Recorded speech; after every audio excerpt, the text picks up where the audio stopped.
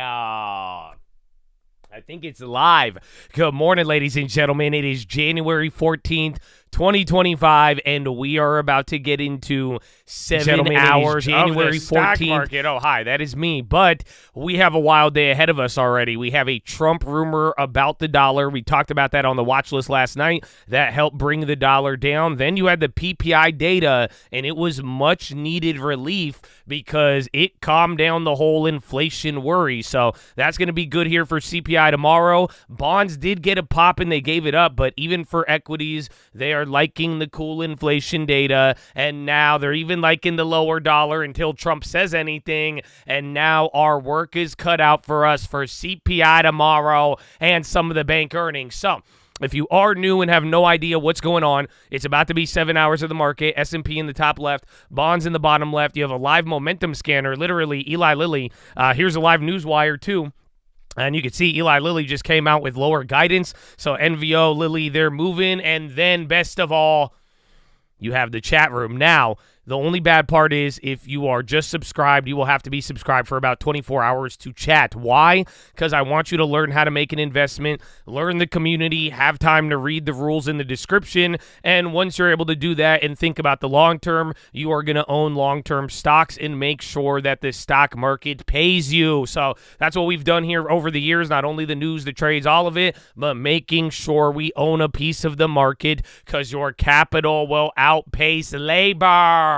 So, Chattadonia, I hope you're ready for it. Again, the rumors down to the data. It should be a little bit more of an exciting day. The morning news cycle is giving you something. So, Chattadonia.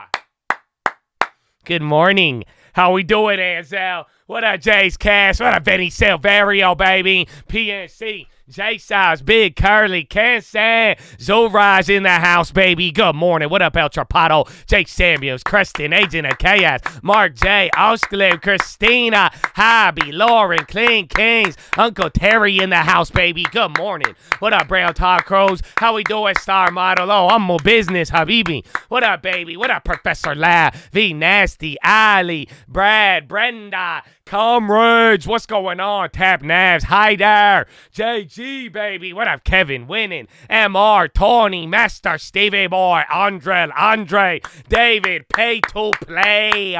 What's up, baby? Jerry, what's y'all? Good morning. What about that Twitch? What about that Mercator? Roach Vince, baby. Stock Sasquatch, Swinging Bear, Lucky J, Feed Me Seymour, Ellis JP, Cult Member, Epic Eric, Lucky J, Roach again, Preforms, Blizzy Beach, Holly in the Tree, Danny V, Robo Hand Tech, and Uncle Nick, baby. Let's go.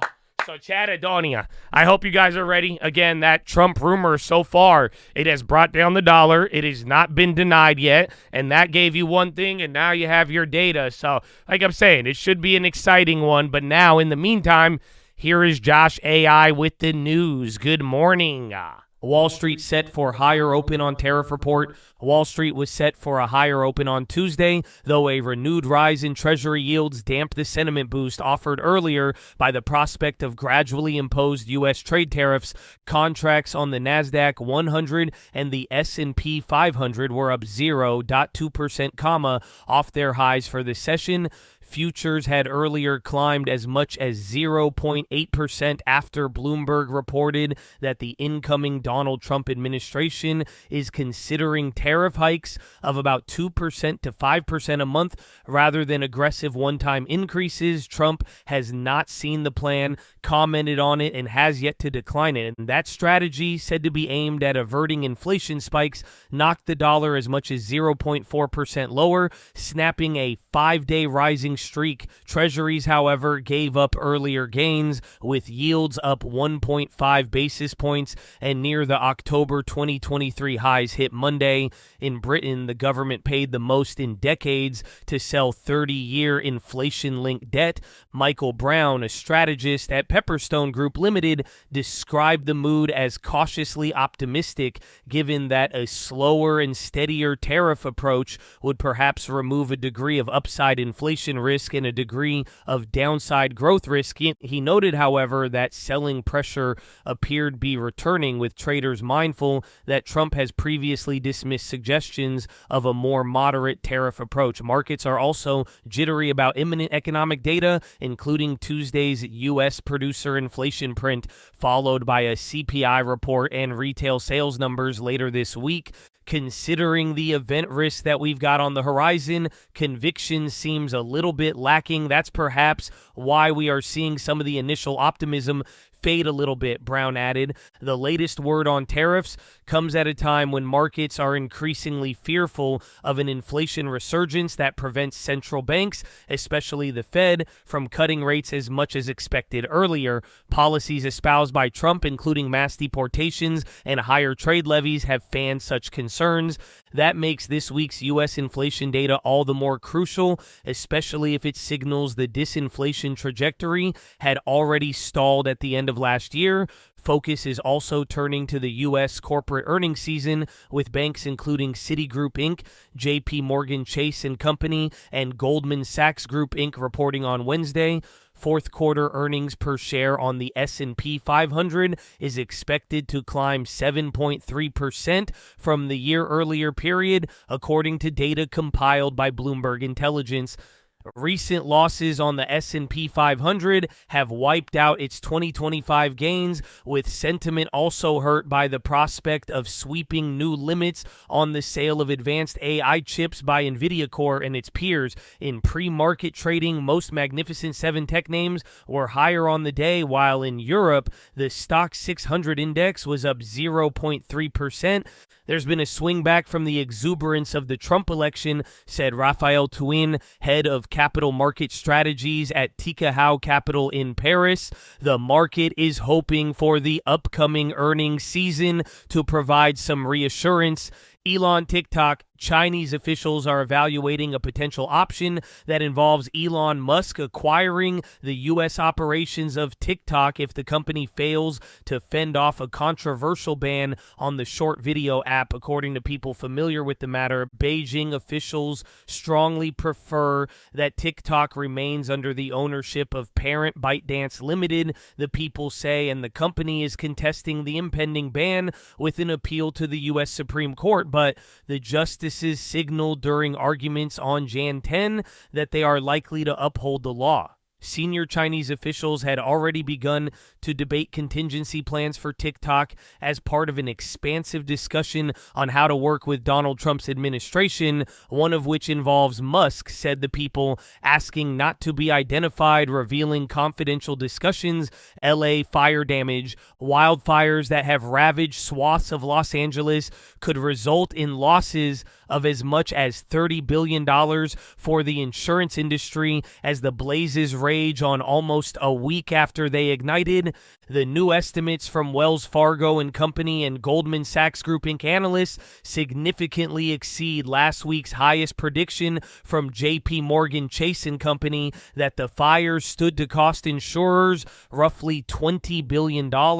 Home insurance providers will bear the brunt of the cost. Allstate Corp., Chubb Limited, American International Group, and Travelers Cause are the most exposed among the firms covered by Wells Fargo analysts, according to a note the bank sent to clients Jan 12. Japan 40-year bond. Japan's 40-year government bond yield reached its highest since inception amid a global debt sell-off and expectations that the Bank of Japan will hike interest rates in coming months. The yield rose as much as 3 basis points to 2.755%, the highest since 2007 when the bonds were sold for the first time. Japan's 20-year yield also rose to its highest since May 2011 this morning after the nation's markets reopened following a public holiday on Monday. Top overnight news. U.S. President-elect Trump's team reportedly studies month-by-month tariff hikes of 2%, 5%, with Bessent, Hassett, and Moran discussing gradual tariffs, although Trump still hasn't reviewed or approved the gradual tariff idea. Bloomberg, Elon Musk's social media empire, may be about to expand. Chinese officials are weighing having X take control of TikTok U.S. if the app is banned, people familiar said, though it's unclear whether whether the parties have held any talks. BBG, U.S. President-elect Trump does not plan to attend the World Economic Forum in Davos, but may make virtual remarks to the gathering, according to a source familiar with the planning cited by Reuters. Chinese banks' new loans posted their first decline since 2011 last year, underscoring weak demand for financing. The PBOC reiterated its goal to keep the yuan stable, something that's been worsening a liquidity squeeze. BBG, Chinese refiners are rushing to buy oil from the Middle East and elsewhere in response to the latest round of sanctions against Russia's energy industry. BBG, European Central Bank Governing Council member Olli Rehn expects Eurozone interest rates to reach a level that no longer restricts economic activity by mid-2025. BBG, Israel and Hamas are finalizing the terms of a ceasefire deal that could be announced as soon as Tuesday, Arab and Israeli officials said, raising hopes of an agreement that would at least pause the fighting in the Gaza Strip and free some of the hostages held there. WISJ, President-elect Donald Trump is likely to maintain new U.S. limits on global sales of AI chips by NVIDIA Corp.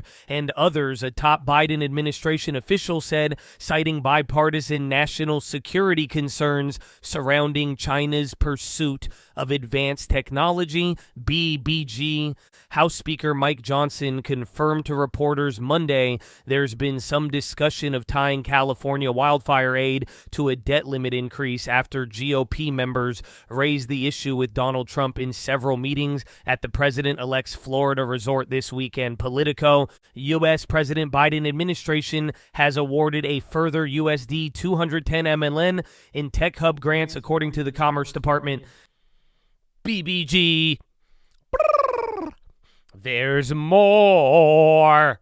S&P futures, they are by 0.5 Tuesday morning. Near best pre-market levels comes after U.S. equities finished mostly higher on Monday, reversing an earlier sell-off. Value and cyclical pockets of the market outperform, with commodity equities among the standout, while big tech and semis, airlines, and retail were among the notable laggers. Treasuries unchanged to slightly firmer. Dollars down by 0.2. Gold little change. Bitcoin up by 2.4. And WTI is off by 0.7.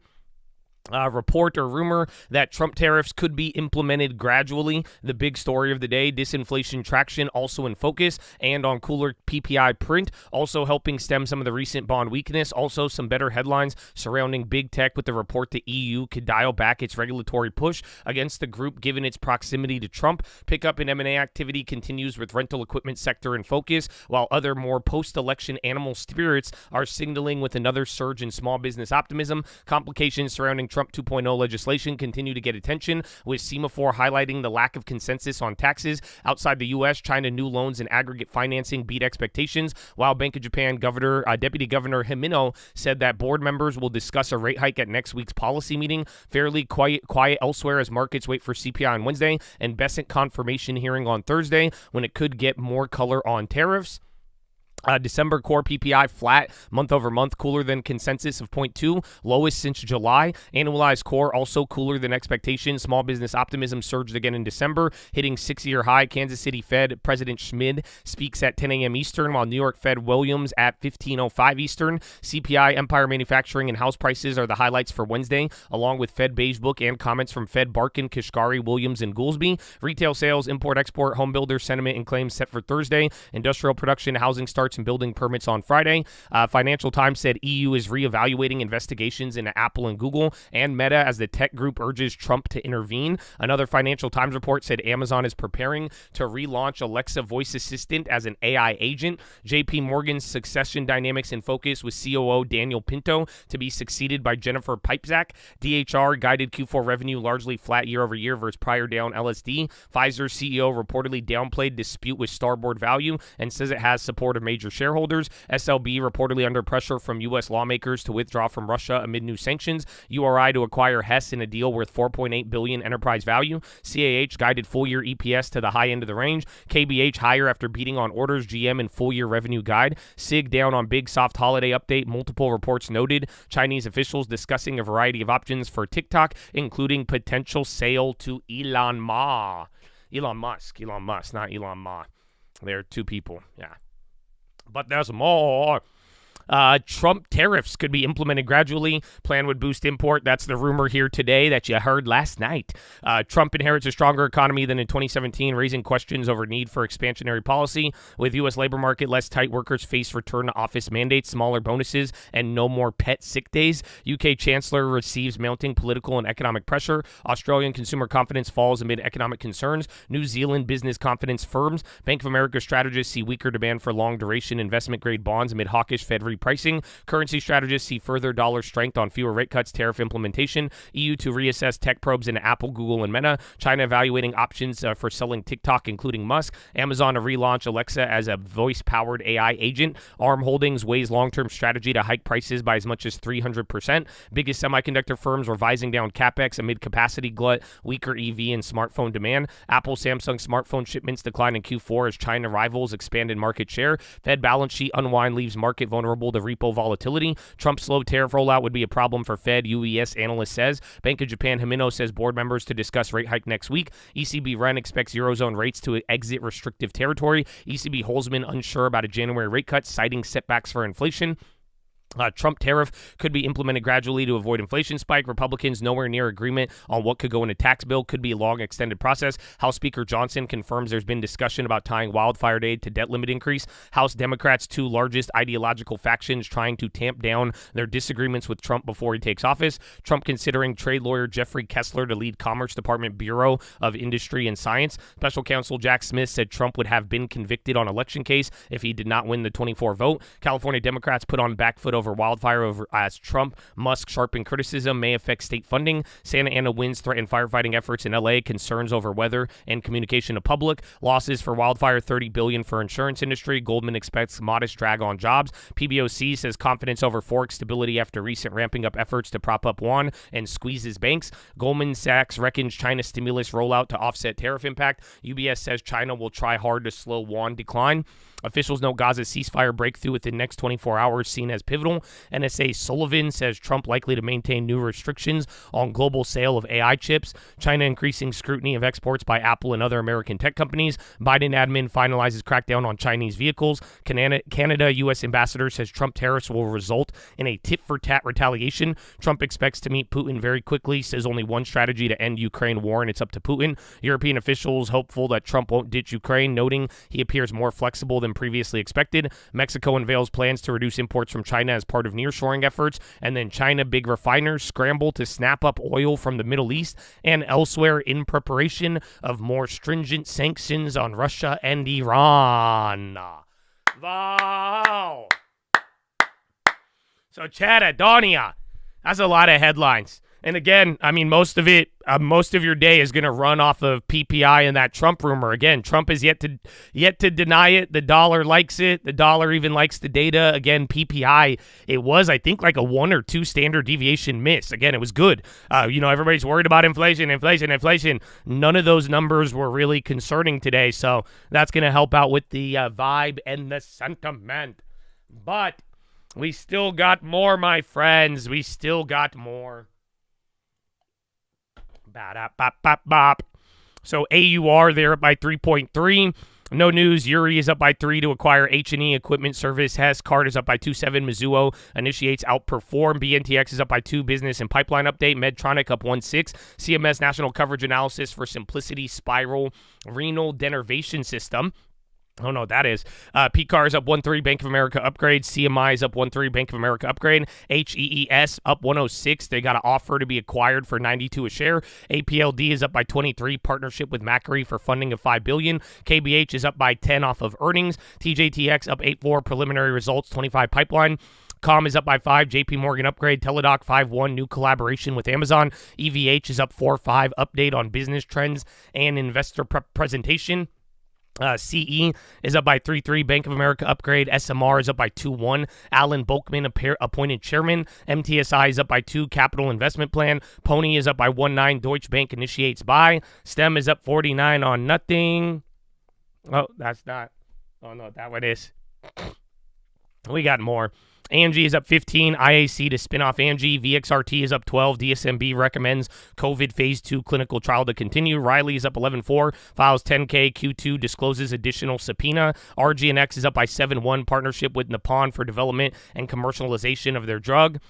Chinese stocks trading higher. Bitcoin stocks trading higher by 2.5. Snap down by 3.7. Reports of TikTok evaluating options ahead of U.S. ban. BCE down 2.2. Bank of America downgrade. FTNT down 1.5. Raymond James downgrade. ADM down 1.4. Bank of America downgrade. SIG down 17 off of guidance. ERL down 8.5 off guidance. Meso down 8.1. Private placement. BTG down 2.8. Dividend cut.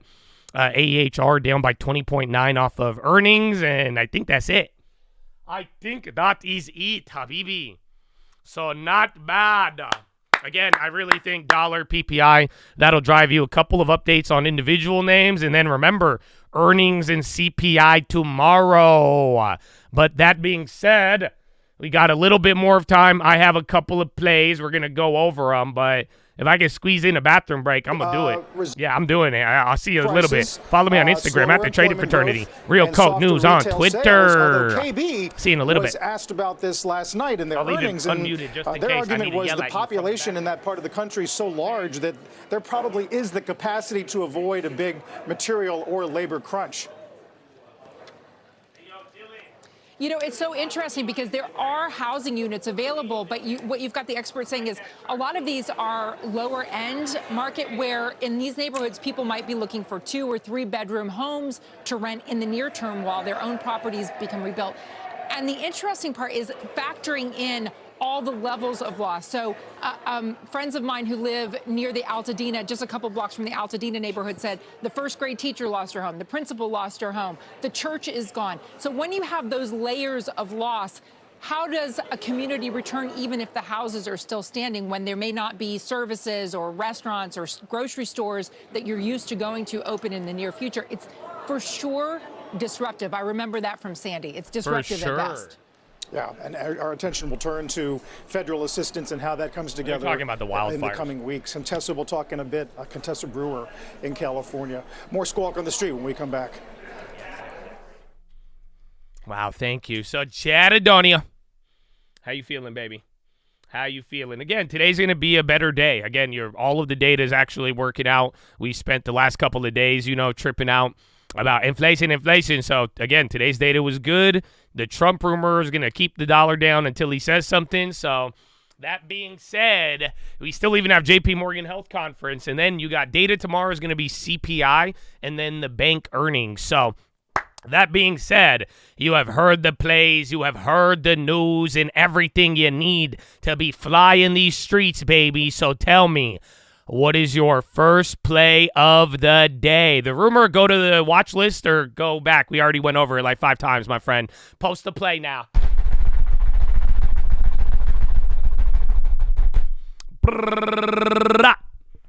Short the volatility, SPY calls, AMD shares, Pepsi, long silver, serve, swinging serve, Illumina, TLT 86 call, 115, Apple call, short DJT, buy more Nintendo, SPY calls, IWM, AMD, Tesla, ESP to the long term, IGV, Fubo, long, Palo Alto, holding SMCI, SPY calls, NVO, long term, silver, Tesla, oil plays, ESP in the long term, QQQ call, Oxy call, PlaySense, MSTR, AMD, NVIDIA shares, NVO shares, Chubb calls, SPY calls, American Airlines, NVO to the LT, BTG shares, Snow, MKC, SLB, Walmart, UPS shares, AMD, long, IRM, Tesla, American Airlines, TSM calls, ES Future, 110, Pinduo, dual call, Holden sends, Trump rumor, Broadcom, Starbucks calls in the final plays.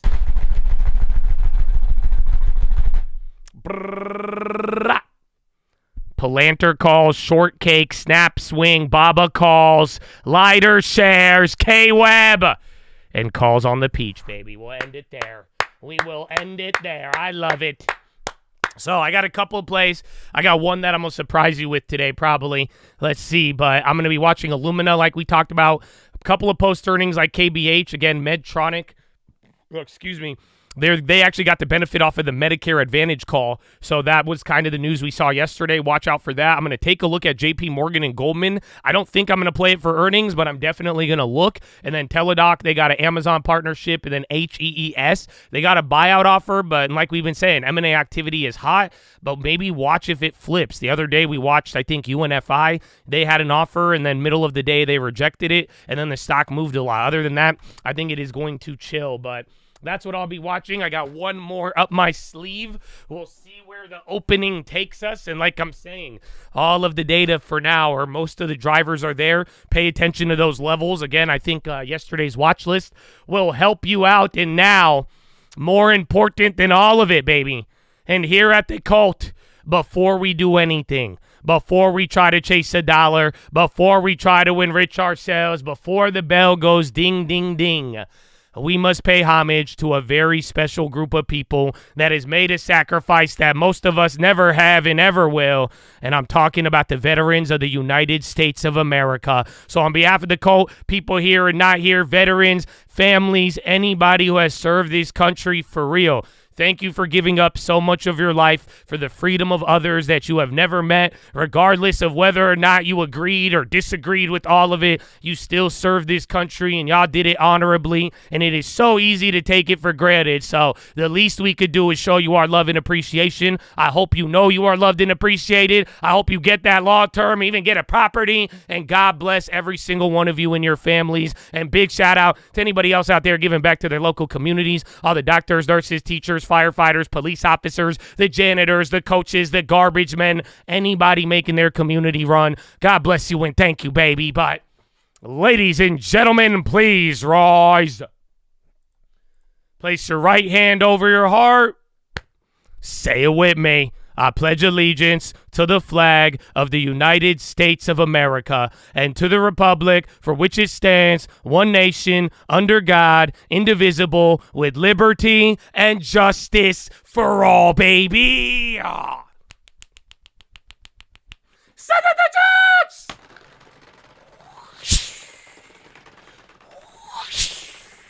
Oh, it's game time, baby. Horna, let's go.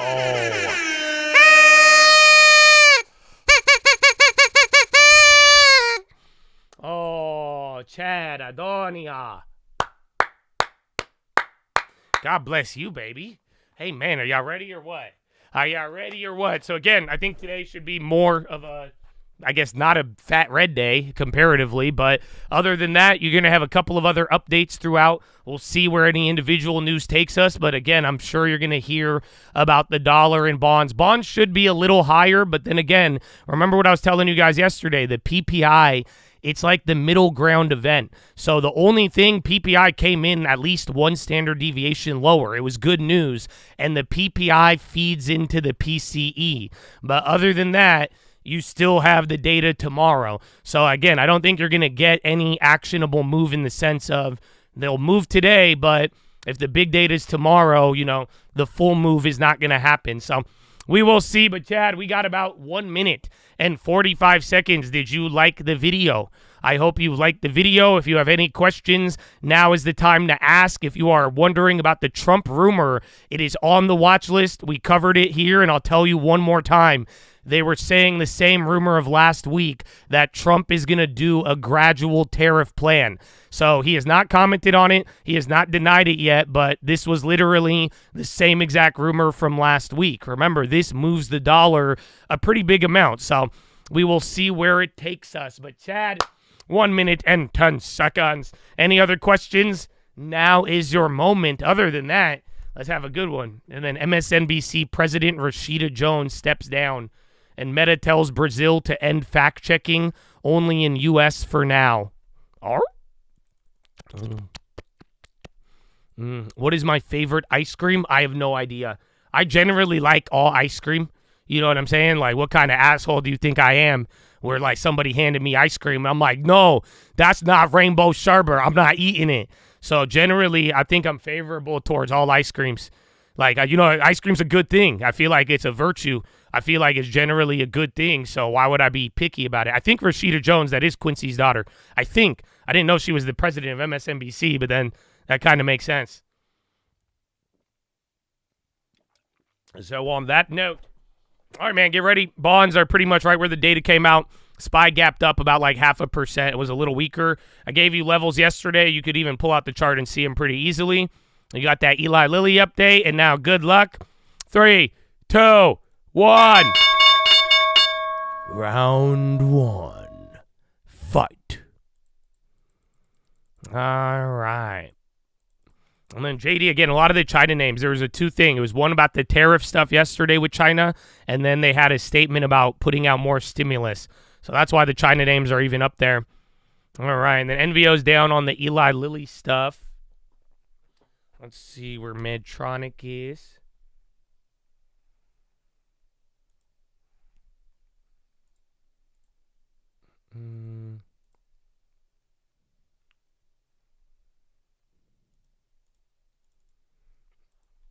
Okay, let me try this.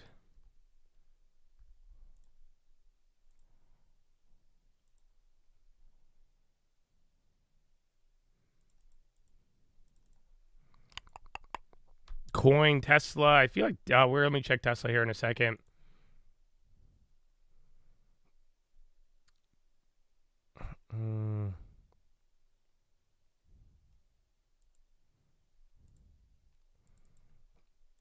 Oh, that's whack.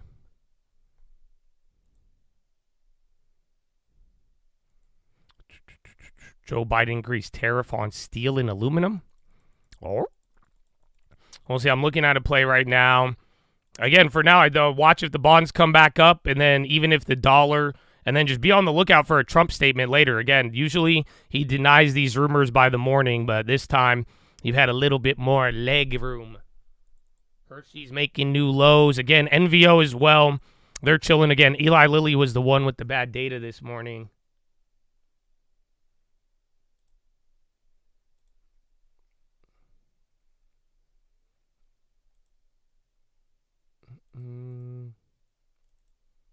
I hate these.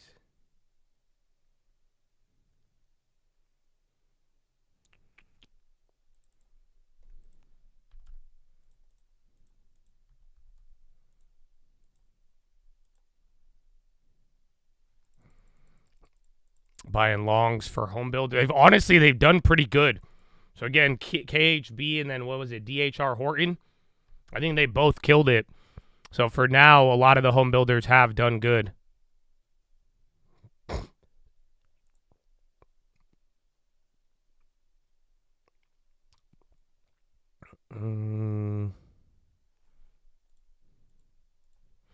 U.S. House Speaker Johnson wants to extend debt limit through Trump's presidency. Punch bowl.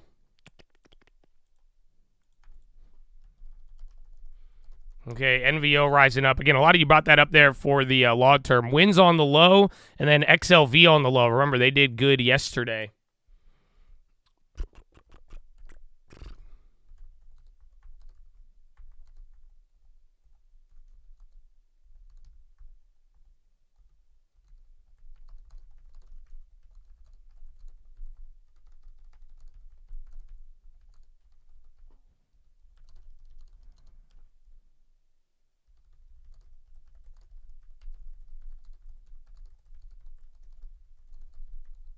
Yeah, Whirlpool is going crazy yesterday, too. There was an update even on Pfizer. I see someone saying that there. Again, Borlo is trying to say that, no. Starboard and us are friends, but apparently they may not be. But yeah, Pfizer is coming down there again. I'm going to keep an eye on NVO, but I do want to see, where was it? There's one more for the long. Win. That was another one. Yeah, Win's dropping 2. Again, most China names were up, so see if they were able to turn around or not. Let me actually see.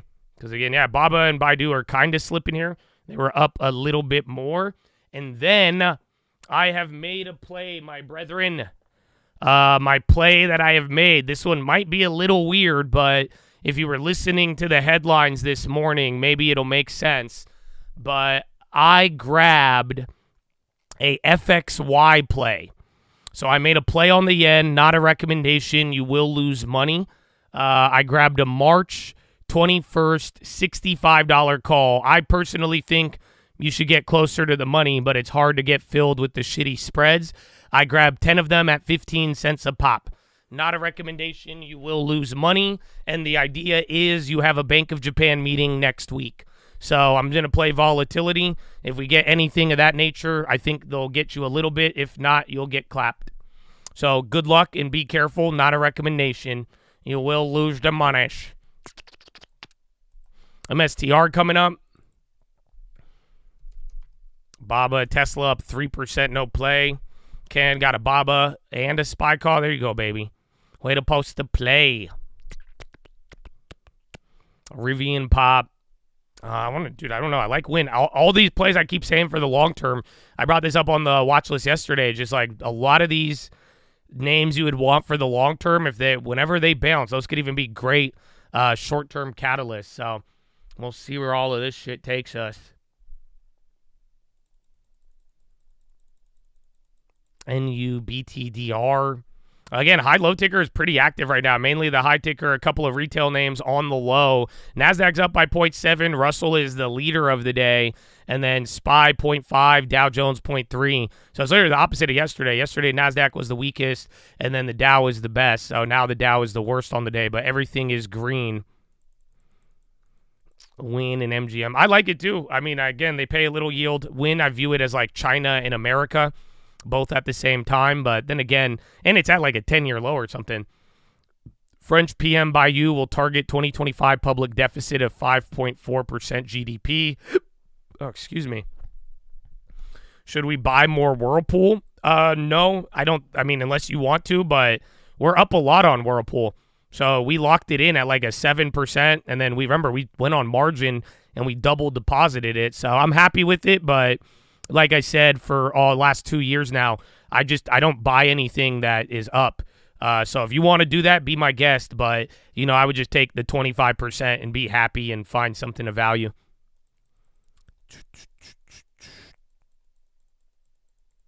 TLT did react to the data. It just came down, but my take is kind of what I told you guys yesterday.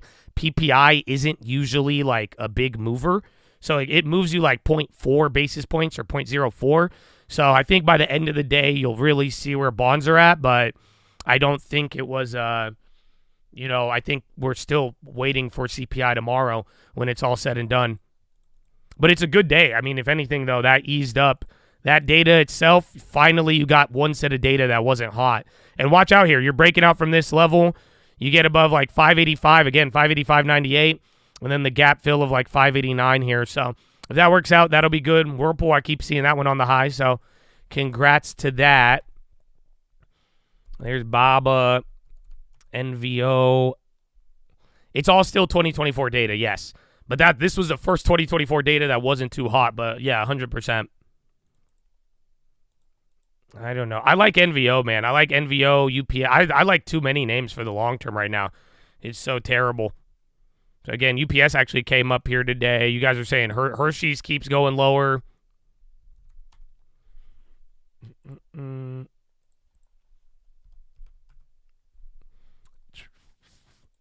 NVO. Oh, NVO pays 1.2. Whoa. Yeah, Eli Lilly, they gave bad guidance numbers. I'm surprised NVO didn't go down more. But yeah, Eli Lilly's already down 5. PayPal's on the high. Caterpillar moving up there. So again, high ticker is still very active. It's not just tech too. Again, these small caps are really liking it.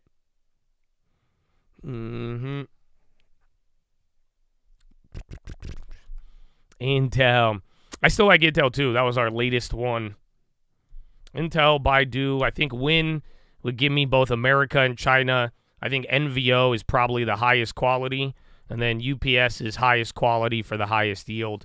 Or Nike. I'm just mad Nike was low yesterday and came up. But if that comes, I actually really like Nike still, to be honest with you. But yeah, there's a lot of these long-term names, man. They could be very, very good.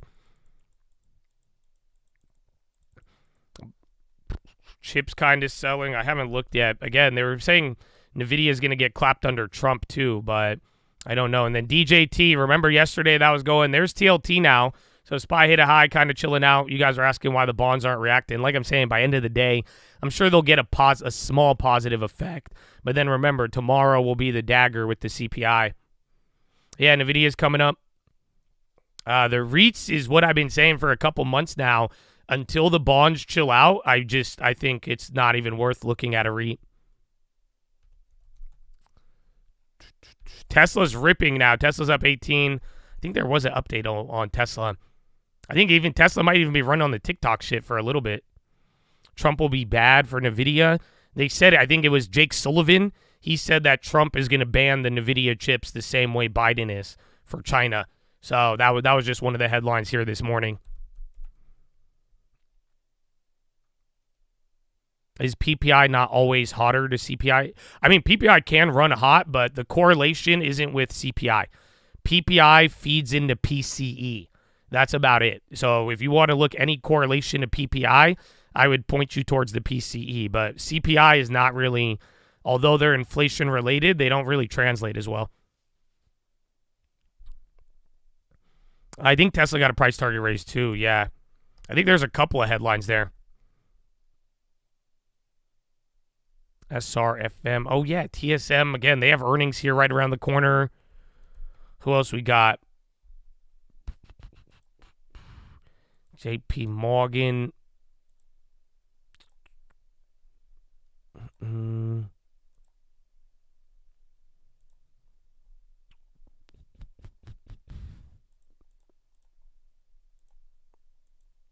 didn't post the Tesla play. I'm sad at you, man. I didn't see it. Hood go crazy.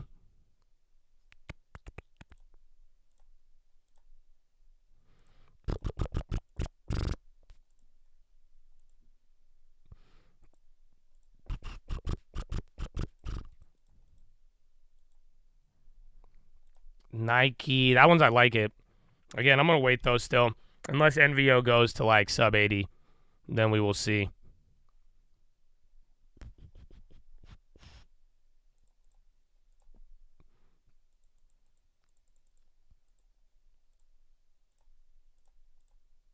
Palantir fighting 15,402 calls for Tesla. Good luck, my friend. Way to post that one. All right. Then I think, let's see the bank stocks. I'm looking at Goldman and JP Morgan right now. Again, I hate JP Morgan even though we hit it last time. Like I said, I usually lose on JP Morgan earnings. Oh, but the peach, it's here. Oh, ladies and gentlemen, boys and girls, Bradley Frizzle in the peach. Oh, man. Horn. Wow. Right as I look at an earnings option chain. And then the peach comes in. Oh, man. Oh, man. Good morning, Bradley Frizzle. Amen. Amen.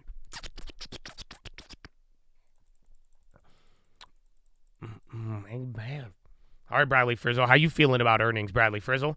That was a sign. The peach, bro. And peach is such a blessing. Good morning, baby. Happy Tuesday. Woo! OPT presents phase 3 trial data at JP Morgan tomorrow. Oh, that could be good. That's related to, do they have one of the dry eye drugs? The Tesla delivery numbers? Yeah. I mean, again, remember Tesla, though, from the election, it got 30% just off nothing. It had nothing to do with deliveries or not. Have you sold out the money calls on Tesla, but the calls out the money were $265 and you sold $315? You sold them for $55, but now they're worth $150. So obviously a mistake, and now I'll be forced to let it expire. At what point do you consider buying back, or do you just not at all? With my situation, what would your thought process be? You're going to sell for profit regardless, just could have made more. So if you sold a covered call, what was the strike price, or like what was the expiration date? I could run it through it for you right now, but you at least made a good idea in the sense that you're not willing to, like, I wouldn't take a loss. A covered call is a guaranteed win. So your two options are you wait and let it expire, and then you miss out on the potential profit, and then you don't have to do anything, or you roll it over, and then you get more premium than it's worth now on a later date with more of a strike price, and then, or you just wait and hopefully it falls out the money. But give me the date of the contract, and I could show you it. But without that info, you just got to go off a theory. You sold it way back. The expiration is this week. It doesn't matter when you did it. So you're at a, let me pull it up. It's a 3:15 call. And none of this is a recommendation. So good luck. It's a 265 call. So this is the call that you sold right here. So yeah, it's worth $15,000. I'm assuming it's this one. That checks out. So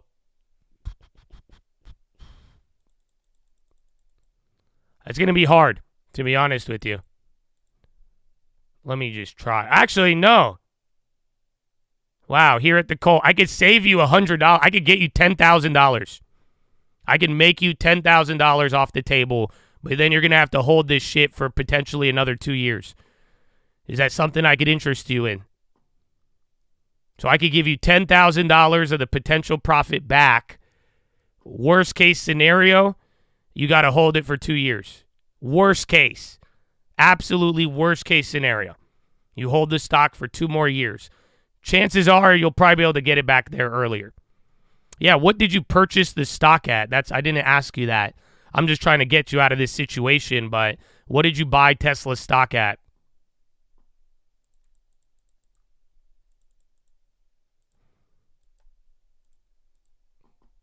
Hey, and then guess what? If you guys are going to complain about ads and like circle jerk each other, I'm going to ban you, okay? You guys are cute and all, but get over it, okay? It helps the channel because they ban the shit out of me. So you either help me or hurt me. Which one are you with, bro? Grow up. Good morning. You bought it at 186. That's not bad. So yeah, so here's the deal. Take a look now. You have to go all the way to January. But your contract now, the 265, it's $15,000, right? So to buy this contract back, you're going to spend $1,550. 155. Let's just call it 155 on the option chain. Are you following? So in one transaction, you would buy this contract back. Then you would go to January. Oh, wow, Jam. We're going to go to January 27. Yeah, I can make you more money, though. And then go to January 27 or 26. It's up to you, but I would go to 27 and then short the 400 or the 390 for the exact amount you're buying the other one back. So you're just refinancing.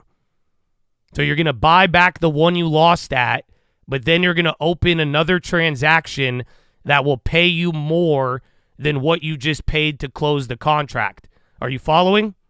But now the strike price is $130 higher, which means you get $13,000 that you don't have to leave on the table.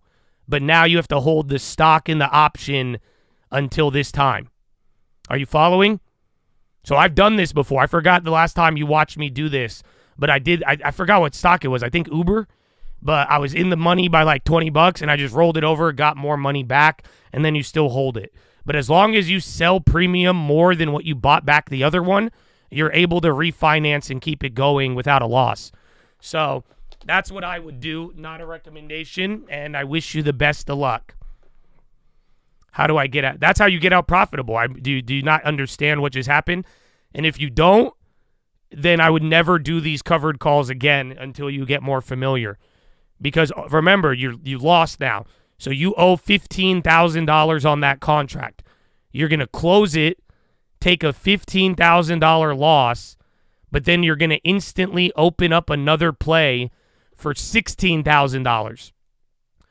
So you lose $15,000, but then you're going to get $16,000 back, and now it's $130 higher than where you agreed to sell. So you're going to take the loss, but the premium you collected is more than what you lost, and now the strike price is literally like 60% higher than what you would have given it back to. So are you understanding that? Because that's the logic of how you don't lose on this. So you're just refinancing the option, and you're pretty much reopening the same trade for more time, and you're just changing the strike prices to make sure that you don't lose all of that money, because you don't have to. Because if this trade is it's a good deal. I think it's genius. I don't think it's a bad deal. If you don't like the time and you don't want to wait, then yeah, this is shitty. But if you mean to tell me you're going to wait anyways, I mean, I just got you $13,000 you would have taken a loss on Friday. You see, if you don't want that money, take the loss and don't worry about it. It's not even a loss. You're just going to make the profit of 186 to 265. But if you really have plans to hold this and don't care, and then again, even if the stock drops and you refinance that bigger premium, that premium will gain money if the stock goes down. So, but that's how you that's literally, it's a rollover, but I would low-key view it like refinancing a house, because that's all it is. You agreed to sell the stock at a certain rate. If they're willing to pay you a higher rate or a better rate, you refinance it. Pay off the first one, reopen another loan, and then make sure it gives you more at a better deal, and boom, you just refinance the covered call. No, he sold a covered call, but it worked against him. So he sold a covered call and the stock rocketed, and now he's about to lose money in the sense that he could be up right now $20,000, and if he doesn't roll this over, he's not going to get that money. If he does what I'm telling him, in the next 2 years, that's going to, assuming the stock stays at this price, he just unlocked $13,000. Even then, he could go do what I just told him, wait a week, and then close out the whole damn trade and still get more on the upside in a weird way, just because the strike price is way higher now. Depending, again, it all has to do with the premium, but either way, it's still, you don't have to walk away a loser or give up the potential profits if you don't want to. If you're willing to play for another year or two, then yeah, you could finesse the shit out of this. But if not, and you don't want to deal with it, just take your gain and call it a day. How do you close your position? Well, it's two separate orders. So, like, let me show you guys. Are you watching what? Are you on TD Ameritrade?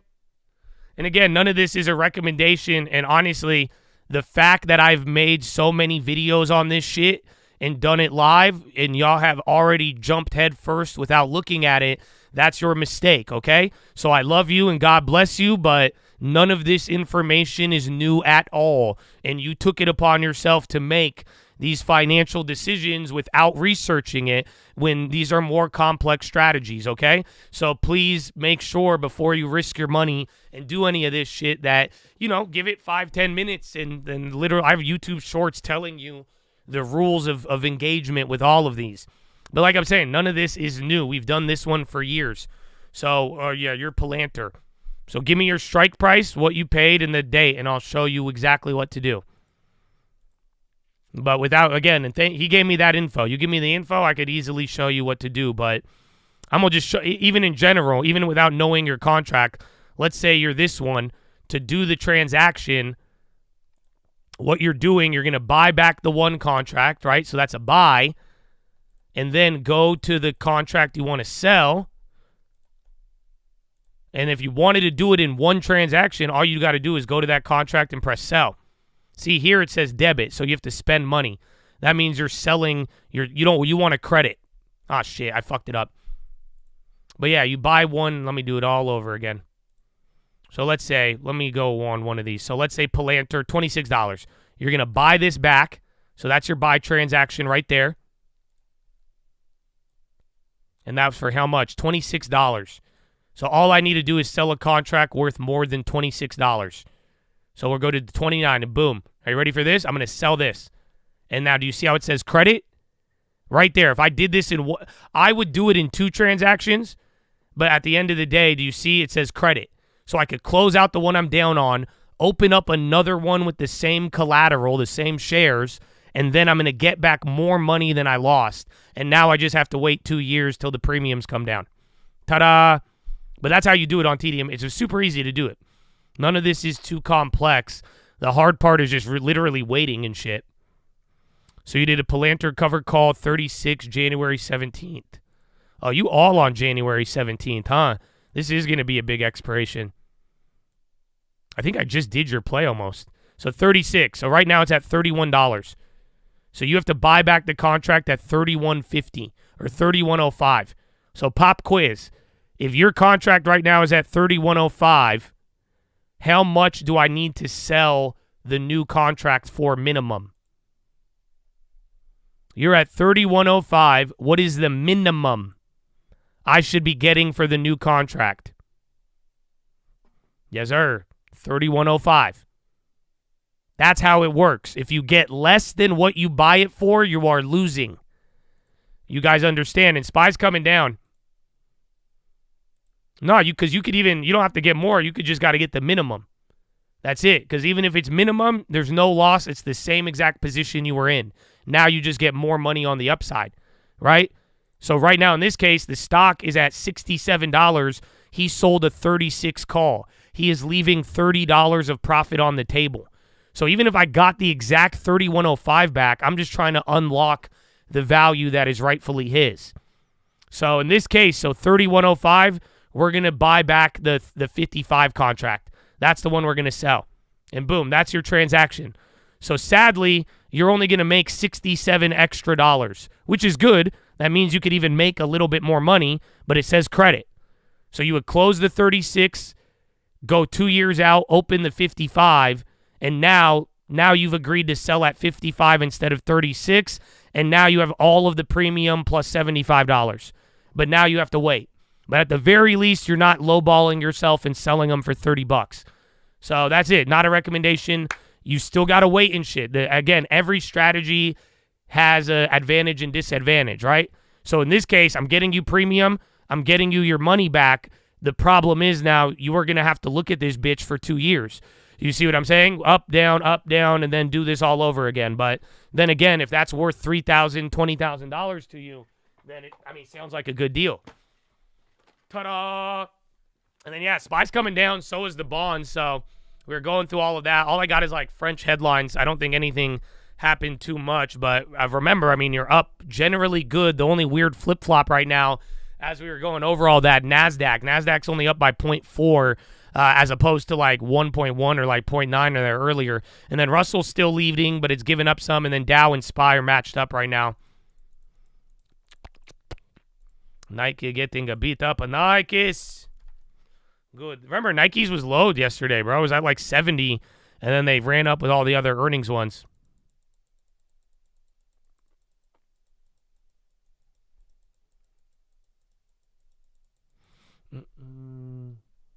Pays back. I'm telling you, go look at the old. I know they're old, and I don't know if you like old shit, but I like old shit. Shout out to long term. But check out all of the covered call videos on the trading fraternity. Again, even I have like YouTube shorts on them, but none of this stuff is new. You guys have watched me. Like, remember, I got clapped on spreads. You've watched me get clapped many times, and then you just fucking wiggle your way out of it. All it takes is time. So once you know how to do it, you'll be good to go. But yeah, that's what I'm saying. None of this is new. So I would hate for you to have a problem in a new year that's not, very, very, this is old shit. But I hope it does help. And now I need to go pee. Okay, it's been a long day. So follow me on Instagram, at The Trading Fraternity. Real Coat News on Twitter. I will be right back. I did not buy anything. No NVO. I played a play on FXY today. That's it.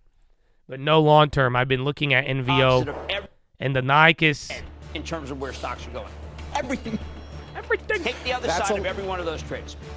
That's a lineup. Take the other Look side. forward to going over the banks with you in the morning as well, Jim. We'll see you tonight. Jim talking shit. 6 p.m. Eastern time. Oh, yeah, definitely. Thank you. When we come back, Lululemon's Calvin McDonald with the Dow up 75. Okay, no bathroom break.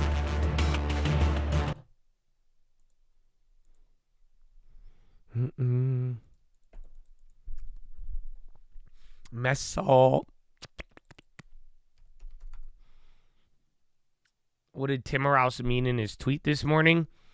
I don't know. I haven't checked. And, to be honest, every Fed person has lost my credibility, even down to Timmerhouse. I think he's one of the best, but that's it, man. Anybody that backed up that stupid dookie-ass rate cut with how we've played, it's just I don't even really trust you or believe you anymore on really anything. So that's why, I haven't really followed up. It's been a while since the Fed whisperer had a take. But yeah, he said PCE. Oh, yeah, that's what I told you in the morning. Just PPI factors into PCE. That's just a macroeconomic fact. So that's what he meant. But like I'm saying, I don't know. I don't think you get the same, Timmerhouse don't tell you anything anymore. And especially if he didn't tell you that after the first little fiasco with September till now. Yeah, TLT new low. That's kind of crazy, but again, this is that we haven't broke below 85 too much, but keep an eye on it. I think it should go up today, but I could be wrong at this point. But then again, I do think you're going to get a little bit of a hold until CPI tomorrow. So I don't think we break the 83 today, but if it does want to get weak, there should be a stopping point as you get ready for the big data in the AM. FedEx on the high. UPS is on the high too. Yeah, I'm good in LA. I've had no problems. For now, I don't know. It is kind of getting close to one of them, but for now, I'm good. All right. I need to go pee, bro. Good morning. Spy at the low. Yeah,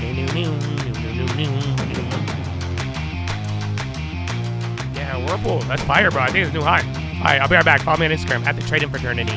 Real Code News on Twitter. We are 30 minutes into the trading day. Welcome to Bloomberg Open Interest. I'm Matt Miller. And I'm Shonali Bassett. Katie Greifeld is on assignment. And coming up, JP Morgan announces a leadership shakeup as earnings season kicks into full gear. Big Pharma also in the spotlight. Katie joins us from the JP Morgan Healthcare Conference with executives from GE Healthcare and Regeneron.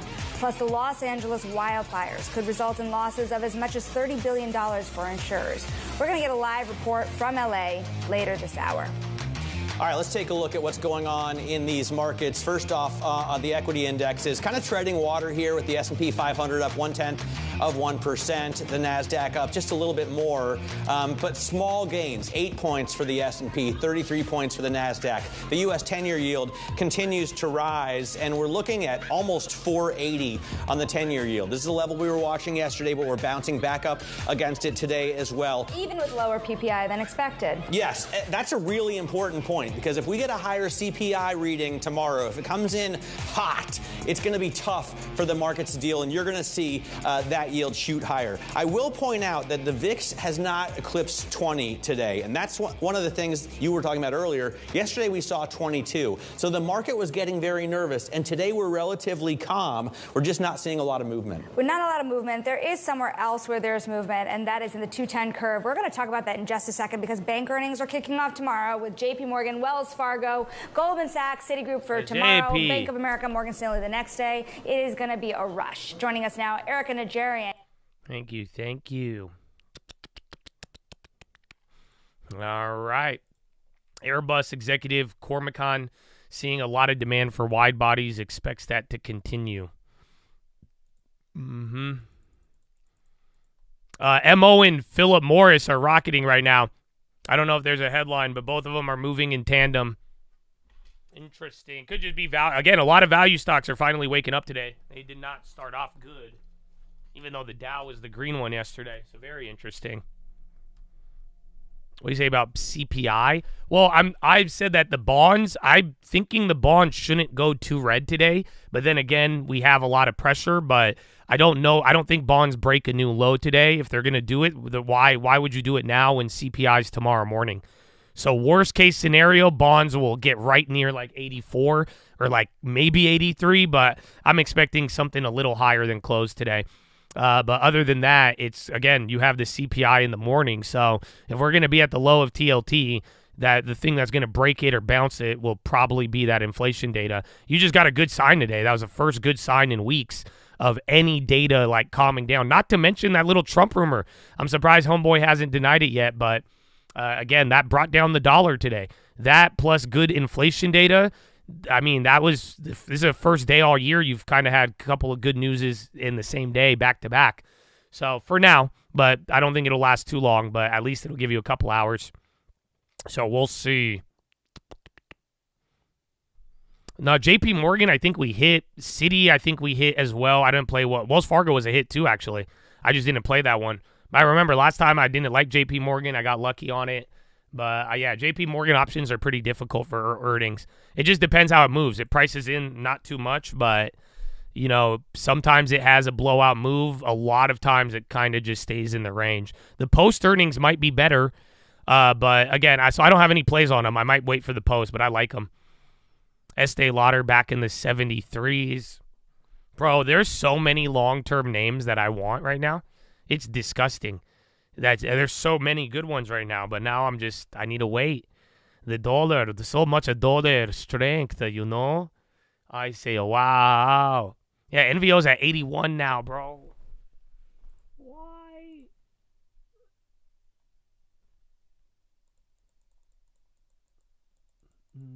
HPE pop. The dollar. That's good. You get a little, you could get 10% more NVO than 2 days ago. I like it now. I'm not going to lie to you. I want it even lower because I don't know if a greedy bastard or a frugal freak. Is that? No, that's weird. But I don't know, man. I like it now, but I just, at the same time too, there's so many names I want. So I'm kind of like, it's kind of a game of chicken. You know what I'm saying? Like whichever one goes up first, I probably won't buy it, but whichever one just keeps going lower and lower and lower, I might as well just wait. But I like a lot of names out there right now, but I only have one deposit. Yeah, frugal freak. I don't listen, man. I was just trying to find an alliteration in the moment, so don't hold me, okay? That was the first thing that came up. I didn't know there's not too many adjectives that begin with F, but freak. What do you want me to say? I'm a Jesus freak, but then now it just sounds even weird. I gotta go. Like the video. Okay, man. Intel, yeah. I like Intel too. I mean, that's the most value. And then it's in the chip space. I like NVO for quality. If I want to stick to a dividend, I mean, UPS is still fire. I like Nike a lot too. I'm not even kidding. Nike at 71, and we've already built around Nike. So I don't think that one's too bad. Again, who was the other one? Win is another name I like. Hershey's as well. So there's some names out there that are just like in high quality. I think Hershey's and NVO are the highest quality. And those are great names. That's why I'm like, I don't know if I wait or if I take them, but I also do want a high. At the end of the day, if I walk away with more cash, though, I'm not going to be too pissed. So that's why, like, maybe we play a game of chicken, see the best price we could get, and then even if we fuck it up, we're just going to hold cash. So I'm not too against that. You have all those picks. That's good. I like them. The Eli news has been horrible. I mean, NVO, look at this chart. NVO is not, it's been horrible for a while. That's why it just has to reach a point where, I think it'll start becoming, it could have been worse. I hope at least. But I still love the product. I don't think NVO, or I think Ozempic, I think you're going to see this a little bit more. Yeah, if it breaks anywhere below 80, though, it'll probably dance around the 70s. If you need a pick between Pepsi and Nike, which one do you own any of them already? So that's the thing, because do you know why I like Nike? And one thing that draws me, because like why I'd even buy more Nike now, is because I already own it. So that way I could build a position instead of kind of starting a new one. Palestinian Islamic Jihad team to arrive in Doha for Gaza talks. Hood, it could be crypto bounce. They had like a fine. They got fined yesterday, but other than that, I don't know. It could just be crypto moving. Chad saying Target, big candle down. HPE, they're still up. Target a little bit, yeah, low of the day. Just off of that one.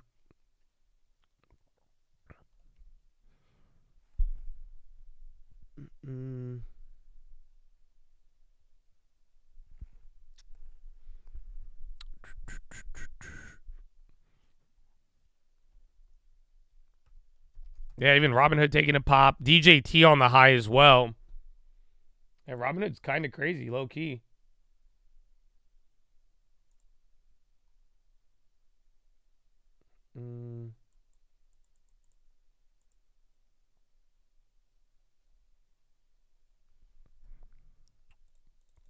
Who has earnings next week? I think Netflix, right? Or you burn a week, it'll be a couple more banks, and then Netflix. But really, after this week and next week, you'll start to get a lot more companies. 2-3 weeks, you'll be in the tech earnings. And Tesla's still up 3. Again, SPY holding up right at open. Bonds are the ones that shifted. You may watch this happen again. Maybe SPY does one thing and then bonds come back up. But for now, we're still kind of chilling within the morning range. And welcome again, most headlines, everything, you're just driving off of the news. SPY's still holding up on the good news, but the bonds, they're the ones still playing around. McDonald's on the low. Isn't McDonald's coming down? This might even be a long-term name as well, too. I want them a lot lower, but like 240. But even then, that's another name dropping as of late. Do I like Lineage for the long-term? No, I haven't considered that.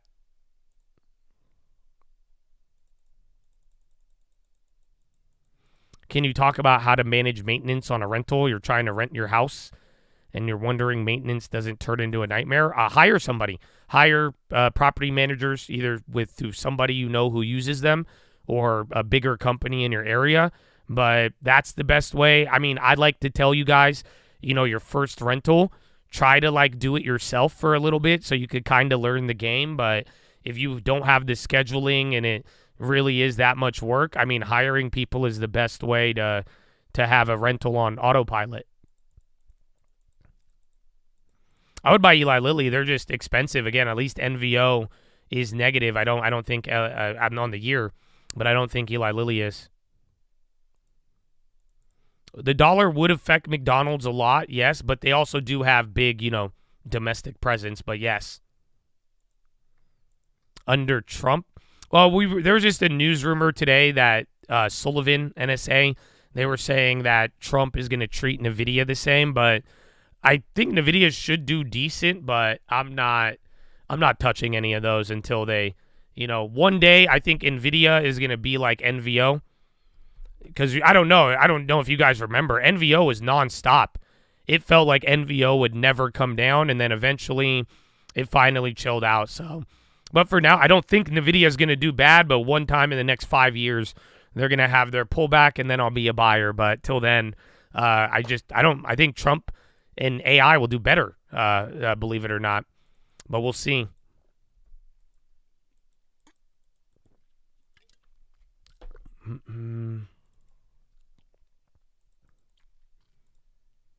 All right, SPY coming up a little bit. Bond still at the low. STX on the high.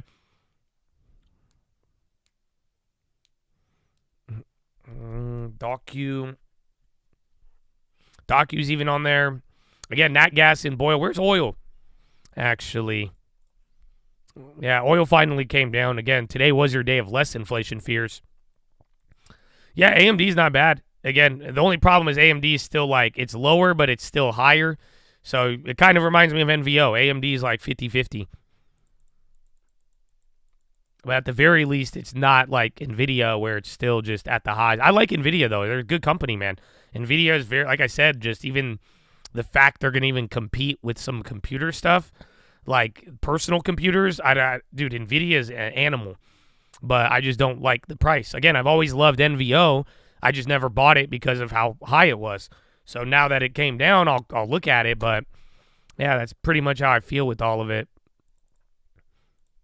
RSP high ticker is still gassing. Is the euro chill? Yeah, finally. 5866. Again, you got a couple of levels here. So you get past here. This is where you kind of topped out the first time, to like 584 to 585. The next level, like 586, and then 589. So a little bit of a range. AIFF on the low.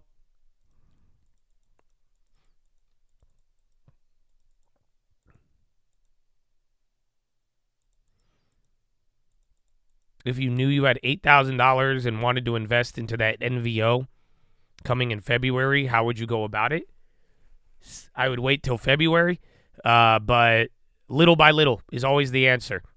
You have a lot of money, you have a little of money, you have a plan. Little by little is probably the best thing I could say. And then again, especially if you're like looking at that in advance, you're like, I'm gonna come into money and do this. Just wait till you get it and see where it's at. That's what I'm saying. Like, I'm playing a game of chicken. I have ideas, I want things, but at the end of the day, I'd rather just, if by the next time I have a deposit and everything is still there, we'll see where it's at. And if not, it is not meant to be.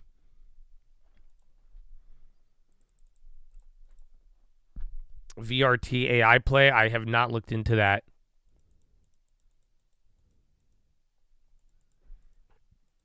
ZG Zillow? Or Even Redfin's up.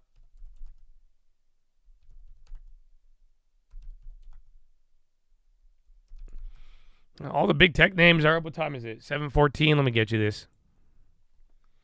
Get you a market check up.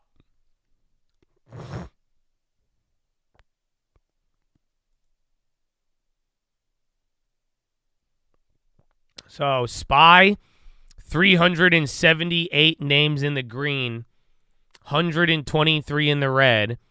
Dow Jones, 19 in the green, 11 in the red. And then NASDAQ 100, 76 in the green and 25 in the red. Wow. Oh, and Dos Nacho. What up, baby? Come on, how the recovery going? Amen.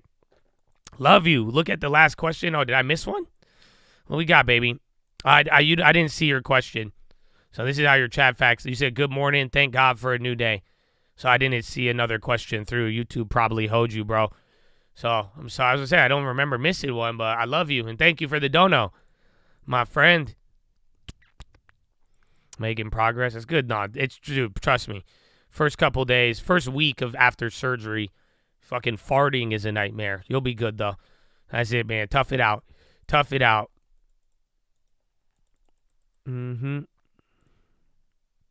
Do I still own UWMC? I have no idea. You'd have to probably check the long-term post.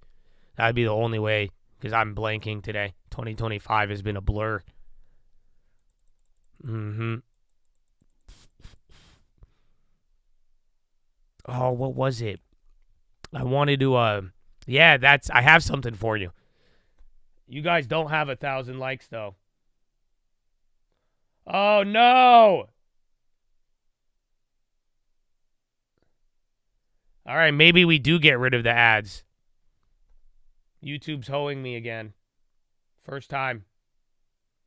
Unless it updates. That's my first. I have 1,000 drop. The thing's just tweaking. Oh, no, never mind. It went away. They're hoes.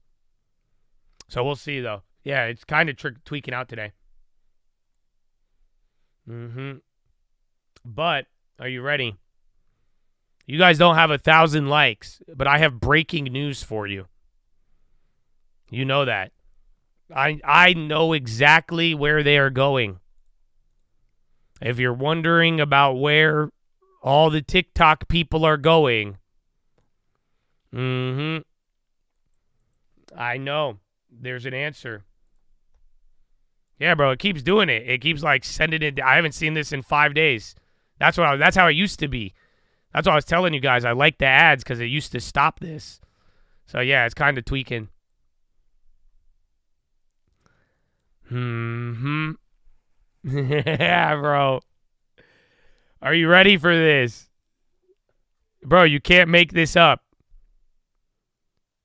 So it's circulating on TikTok right now. They're like, oh, you're going to ban TikTok? Everybody is moving to a full-blown Chinese app called Red Note.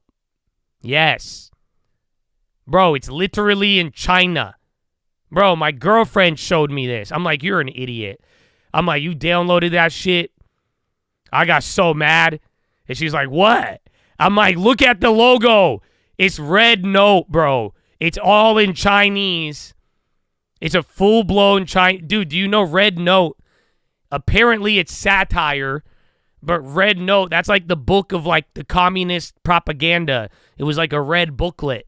So now you have the young American youth and the people who love TikTok.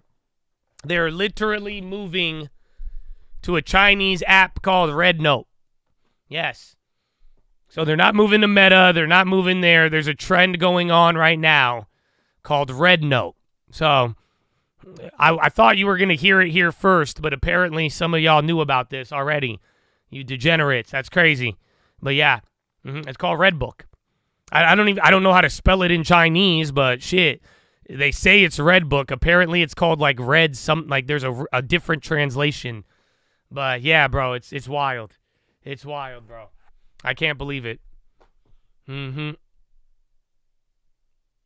Zhao Hong Shu is that, yeah, that tech, I think that's how it is.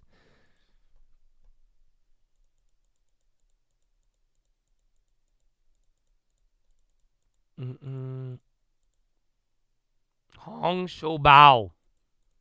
Isn't that crazy?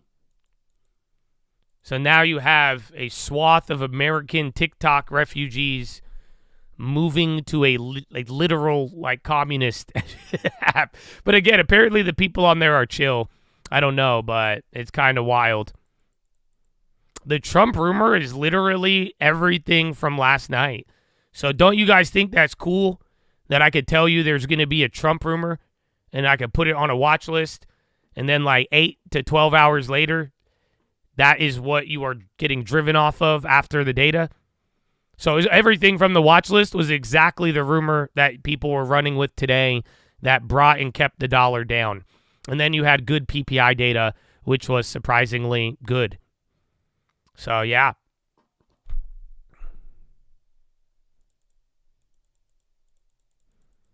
What's the rumor? I'm going to just let you figure it out at this point. So that means you hate the watch list, you hate waking up early, and you hate looking around at the other news. At that point, I don't want to get in the way of what you like and don't like, so I don't want to force anything on you. So I'll just tell you where to find the info. It's on the watch list, or it's on Bloomberg or CNBC or Financial Times. It's everywhere.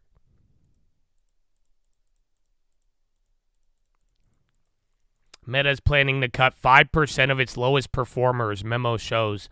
Meta expects to reach 10% attrition by end of performance cycle.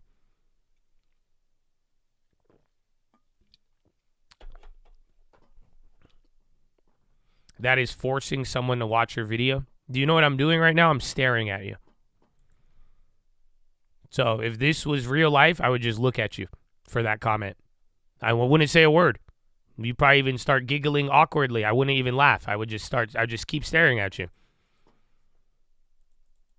I'd look into your soul to be like, that's what you got out of that. That's what that was the conclusion. I would be thinking this. I wouldn't say anything, but I would just keep staring at you.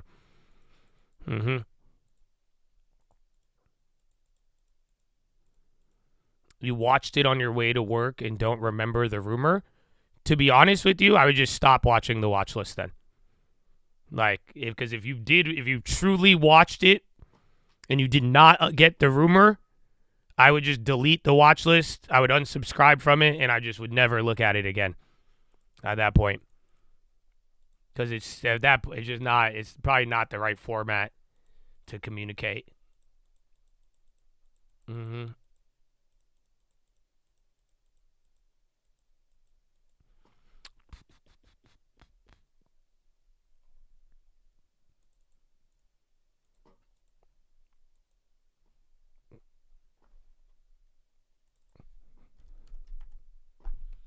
Meta's moving. No, but that's SPY.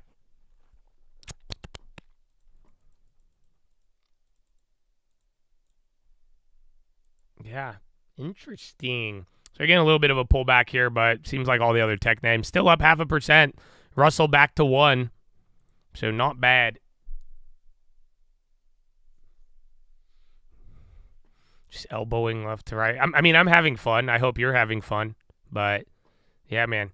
Just welcome to the year of 2025. I told you, I gave you guys a good warning, right?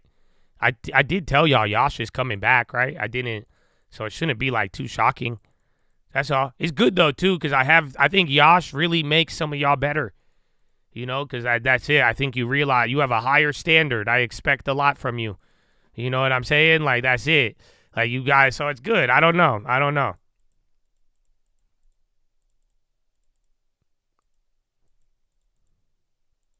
I want to be here without Yash. Got me through 20. Let's go. How the gym going still, bro?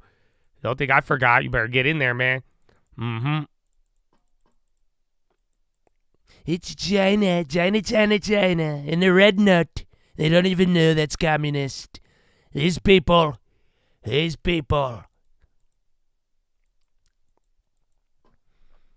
didn't do legs yesterday. I did chest tries. Today's back biceps. And then Wednesday is my leg day.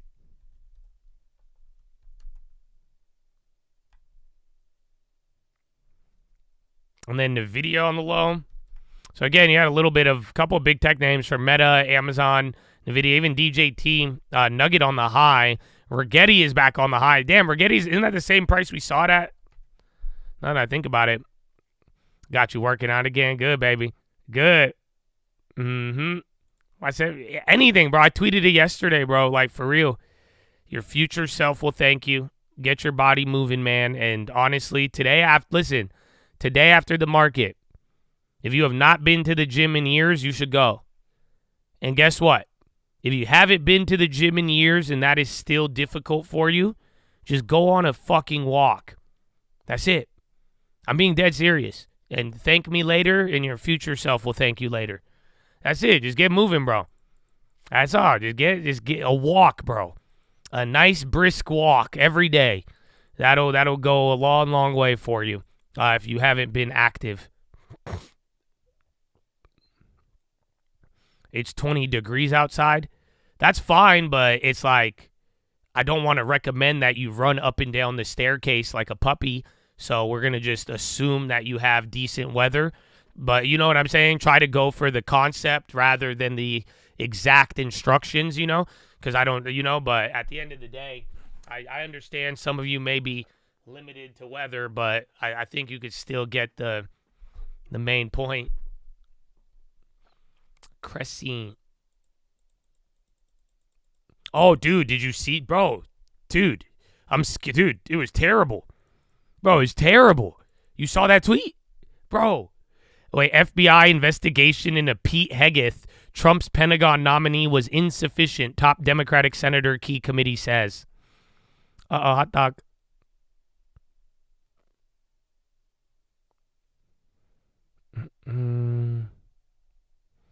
Bro, yesterday, dude. Bro, yesterday, the bathroom gym was terrible. It smelled god-awful. So that means somebody's sick. That's usually my analysis. That's why I had to write down my observations. And then I'm in the bathroom while homeboy is like lighting it up.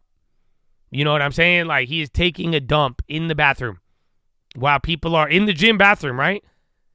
I'm like, okay, that's fine. Do your thing, bro. That pre-workout, I get it. Homeboy proceeds, and it smells terrible. And it wasn't just him. It was just, you could tell something's going on. This fool walks out the bathroom, doesn't make eye contact with anybody after taking this massive dump, and then leaves. That was the first time in my life I really got judgmental. I was like, oh, you're nasty, dude. I was like, that's insanity, dude. This dude just dumped everywhere in this nasty-ass public bathroom at the... Yeah, bro, and just dips. I'm like, that's crazy. That's wild to dump in the bathroom like that, but then to not wash your hands and then run into the fucking gym. Oh. Yeah, bro. Dude, it was terrible. I was like, yeah, that was not. Yeah, that one was just, I was like, yeah, I can't, dude. That's crazy. That is why you get sick, for real. Did you pray for it? Nah, man, I was confused, to be honest with you. Yeah, and then Rigetti, this is the price when we first started seeing these, man. So, again, you could give it a little bit, let the premiums chill out, but, a couple days later, now you could go back in time for any of your robotic plays. NVIDIA is still selling off, though, so that's in the bottom right. That's getting a little bit worse than the Meta there. Meta even had some good news, but they started selling. Toyota calls North American staff back to office 4 days a week. You don't like metals? Nah, not really for the long term. But certain commodities, again, we'll see what happens with inflation, could be good, or if you know about it better, then yeah, I'm not against it, but for me, it just doesn't really meet my portfolio goals. Don't be soft. 100 years ago, there was no such thing as soap. Bro, there wasn't like jackets and shit, but I'm gonna wear a jacket. Like, what do you mean, man? Just let me. This is insane. This guy just dumped everywhere. and then proceeded to lift weights. That's crazy. There was soap back then? That's crazy. How do you know? I don't even care. This is a stupid conversation. What's wrong with y'all? Wait, hold on. That's it. My ADD got the best of me right there. Because y'all going, well, it was there 100 years ago. I'm like, how do you know? Why does it matter? None of it, who cares? What are you, this is an Andrew Tate-ass comment, and you want me, man, now we're trying to figure out the discovery of soap. Because Andrew Tate told you to be strong, okay? Man, this is bullshit. Who's sawing the low? Interesting. Where's your energy names? Yeah, oil's kind of bouncing off the low, but again, today's first down day on oil in a couple days, and first down day on the dollar.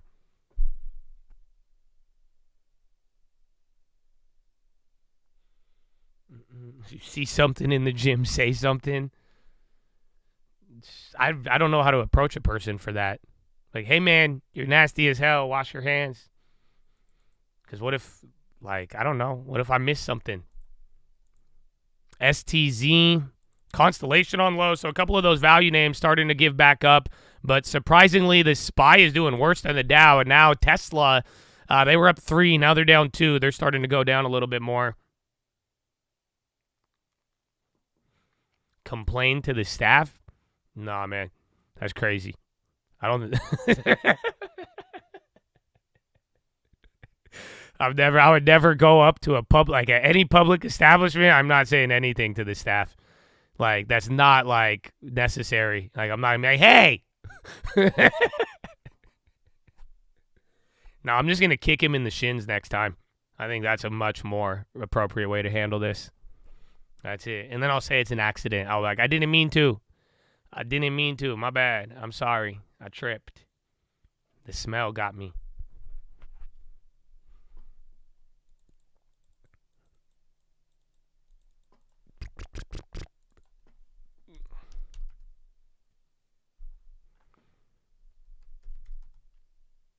Tesla again. Verna. Yeah, European Commission headlines.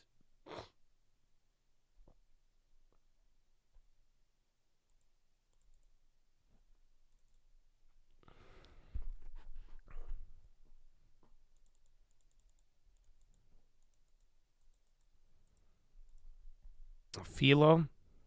No, man. But turn off your TV and go back to bed or something, or just go open your Bible and read it. Okay? If you have demand for Philo at 7:30 a.m., just go pray, bro. Just go, go in a quiet place and enjoy it. Again, you're not going to have any other, like, headline here till later, but Philo is going to be in a few hours. The Hegseth confirmation. Support veterans and put them on. I don't think that's how it works.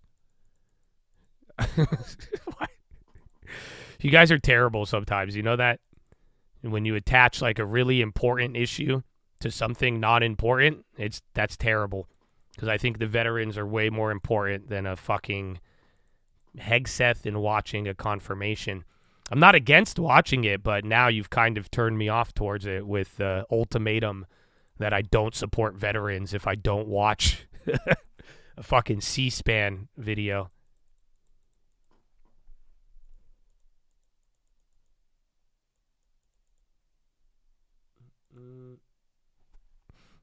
FDIC Grunenberg chief warns there could be high price for slashing bank regulations. Okay, FDIC.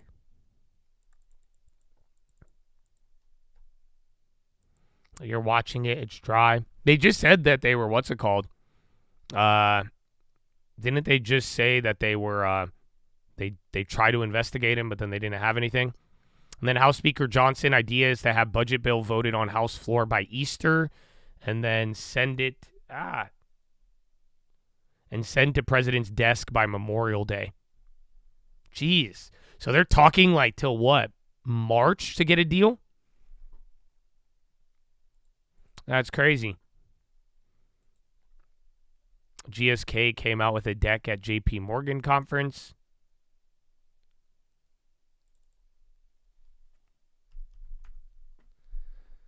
They're not. GSK had something else the other day. Again, or what was it? One of those drug approvals was tied to it. Why are we? There's no news pending. I just think, again, a lot of these days, the driver's been off the morning. I mean, today was a rumor that was from yesterday or from last week, but it never got denied. The inflation data was good. At least we're green. The only thing that's weird for me, but I still I'm surprised the bonds are slightly red. Like I'm saying, I think they'll close slightly green or like maybe break even, but yeah, that's about it. Otherwise, though, I'm not expecting much. I'd say today's generally good, though. I don't think you're going to get a sour surprise unless there is some bad news, but other than that, I think really I think you'll level out. We'll chill. This will kind of set us calming down, and then tomorrow, that's going to be the real pivot point.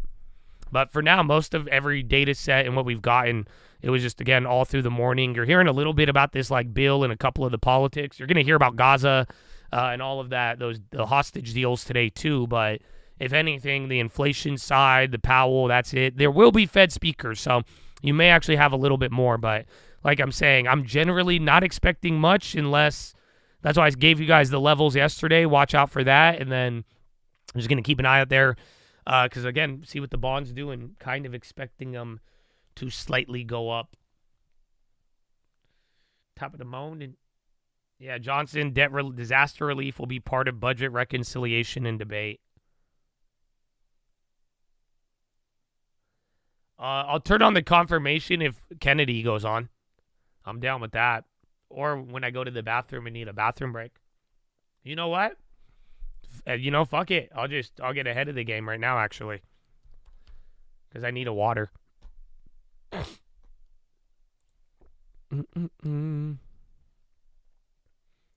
Trump's defense.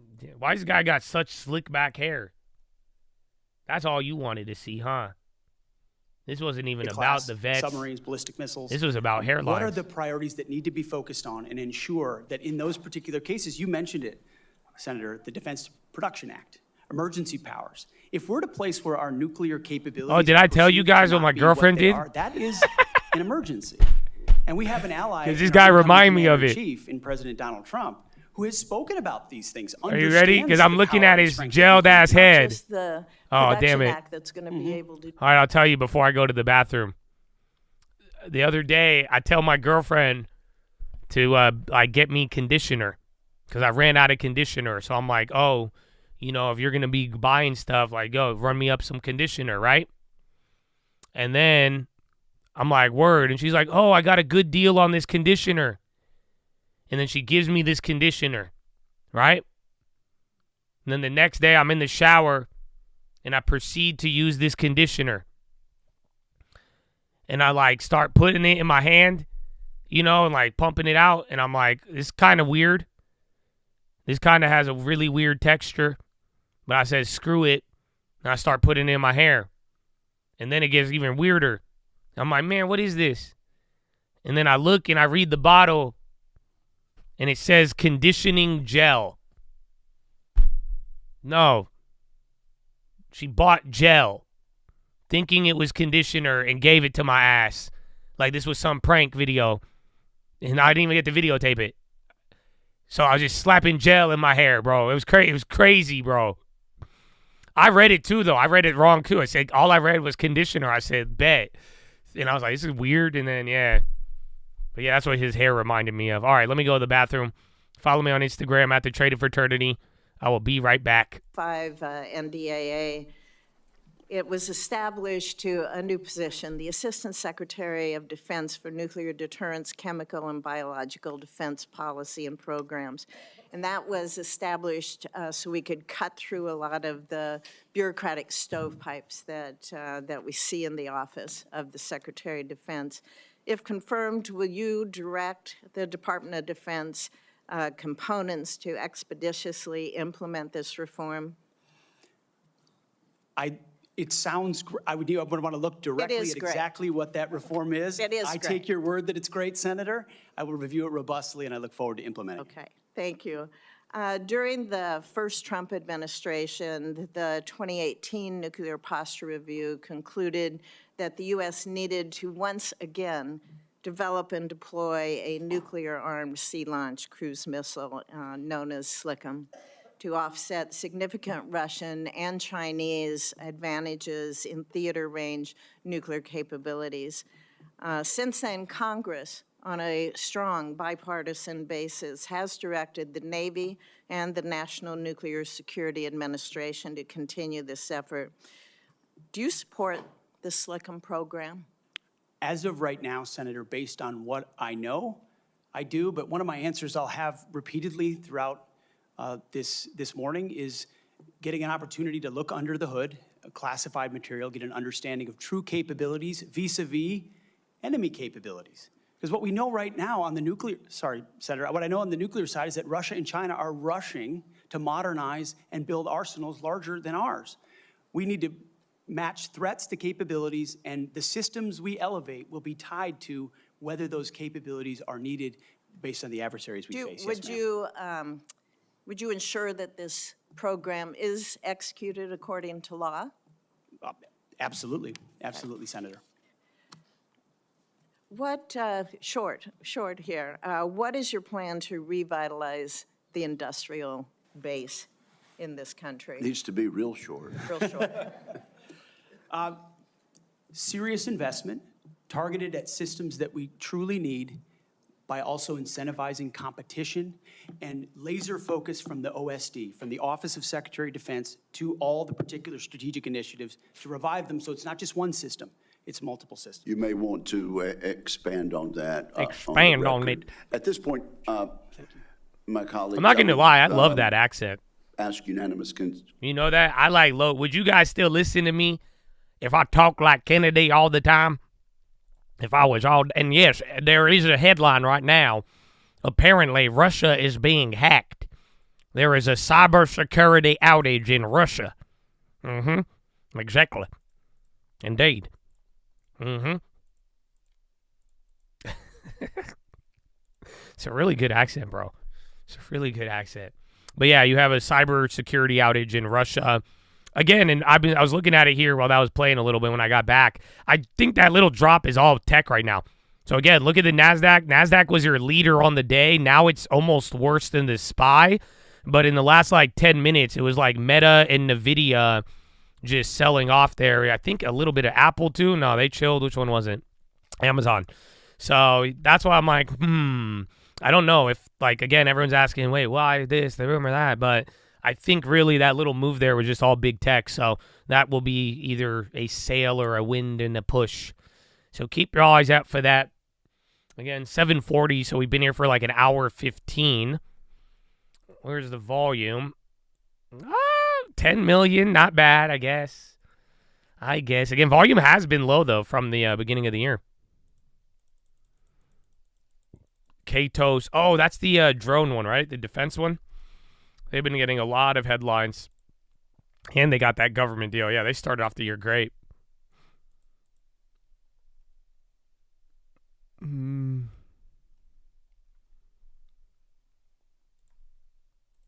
Hypersonics too. XLB Materials. Actually, where is that? And someone said it. They're like, why are people not talking about oil? I mean, we brought it up on the watch list a couple times, but again, if people are seriously concerned with oil and inflation, I would seriously watch oil and now even materials too. We brought that up a couple of weeks ago. JP Morgan on the high. Remember, they have earnings tomorrow, so they're starting to get ready. I like Dollar General. That's another value play. I mean, now there's other names that have gone low and I like, but like I've said the whole time, as long as you don't have a lot of consumer exposure, then I'm fine with these names. But if you have a lot of consumer stocks, then you're just tacking on another one that's underperforming. So you just got to find balance with it, but I don't think it's a bad name. Even Dollar Tree as well. But like I'm saying, if you already bought 4 or 5 real consumer-related names, you might be overdoing it at that point. Boy, bonds are clapped a little bit, but that is a little bit surprising. I think it's just the pressure.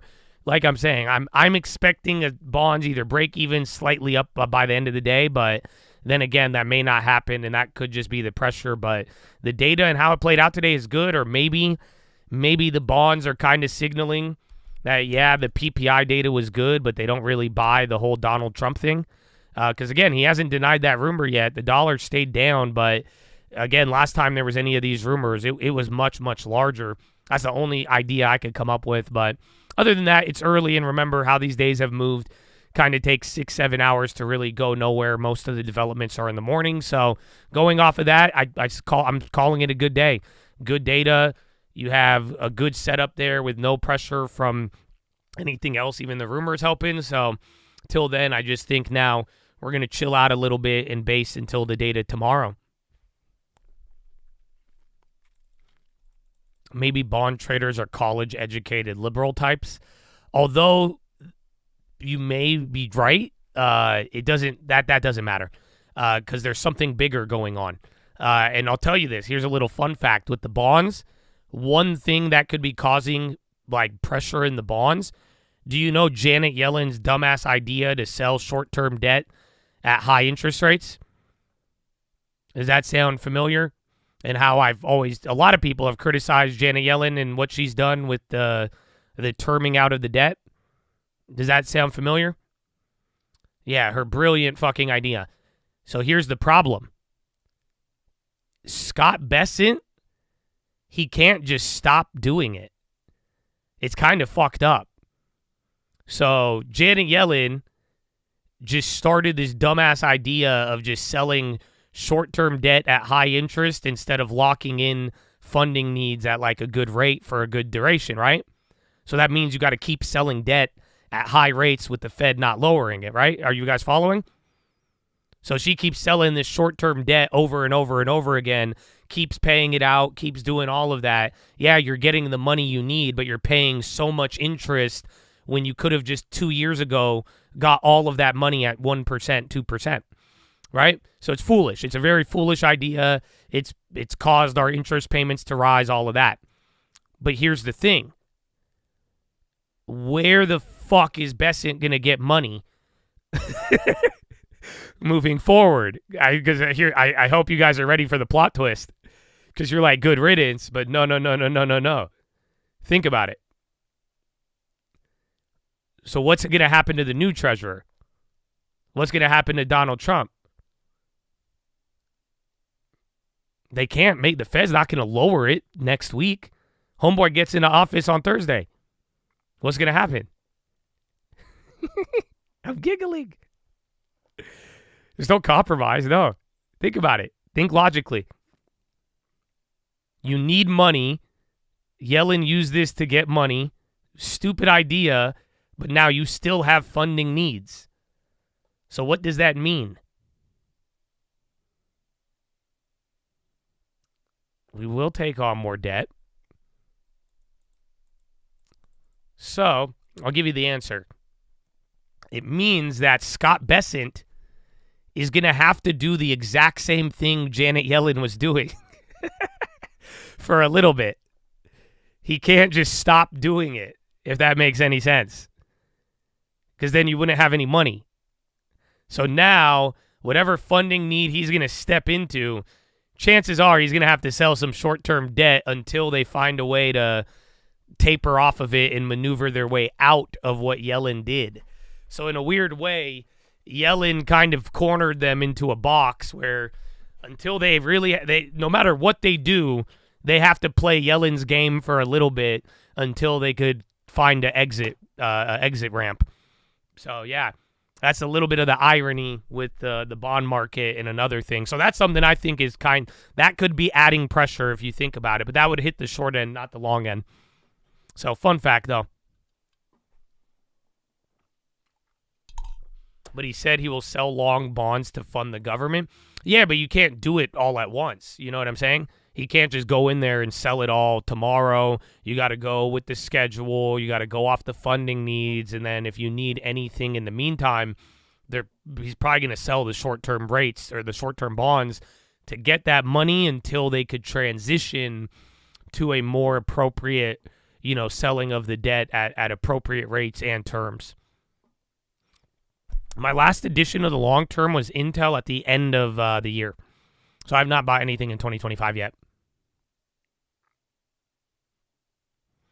What was her reasoning behind selling short-term bonds? I don't know. To get money, but it was weird from day one. Most people have criticized it, but you know, I wish I could tell you why. I don't really know. She's given an answer to it, but I don't think it. You know, there was other alternatives you could have done.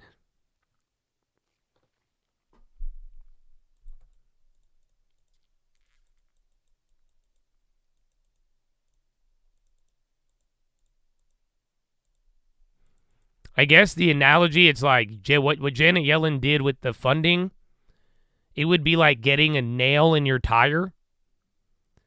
And instead of spending, you know, $200 to get a new tire, you spend $20 every other week to go refill it over and over again. And then it deflates and then you refill it. But you have to spend money every time you refill it. And then you do that for a year, and then before you know it, it's just like, why didn't you just get a fucking new tire? Why didn't you just buy a tire from the get-go? This doesn't make any sense. So it was supposed to be like a short-term fix, but then again, it's like, I don't know, like why? It's again, because with how high interest is, it cost us a lot of money. So yeah. Refills are free, bad analogy. Well, that's why I said it costs, you know, money. You know, if you paid somebody to do it, but otherwise it's a very weird scenario. Like, I don't think any treasurer has done it except for her. Those EL calls are cooked. Well, did you make them free? Because I made them free within 5 minutes. So I hope you did the same, and that's why when they're far out the money, cheap plays, I hope you don't have high expectations.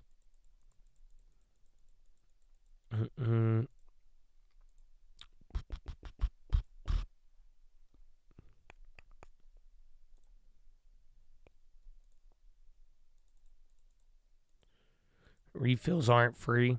Some California, they have to turn it on. You saw my video and decided to hedge? Why? So, thankfully, we have the first 100 days up, but like I talked about, I haven't made a move yet.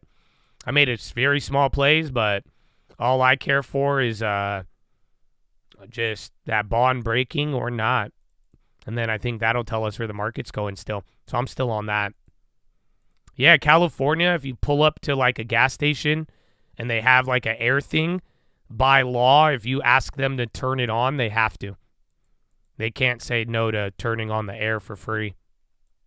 In Cali, at least. I don't know if that's like a federal thing. If there's any fears in temporary drop. Well, I don't know if you watched the video last week, but like I gave a plan with like puts and calls, and it's just very simple. If you think the bonds are going to break, yeah, short this shit. If you don't think it's going to break, you buy the dip, and if you don't know yet, you wait until we get the dagger confirmation. And then, like I said yesterday on the watch list, we are moving into the first 100 days. I've been telling you guys, inauguration this, inauguration that, inauguration, right? So guess what? Inauguration is next week. That's where things are going to change, but who cares about the inauguration? It's just a ceremony, right? So what is the financial play around that? It is the first 100 days of the administration. That is where actions happen. That's where they sign bills. That's where you are going to have an idea from deregulation to new policies and spending. That's where we're going to start getting catalysts that'll drive banks, small caps, and all of these other trades people have been looking for. So that's why I'm saying, in a weird way now, after CPI, yeah, we'll see what happens with bonds and all of that. But little by little, we're entering now the next period, and hopefully that will give us, confirmation of what we're looking for. Yeah, Walgreens still going. I don't know if it bottomed out. Remember, CVS did good off of the CMA stuff, but hey, highest it's been in a quarter. We'll take it. We'll take it.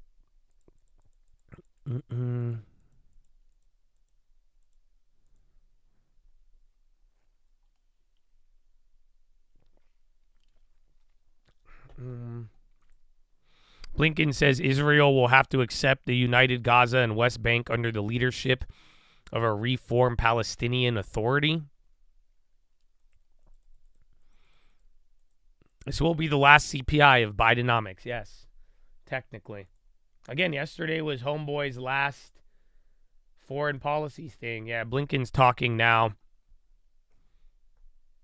I don't know. So I think they're making that. I think we are going to get that hostage deal, bro. So people were saying a little bit ago, but in the next 24 hours, we should be getting something.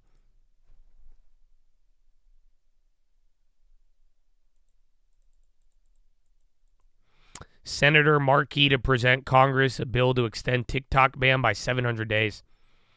CPI can wreck tomorrow. I think it's very simple. Just like today, lower inflation was good, man. Again, just like September 23 and many other times, we don't like inflation going up. We freak out. So if there's a hot CPI tomorrow, yeah, look at the bonds, look at the dollar. A hot CPI is going to mess things up tomorrow. But then vice versa. A cool CPI is going to make a lot of people just wipe the sweat off of their forehead. All this volatility you've got over the last couple of weeks, if you could finally get back-to-back cooling inflation and then we enter into the 100 days, I think people will calm down.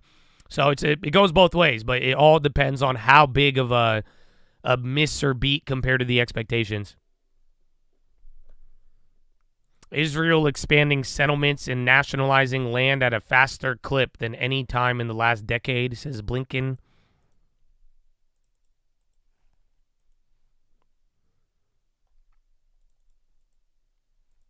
And then SPY going a little lower there. So let's see if this actually holds up.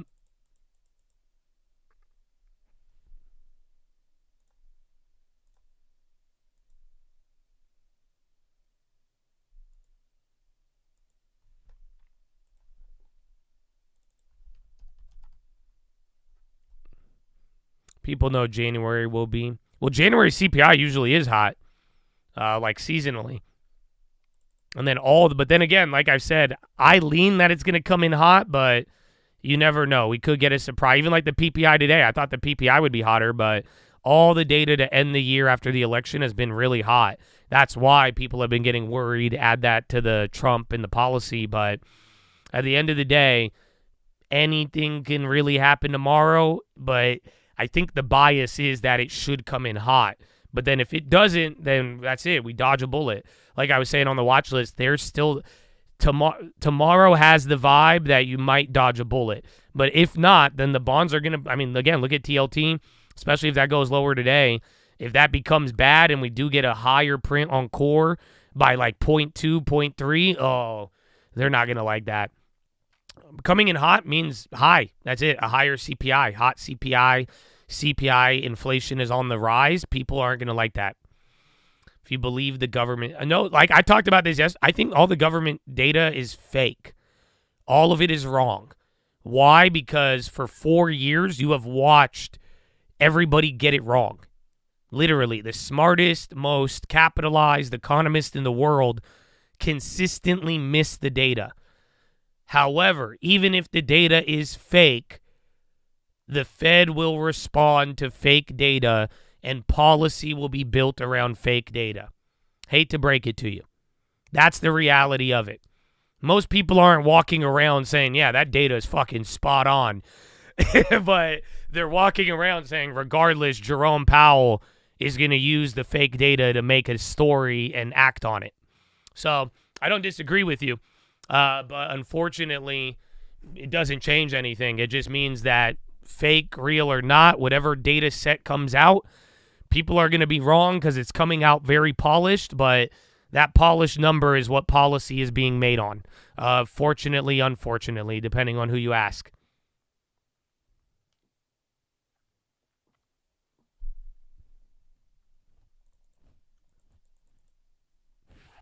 Do you think they're saving the bad data for Trump? You want a really hot take? I could give you a hot take right now. I don't know if it's kind of cold outside. You could use it maybe. But I think Trump is probably going to do the same thing. Why wouldn't he? I think the first Trump presidency, they did stuff, and I don't think Trump would copy them.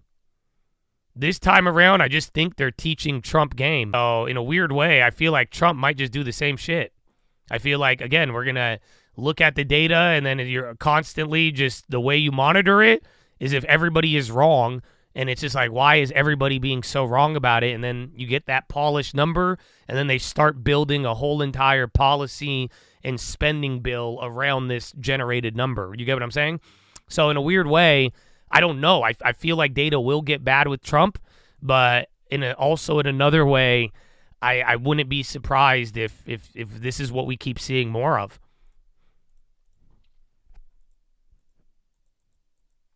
PSO on the high? Well, big pop. Pearson ADR, PSO. That could be some sort of news. That's up 2.5 in one candle. PSO, SPY going lower. PSO.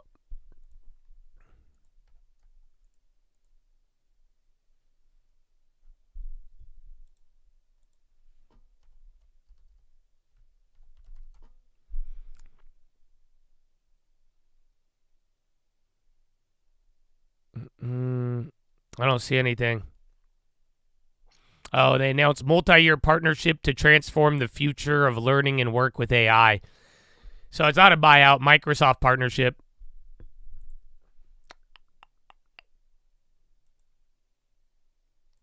That's a big pop, though. You like how I questioning things 4 years ago you did not question? No, I did. I think a lot of you just if I don't say it so explicitly, you think I'm an op. But I feel like I've said this for a very long time. I have video titles calling it CP Lie a year and a half ago, 2 years ago, 3 years ago. Again, we were talking about the revisions. I remember bringing you charts showing you how the revisions were unprecedented. You've never seen data revised like that. So, I don't know. Listen, you'll see, though, but this is kind of an attitude I've had. I mean, I love this country and I love the people in it, but I have seen, lately economic data. I've told you guys it's been unprecedented. This has been new for me in the sense that how economic data has moved in the last couple of years. It's been very different than the past because it's been, again, even the trade-weighted dollar stuff, that has been even manipulated to a degree, or they stopped reporting that data. They stopped the M2. So I feel like I've documented that, but I definitely, this isn't a new sentiment of mine. But now maybe I've come to terms with it better in the sense that you learn to play it, don't fight it, as sad as that may sound, but it's still pretty weird. I'm not a big fan. Yeah, you got Boeing delivery numbers coming out right now, too.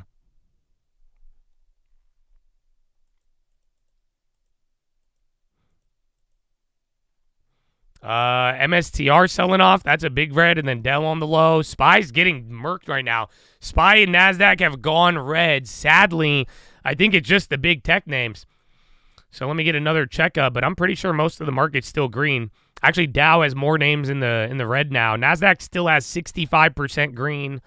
SPY still has 350 names in the green. I just think Apple, Meta, Nvidia, or not Apple, Amazon, they're kind of bringing you down here. And then, like I told you earlier, just watch, because maybe if the market comes down, now look at what the bonds are doing. So, unfortunately, I just think you're getting the rocking of the boat. Yeah, it's been like this for 2 weeks, man. Just, again, you get the morning narrative, you go off of it, and then you kind of just start meandering. So, we'll see.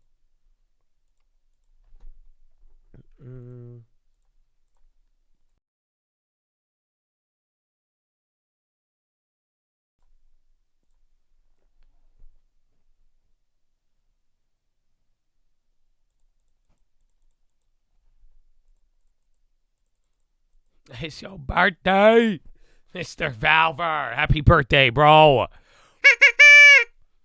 The market is going down, though, on that. I think it should go up because it's your birthday, but now you have gone past the gap fill, and you're back to like 5 minutes of where you were at near the close yesterday. This looks like news. I promise you it's not. This is nothing, unfortunately. You're getting Blinken comments in the Israeli stuff, but I don't know. Like I said, I've been very comfortable with this because this is what we've been doing every day, man. It's just all of the news in the morning. Your dance again. This one's a little confusing, but like I'm telling you, I think it's a good day. I think bonds will be a little bit green by the end of it, but when it's all said and done, what you wanted fundamentally, it was a cool down today. Again, no bad CPI, no bad PPI, no bad the Trump stuff's helping out. Until then, that could be it though. Maybe Trump will clap back at the rumor. That'll give you a little dollar pop, but other than that though, I still just don't. I think we're meandering around using the levels, and then tomorrow will be the day that you get your final push or pull until the inauguration. I don't know, just look at the bond dynamic, though, because like I'm saying, right as we start to die on the market, that was up. Now the bonds again, they're all acting oddly sticky, but I just don't think we're getting driven by anything. It's just all... Yeah, it's price action, but it's all based off of what we went to bed to.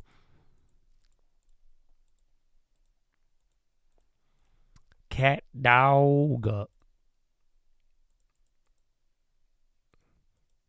Yeah, Pete Hegseth. Again, Blinken right now, I don't know, because we're going to get an Israel headline today, but that would be the only thing.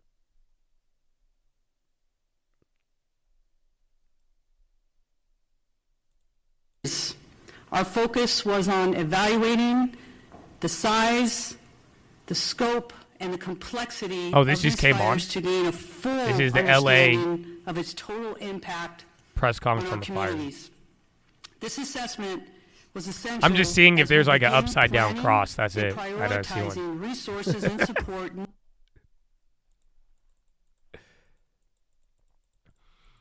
Yeah, dude, the expiration is huge this week. After how many of y'all this morning were like, I got covered calls. January, and you guys sold them a while ago. I think January 17th is it's going to be a fat expiration this Friday.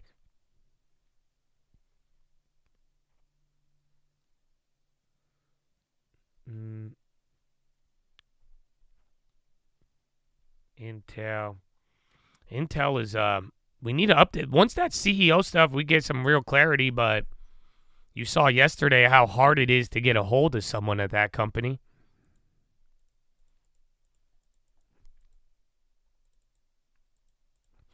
Free up some movement. Well, you could use yesterday's level again. You know the upside. Now this is it. The same levels as yesterday. And then now just wherever your support and resistance was and then all that. But technically you filled this little gap. Not even a gap, but this one's still open. And then now just all those levels from no ranges. Advanced or went down. FMC. Is there a headline on that? Oh, they're killing it today. I think people are just running that. Damn. That thing's up 50% since we put that on the watch list. Holy shit.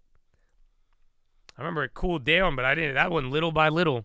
Remember, they want to plan to end the conservatorship. Yeah, there's not even a headline on it.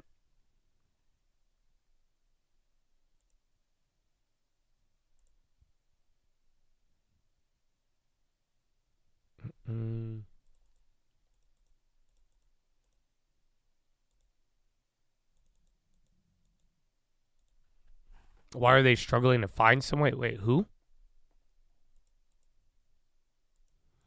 I haven't seen any live fire. I haven't seen the videos. They don't show the fires as much anymore. Because I just don't think you could show Californians that. Because half of them are trying to just like, once they see California on fire, they're like, I want to set it on fire. But I've noticed that. You'll see clips of the fire, but like if you ever click on the like live news thing, they're not showing like a raging fire. It's they've changed some of the shots. Oh, Intel, that makes sense. No, yeah, they are struggling to find somebody. I mean, that was kind of the idea or why people got worried. It was just really abrupt, and it seems like they got rid of him. And I think they wanted to get rid of him, but he didn't want to step down, so it led to an abrupt leave, and that's why I think the stock is down too, because now people are like, well, hold on. Usually a bad CEO is good, but now you got rid of the bad CEO and you didn't have a succession plan. That's actually a little bit more concerning.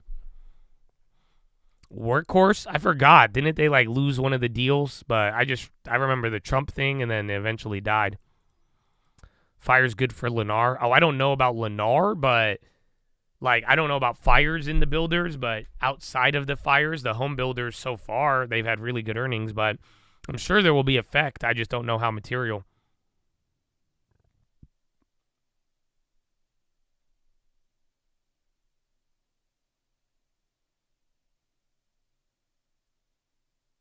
Mm.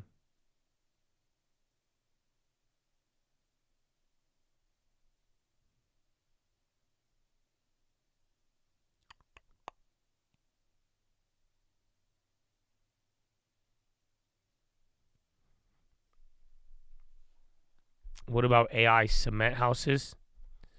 I'll whenever I see it, I'll buy it. But till then, I've seen that shit. It looked like a McDonald's ice cream machine, and it like 3D prints a house. So it's funny because like you're saying AI, but like I'm pretty sure it's 3D printing with cement. But yeah, if it starts to become something, why not? But till then, just seems like a cool tech idea.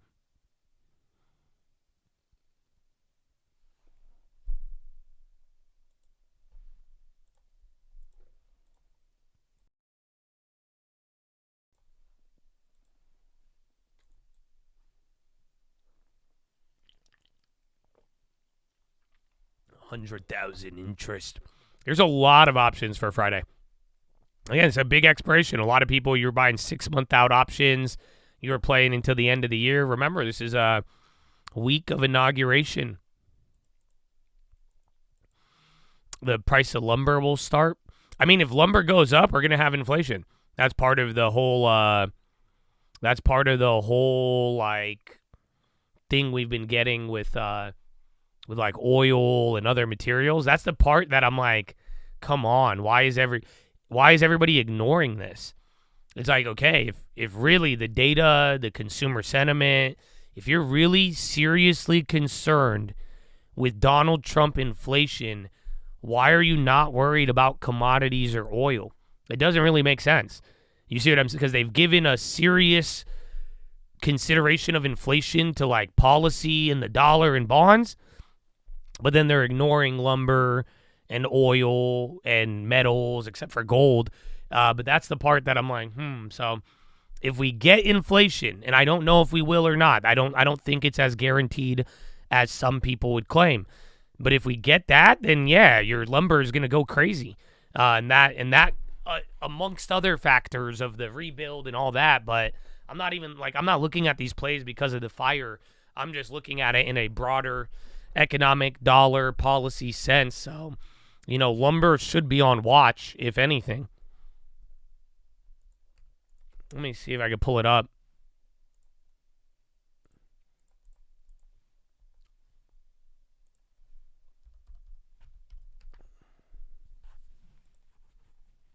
Yeah.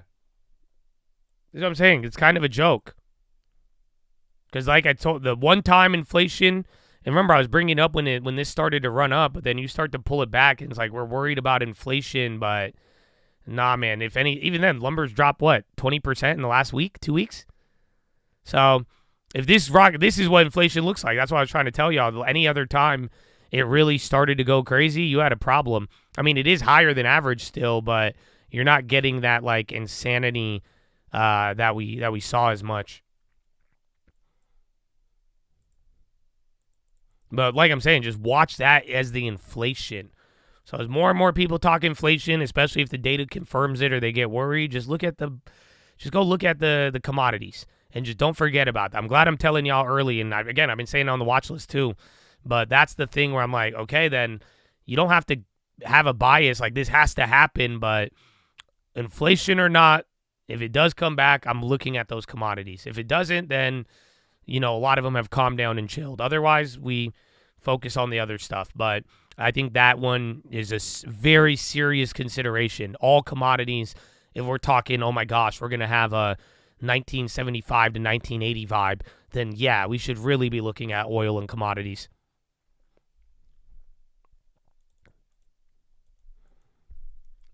No one talking about eggs. because eggs are a touchy topic. I don't know if you know that. You could argue, I'm sure, I think somebody might write a book on it one day, that they're going to write a book on how eggs determine the election. Because eggs are a touchy subject. Because when eggs went crazy, when CPI was nuts, you remember that? You remember the egg shortage a couple years ago? Eggs have been, and then all of a sudden they're like, you voted Trump for cheaper eggs. Eggs are a really touchy topic right now. So that's why I don't think people want to talk about eggs, because they link it to like Trump and Biden, and it's a very odd one. And then the real elephant in the room is insurance. That's it. You know that? There's a gigantic fire. A little mushroomed out druggy kid shot a CEO. And even with all of that, we are still failing to address the real elephant in the room. It is insurance. That has been, besides housing, insurance has been one of your biggest contributors of inflation. Whether it is health insurance, house insurance, car insurance, that's the shit that bro, the way the insurances have been moving, it makes the 80s and 70s look like a puppy dog. Because that's the real elephant in the room. That's the one thing that is raging, hasn't really stopped, and it's just like, that's fucking up a lot of people's is disposable income, whatever type of income. It's like insurance is the crazy shit right now, and it's been like that from day one of the inflation. I'm wrong. If I'm wrong, please show me data of auto insurance and house insurance going down, and I will gladly tell everybody I'm wrong. But until you have that data, kindly fuck off, because I don't think you could find it. But on all CPIs, home insurance, car insurance, any sort of insurance is the highest pace. And again, last time auto insurance at like 16 to 18. The only other time it did that was in the 70s. So, but I could be wrong. I don't think I am, though. But feel free to double check.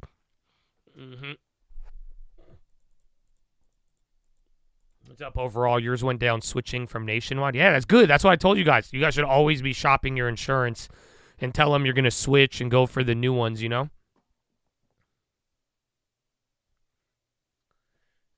Insurance is reactionary. It lags inflation by 2 years. Listen, all I said was give me the data.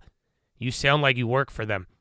Do you work for insurance or the government? Either way, show me the data that insurance went down. Because like I am telling you, the elephant in the room is that the other big contributor inflation, it wasn't your eggs. Go blame Biden or Trump for your eggs. That's cute. It was your insurance that's really fucking Americans all across the board, without a doubt. And we don't really talk about it, even though we've had very high things that have highlighted the insurance industry, from assassinations to natural disasters. But that, my friend, is a big, big source of inflation that is 70s-esque. So find me data that shows it going down, and I'll eat my words and apologize. But until then, that's what I'm trying to communicate, that has been a very pervasive source of inflation. You know, and how we got to this talk was talking about lumber and worries about inflation and saying, you know, like, why would we where do we see inflation already? It doesn't show up in commodities. It's not showing up. It's showing up in expectations. But the one place it hasn't gone away from and keeps going up in, it is truly insurance. And that's why I'm like, it's an elephant in the room.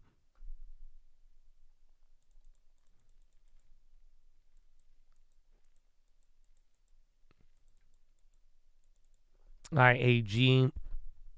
That's on the high. I'm gold. And SPY near the low again. Bonds went up a little higher, but I think they're going to, next move, they're going to probably do the same thing. So again, we go up, bonds go down, SPY goes down, bonds got up. I think one of these will probably move together.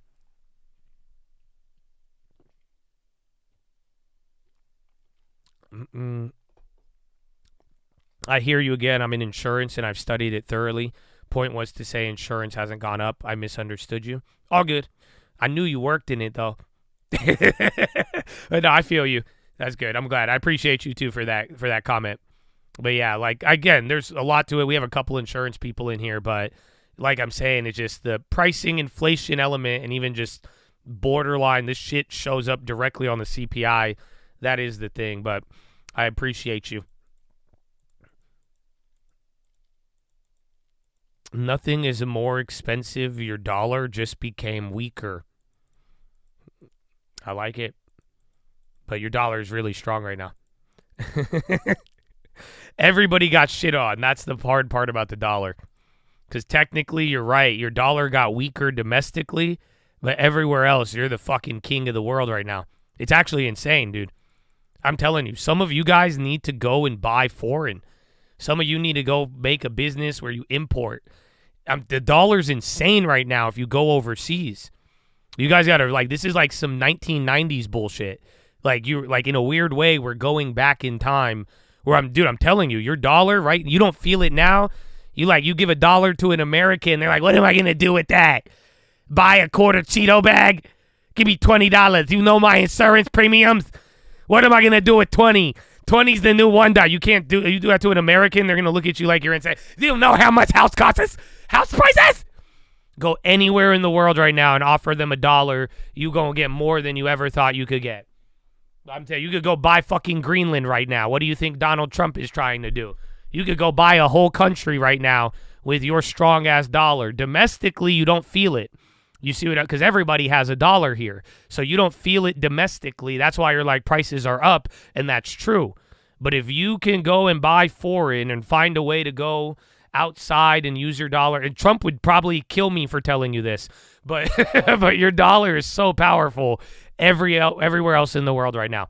And that's the thing about it, that we need to kind of find a balance. And eventually, though, I think you'll get prices coming down here. But for now, the real strong dollar effect, you see it everywhere else in the world. Yeah, I want to go to Japan, bro. Japan is killer. Actually, you guys want me to give you a tip? Nah, I might have to charge you this, bro. I might have to charge you for this. I got a consumer tip to help you go and buy a bunch of cheap shit right now. I can show you exactly how to go and buy cheap foreign shit right now. No Alibaba, no nonsense. I might have to charge you for it, though. I don't know. Y'all got 1,000 likes and shit, but, you know, you made Josh come out, you know what I'm saying? Like, insurance premiums are high. Like, I don't know, man. I don't know. Any offers? Anybody got an offer? No?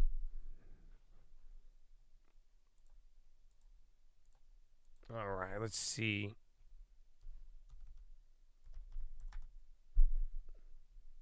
I'm waiting for an offer. I'm setting it up to see.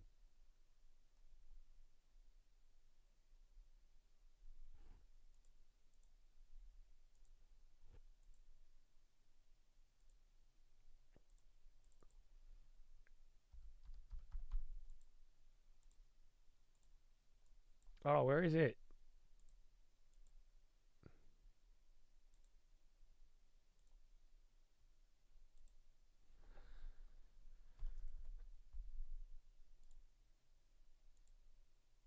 Okay, are you ready? I got 1 gifted membership and Marcus Hanlon. That's good enough. So, it's better if you travel there. I'm not going to lie to you. Okay? It's better if you take your dollar to another country to buy shit. You'll get more bang for your buck.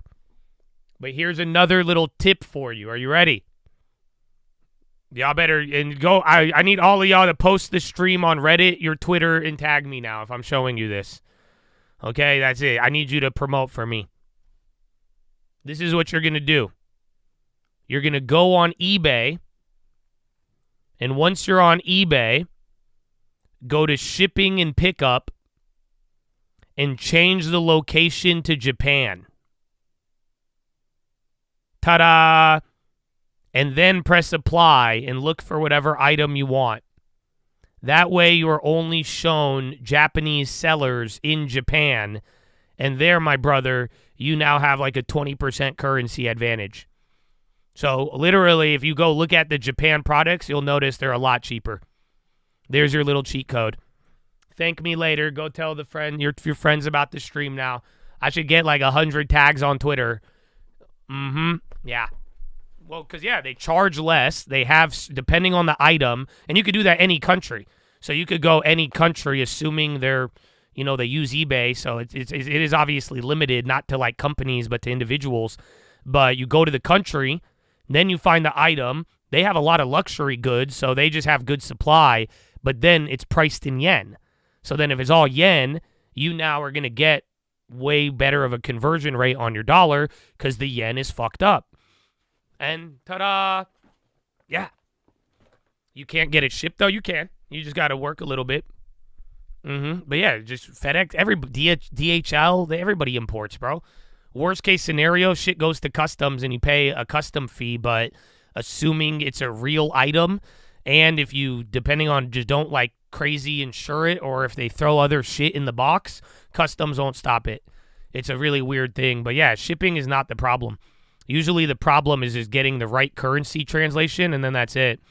Trump will seek to overturn offshore drilling bans. Trump is preparing pro-fossil fuel executive orders, according to lobbyists. Check oil. Oil's dropping on that. So, yeah, you're getting a rumor right now of a Trump plan for that first 100 days related to energy and LNG. Listen, ain't nobody, I didn't get one tag on Twitter. So now I'm not telling y'all anything else. Oh, no, never mind. I didn't refresh it. There you go. I got tags. I'm sorry. I got my tags. There you go. I was like, y'all hoes, bro. Psst. Y'all acting hella mind blown in the chat. I only got tagged once. Nah, they tagged me. Amen. Check rig. Procter & Gamble on the high. SPY coming. Again, SPY and bonds now. Let's see if they work in tandem now.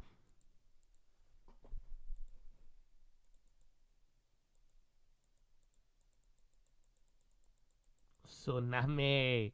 I love you, baby. I like your Twitter too, bro. You be making all those glass pieces. They look crazy, bro. You've been avoiding social media, low-key. That's good. I don't think it's bad. That's it. Just stay in the gym. You know what's funny, though? People are getting mad at the gym again. I saw it. I've been seeing gym hate posts. They're like, if you think that gym solves every problem, I hate you. And they're like, I just lost everybody in my entire family, and they're telling me to go to the gym. But yeah, man, the gym is like, I still like it. I don't know. You guys, I think it helps a lot. I don't know. It's just a daily thing, man. There's always people not going to the gym. Oh, yeah. Speaking of which, let's do a push-up. 8:30, baby. So, again, Euro close. Hopefully, SPY and bonds, but sadly, it's just a weird day. Generally good, though, but the price action still a little bit subdued. But, again, we're getting ready for tomorrow. But, Chattadonia, you've been here for 2.5 hours. You got 4.5 hours left to go. Sitting is the new smoking. Get beside your desk and do 10 push-ups. Can't do 10, you do 5, 4, 3, 2, 1, anything. But get the body moving, man. Let's go. That's it. Move around a little bit. Move around. Oh. Sit chest to the sun, flex the core, tuck the hips in. Oh, man, it's beautiful. You like smoking much better than vaping? I like banning much better than timing out, because then I don't have to keep timing you out.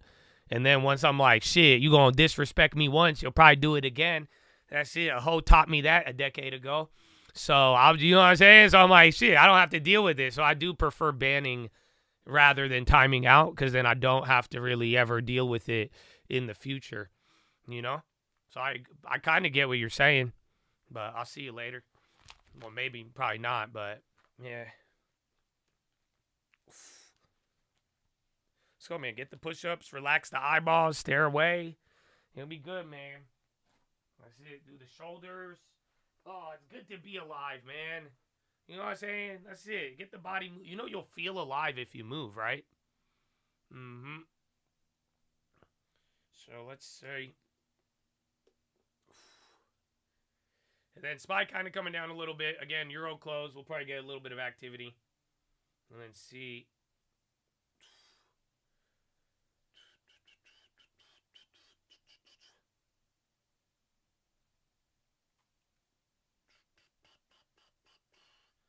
All right, one set.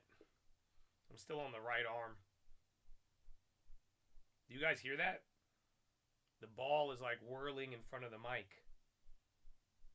I can't hear it though.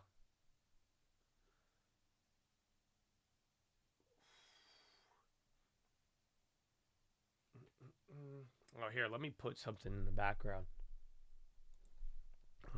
But yeah, do a push-up, man. Move around.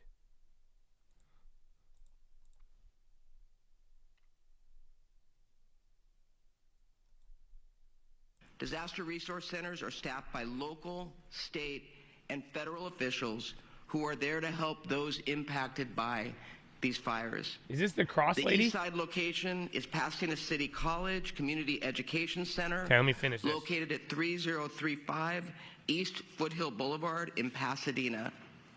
The west side location is UCLA Research Park West, 10850 West Pico Boulevard in Los Angeles.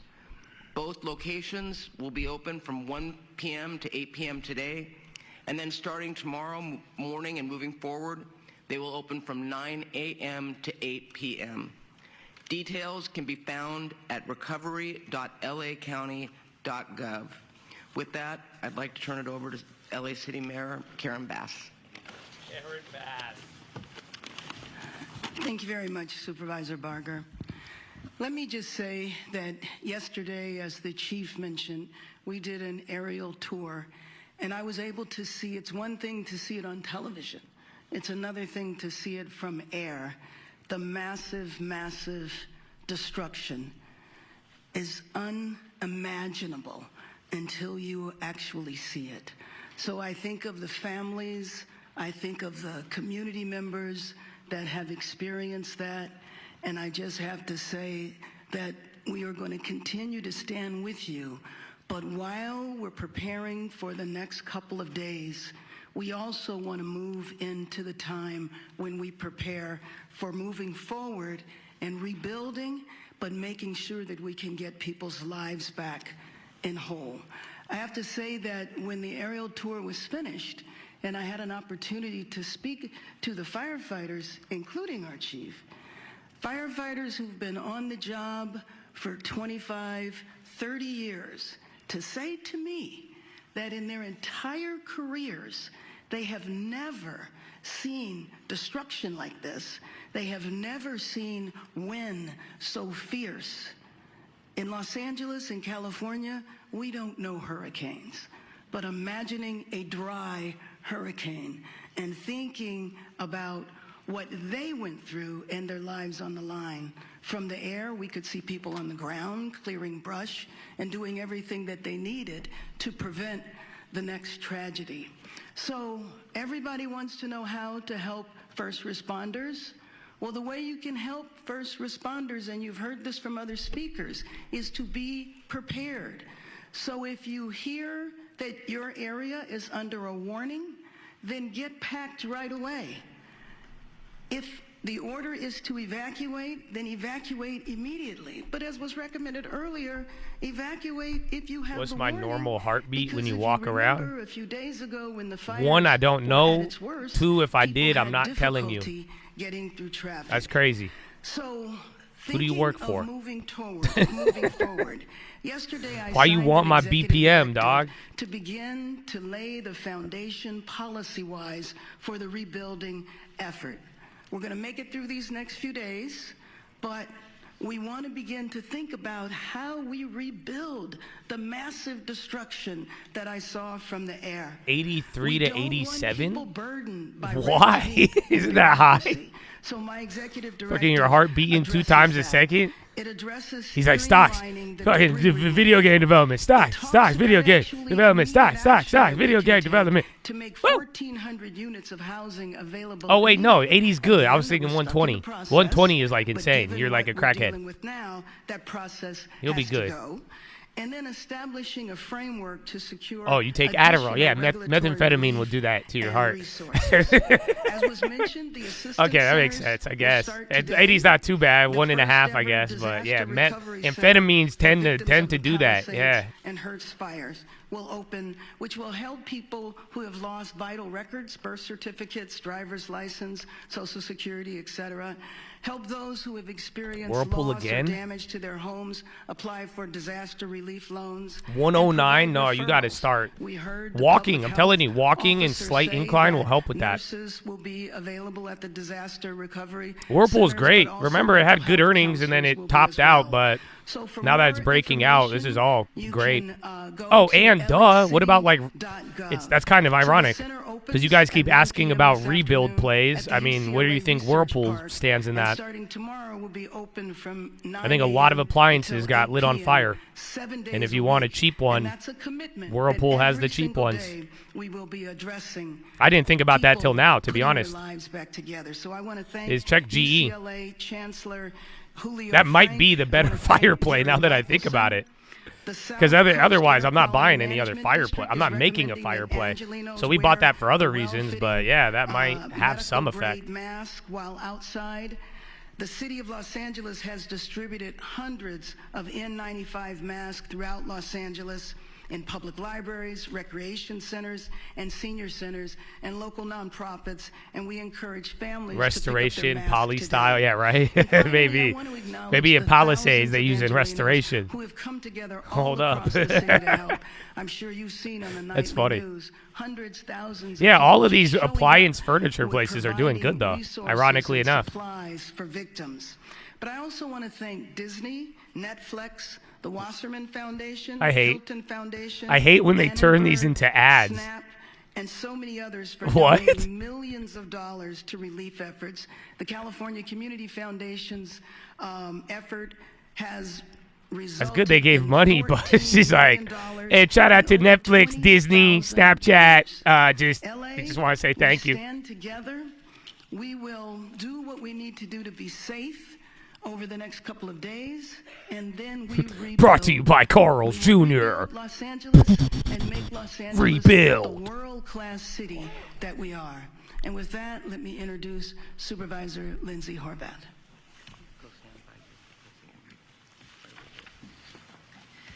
Thank you very much. As you heard, the Palisades fire updates include 5,100 personnel in the Palisades alone. We are giving this fire everything we've got. This is a particularly dangerous situation from now through tomorrow. The strongest winds will Edison's going to get clapped. And they're already trying to that's what they're going to do. So if you guys don't know, everybody, it's 50-50. But a lot of people don't like these people that you see on screen right now. Some people in LA are pissed. Some are happy. Then you have all the Trump people. They're like, DEI, look at what you did. No scum. So you have people who don't really like them. And you have one part of the world blaming the politicians, right? What are the politicians going to do? This is just like inflation shit. They're going to blame the companies, right? So politicians print a bunch of money, cause inflation. They're like, look at the price gouging. Oh, my gosh. So it's the same thing here. So there's already one line of logic. I heard this in the last 24 hours. They are looking at Edison to sue them. So you have some residents suing the government, but then you're going to have, I guarantee it, the government's going to start blaming Edison very, very soon on this. So I don't know. If you just look at Hawaiian Electric, if you want to make that type of play, I would use that as a gauge. Other than that, I'm probably not going to get in the middle of it. And then you're going lower, man. Uh-oh, hot dog.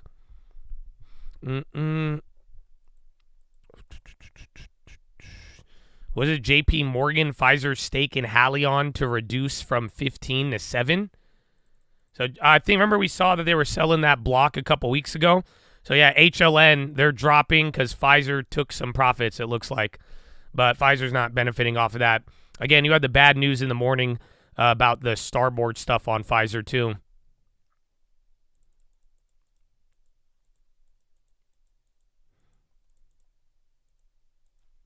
Your EMT book is 13 pounds. You have 3 months to read it. That's dope. You're about to be an EMT, bro. That's fire. That's honestly really exciting.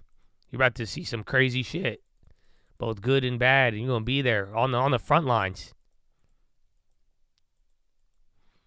We dump strong. Well, at least today it's not as bad, but then again, you hit a new low yesterday. Just unfortunately, they're just wasting your time.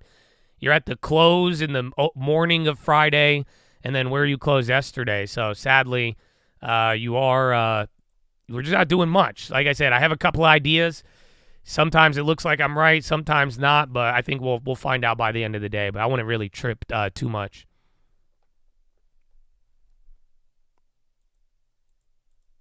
I don't know why they stopped showing the fires.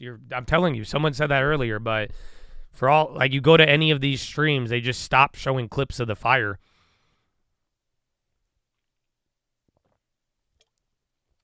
When will I pick up some puts?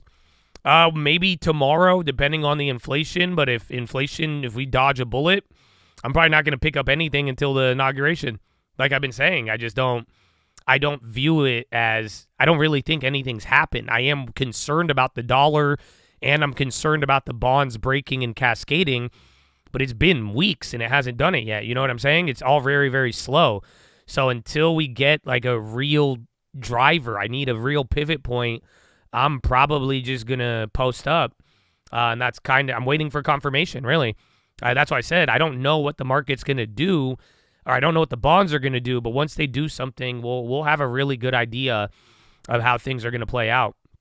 So that's where I'm at on that, especially if you watch the watch list too. I hope that makes sense with what I've talked about, because I've said this, you could go puts, you could go calls, but there's still an option waiting for that confirmation while the cash just gets stronger.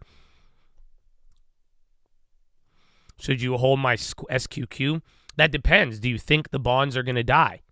If you think the bonds are going to die, I would hold it.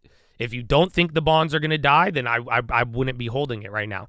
You see, I don't have any problem with any play right now. It all depends on what your logic is. You see what I'm saying? So if you think the bonds are going to break, why would you not hold the SQQ? All right, if you think the bonds are going to hit 5, TLT is going to go below 83, that seems like a great play. But if they don't, and you don't think that'll happen at this point, then yeah, you wouldn't hold that play.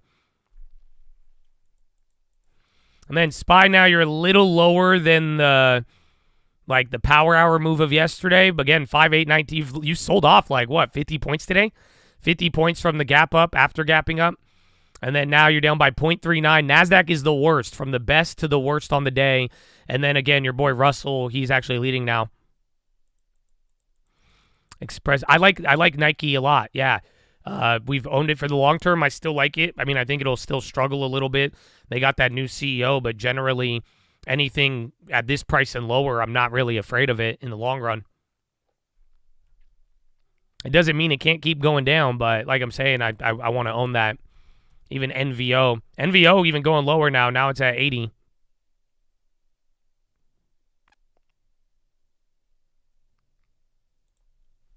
Federal budget balance. It might, and then again, Thursday you have Scott Bessent. You're going to get a budget, you're going to get all this, and then you're going to get a new Treasury guy.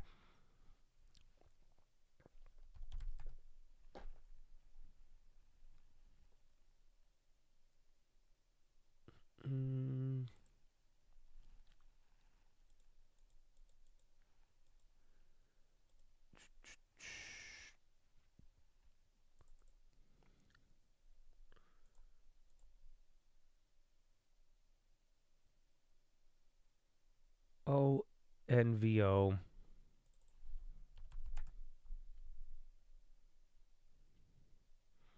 That would be like NVO at 430. Or Eli Lilly at 4th. That's crazy, actually. Is it? 2023? Yeah. How much SPY? I don't know. I haven't priced it yet.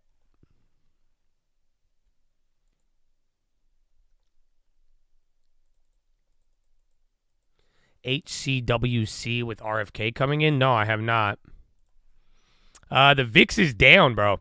It's funny. It's coming up after today's move, but after today's move, it's down because of that gap. Transports, I like Uber, but that's about it. I don't even know if that counts, even though it's the number one on that index. I don't know, Chad. I want NVO. Oh. I want the NVO, but I want my dollar, man. This is tough.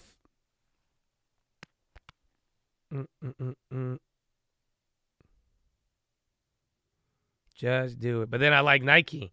See, why did you just say just do it? Fuck.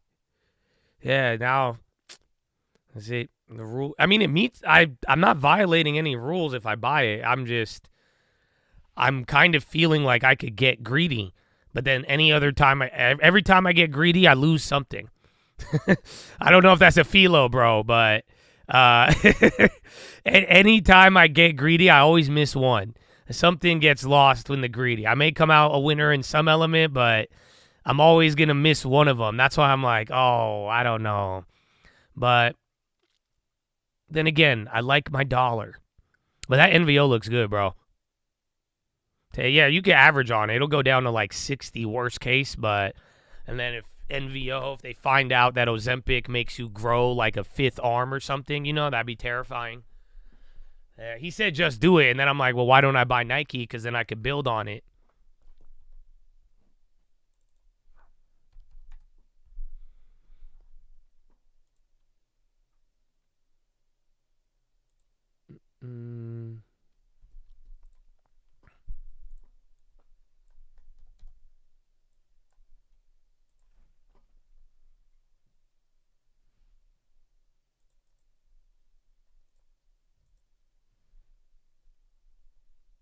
Goal under 12. Pineapples.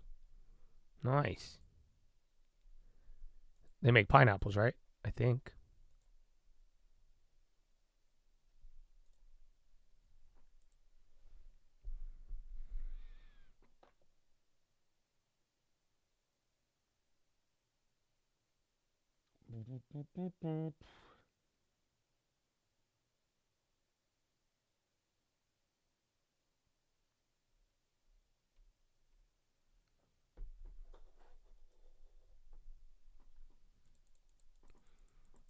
FOMO check.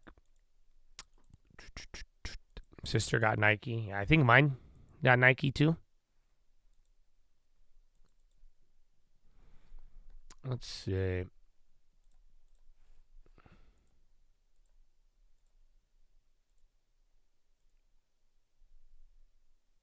Damn, we're up 30% on Whirlpool. Nice.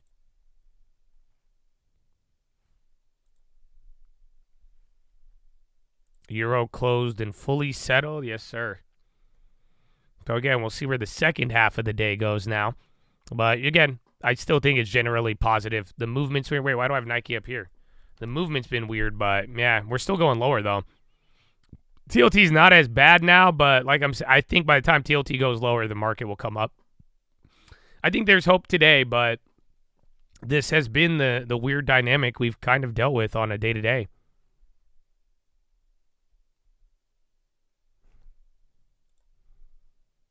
Only thing is NVO is still massive. That's a $270 billion company. And then who's the other one? Nike. Yeah, Nike's 104.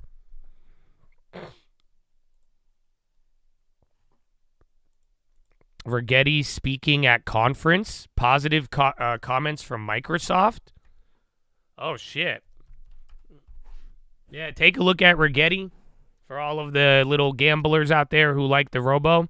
Because if they're at a conference and then they got the mic, who was it who had the Microsoft partnership earlier? PD or whatever. They went up, and then Macy's kicks off a crucial harvest year.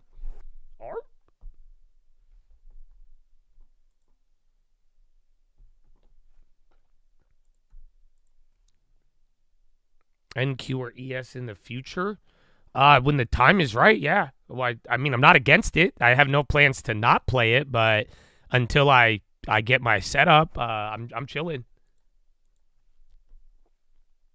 Like, again, I mean, I'm going to take it seriously. Last time the rates were high and we had this same situation, I told you guys, I was like, man, you might be better off doing nothing. And I remember I kicked myself in my own ass because I didn't do nothing. And I was like, why didn't I just do nothing?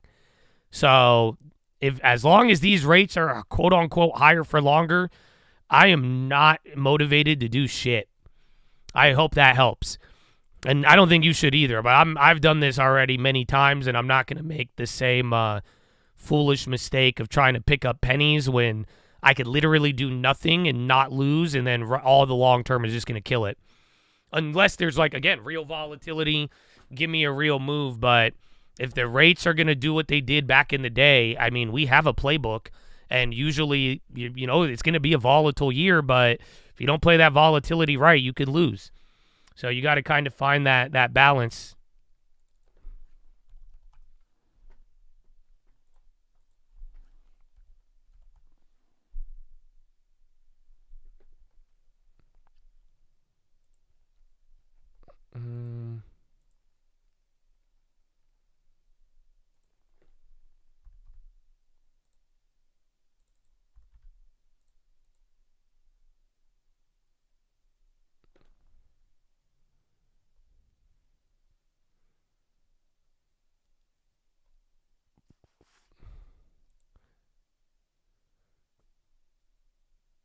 It could be.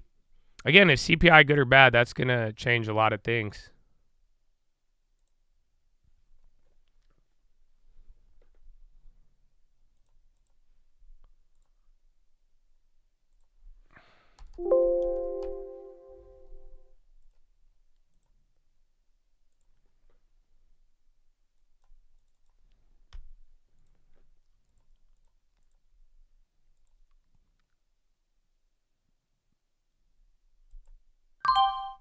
I caved. I did it. Mm-hmm.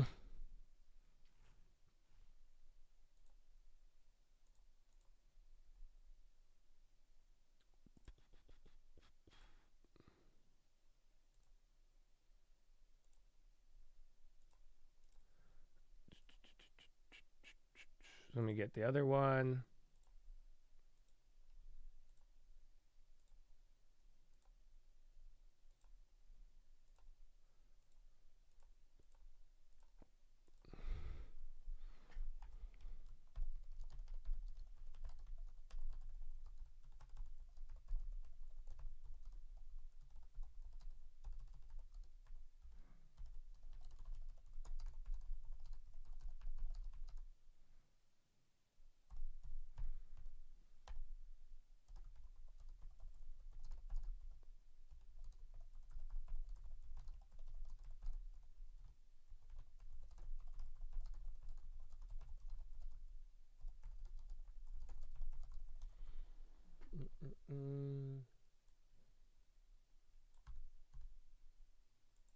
All right, yeah. You're going to like the way you long term. I guarantee it. Rigetti's still going. Chair.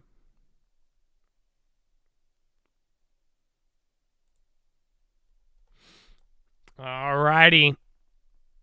I'm sad. I wanted to hold my cash, bro. I'll wait 2 weeks and I'll get more. But I did it. I know.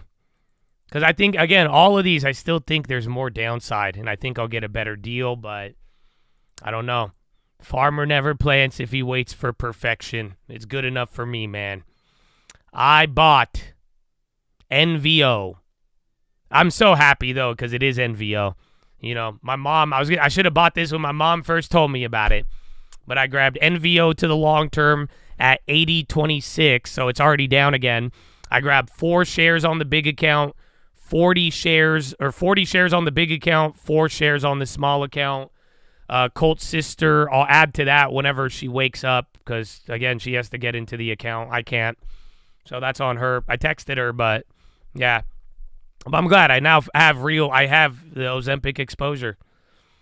Mm-hmm. Yeah. No, I mean, I think there's more downside, like, with the dollar. I think the dollar is going to, I think the dollar's just powerful, and I think it's not, I don't think we get it yet. I don't think it's reflected in the prices we could buy shit, but, you know, at the very least, NVO's down 10% on the week. So, at the very least, as the dollar has gone up, there's some benefit there, but, like I'm saying, maybe it goes down to 60, it could go down a little bit, but after giving up half of its gain, I think this is a good place to start buying, and now we could get the leader in Ozempic. The Ozempic generic, I don't really care about it. I like the leader. I like what they work for, like what they do. And then as far as Ozempic, let me put it this way.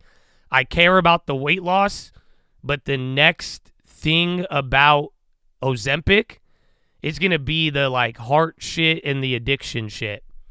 I don't know if you're aware of that. So, but I think Ozempic, the number one person, they're going to be good. I think generics will also add competition, but usually, again, I mean, look at Abivai. That's the best way I could put it to you. Abivai, how many times did y'all tell me about a generic when we bought that? How many times did Humira... people would argue with me. They would have Humira. They said, Josh, I take Humira, and it's going to fail.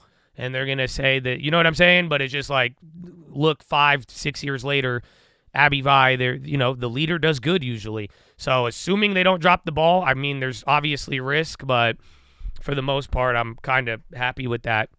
So I think they'll hold up. But yeah, now we have NVO. I did it. I did NVO in the long term. I can't believe it. Bittersweet. I wanted to hold the cash, but I'm glad. That's a high-quality name. You know what I'm saying? Like, that is like actually a high-quality name, so I'm happy. It's a big name. It's $200 billion market cap. Like, you know what I'm saying? It sucks because they make foreign money, so the dollar will hurt them a little too, but, you know, they are a behemoth. Ozempic addiction and then, like, blood pressure shit. Again, that's the stuff that hasn't been confirmed yet, but those are what they've been studying. They could be getting the RFK. There's risk in it. That's what I'm saying. I think there's a lot going on, but like I was telling you about this shit from the 40s and 50s. I think we missed out on it, and now it's finally giving the discount. But if this turns bad, like if you're going to make fun of me for this play, it's because it's going to go to 60. But then from there, we'll keep buying it. Yeah, they have the room to go down, but again, also too, don't forget how they got here. I like the industry. 370? I see 220. Am I tripping? Or yeah, I see 270, not 370. So it's huge. It's huge. 9 times revenue is not that crazy though. But their P's, the P's at 13. No, honestly, this isn't that bad. I don't know. Am I tripping? You say 9 times revenue is not bad, but even 13 in this type of space, I'm not even like tripping. I thought the PE was way higher. Bro, Eli Lilly has an 80 PE. That's actually insane. VKTX don't even make money. Yeah, no, that's great. It's 370. Mine says 270, but maybe my PE. If that PE is 9 to 13, though, that's not bad at all. I'm actually impressed with that. I bought 40 shares on the big account, 4 shares on the small one. No, I mean, like, am I tripping that is extremely low for the industry? I feel like a 9 to a 13 PE on a biotech like that in that space is tiny. That seems like it's way too low. So I'm happy about that. That's why I'm like, am I tripping? Is there, because again, if my market cap was wrong, maybe I'm missing something.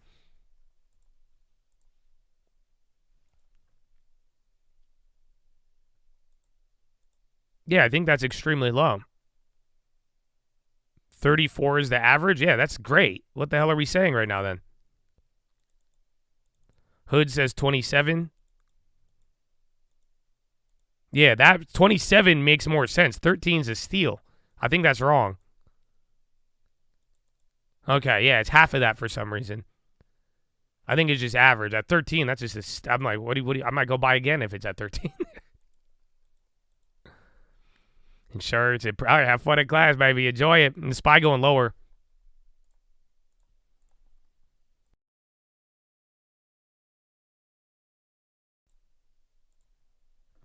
Tech is so high. No. Like, pharma is high. Like, you know what I'm saying? Like, pharma, I think average pharma is like 20 to 30. That's why I'm like, 13 is very, very oddly high. Or low, excuse me. Dude, I think Pfizer is 35 PE for crying out loud.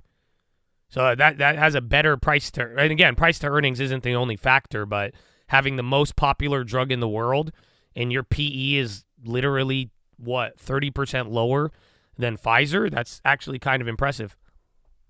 I like Nike too. I was going to buy Nike, but I like the quality of NVO. And biotech has done medical companies have been good for us, so I like it.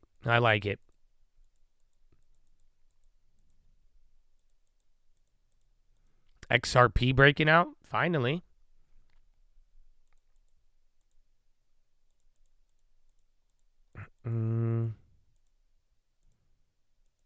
Pfizer PE is 9, NVO is 26. Well, then there you go. Mine is wrong. I think there is a difference, though, forward and current. I think that's where we're all getting different numbers. NVO better quality than Nike. Yeah, but there's less to worry about. Like, no one's going to, lose an arm because they wore shoes. I still don't know if, what happens if Ozempic turns you to an alien? We still haven't figured that out. You know what I'm saying? I know it's a good drug for now, but, bro, you know how many conspiracy theories I've heard of Pfizer? What happens if NVO, what if you grow, 6 eyes? Not on some, horoscope shit. My third eye. No, 6. You have 6 irises because of NVO. That'd be terrifying.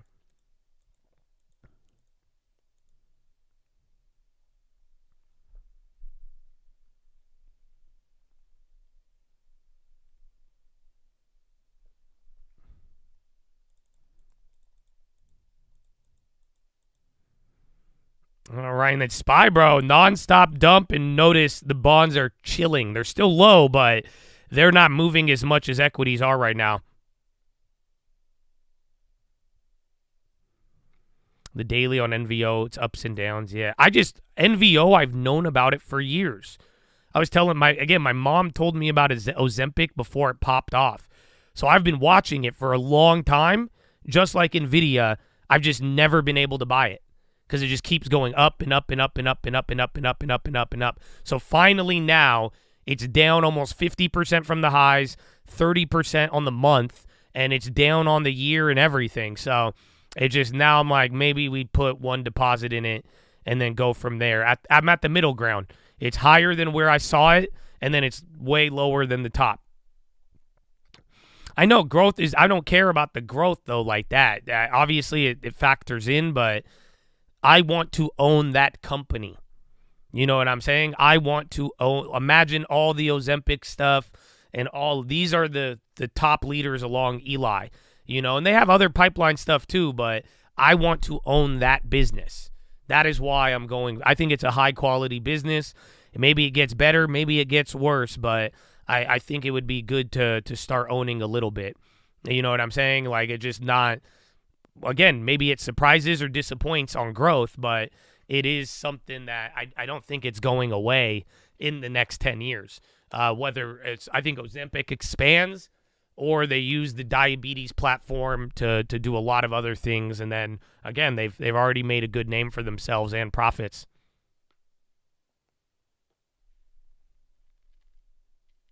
X Cleveland Cliff says CEO says has money for U.S. Steel bid.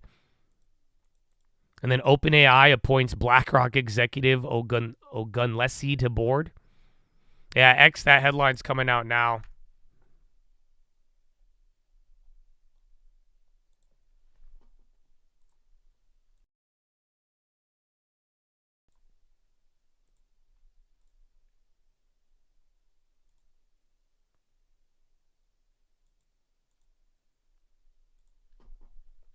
When do we guys get Whirlpool drip? December?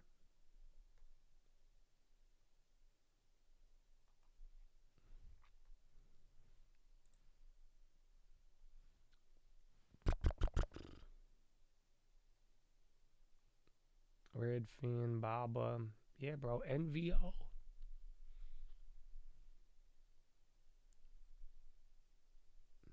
What if in the coming 20 years people get healthy and there's not as many fat people? I would honestly tell you that that's never happened before. Show me one example in the society of the earth where everybody just got healthier and stopped. And then as everything, they were just like, oh, shit, I'm going to take care of my... Do you not realize my other biggest holding is cigarettes? I am not investing in the faith in humanity. Like, I've always told you, this is my hedge on society to a degree. Yeah, like, don't you believe in this? And I'm like, I do, but, you know, if evil does evil, I mean, I know the human condition, man. So, yeah, but that's part of it. Like, you know, it's not just about fat people. And I'm sorry, I'm genuinely not even trying to clown right now, but it's not all about fat people and like NVO and Ozempic. I think, remember, it's diabetes. It is a medical drug with an application for a certain set of people. And then people notice that it could be used for all of these other things, you know? But at the end of the day, I think there's going to be a trend with the weight loss. But then, like I'm telling you, just from the get-go, they're already doing trials now for more weight loss, but also for other things like addiction, blood pressure, and there's one more that people were finding a connection with. So, yeah, that's why I'm like, it's, I don't know. I don't think it's the way it came on scene and the way they've monetized it, built around and made acquisitions now. I don't think it's going to get, it's going to stick around for 10 years. Like I'm saying, maybe we'll get surprised to the upside. Maybe we'll get disappointed.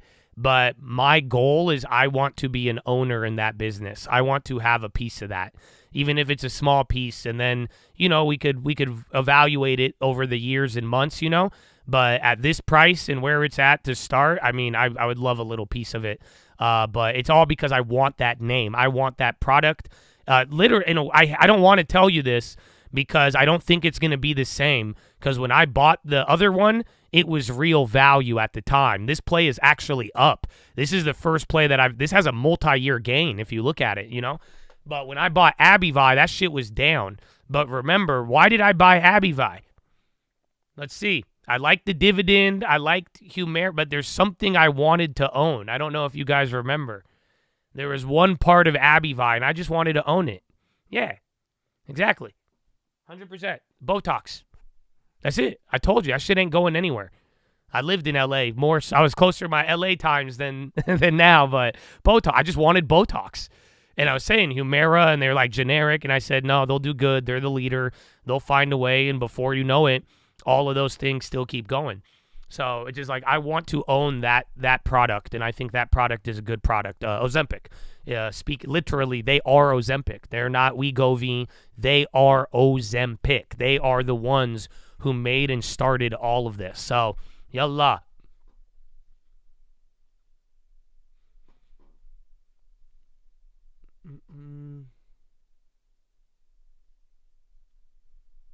$300 is huge already. Yeah, that's the part I don't like.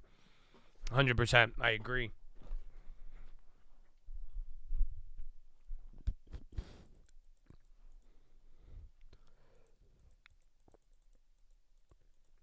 Yallah, yallah. Oh, it's already 9? Nice.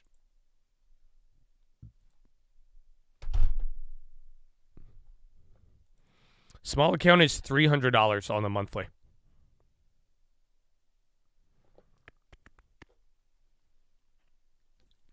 It's bigger than KO. Yeah, this is the biggest country in Denmark or whatever. But it's bigger. Yeah, it's bigger than Coca-Cola. It's bigger than Nike. It's bigger than it's the same size as Abivai. That's the thing. So in a weird way, it's like buying Abivai now. That's why this is different than most of the plays I bought. I'm telling you, because most plays I buy them really. That's why I like it, because this has quality though. This one, when was the last time you saw me buy a play that is up on the multi-year like this? So there's a lot of risk in it. I'm kind of scared of it, but like I'm saying, I like to start there. Why 2 accounts, small and big? Yeah, because I started small, and then after we did it small, they're like, it's not big enough. I want to do more. So then I did a big account. And then, yeah. So now we have small and big.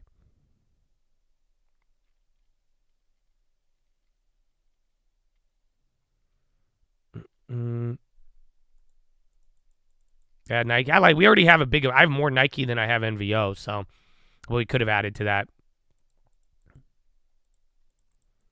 NVO bigger than Baba. Yeah, but then again, I mean, this has been the company you have heard about nonstop for years. Literally. Bro, South Park episodes, everybody talking about Ozempic. So it makes sense why they're up there. I don't, it has done a lot. So, but it's a huge company. That's the only thing. It's very different than most of our other ones that we've played, just because of that. 300 monthly is crazy small. Yes and no. I don't know. I think any amount of money is good, and $300 a month is $3,600 a year saved. So that is assuming that you make $36,000 a year and you save 10% of it. So that's kind of the cool. That's what I've always said. Like, if you get the small account, so this is why, like, over the last couple years, like, legitimately, if you make $36,000 a year, right? And you come to me and save minimum 10%. So if you work part-time at McDonald's, you encounter Josh Answers, and you're like, okay, this is dope, I'm going to do it. And you actually save that 10% of your $36,000 paycheck, and you don't increase your income, and you don't do anything else, at the very least, you can have at $25,000 in a couple of years just from saving and an adequate growth in a small dividend. That's kind of the whole idea. So even if you have barely, you think it's a small amount of money, $36,000 a year, in a couple of years, you could still pull out a down payment just by little, slow and steady. You know what I'm saying? And that's at the bare minimum of, again, $36,000 a year. Depending on where you are, that's either above or below what's it called? Above or below the minimum wage and like living wage.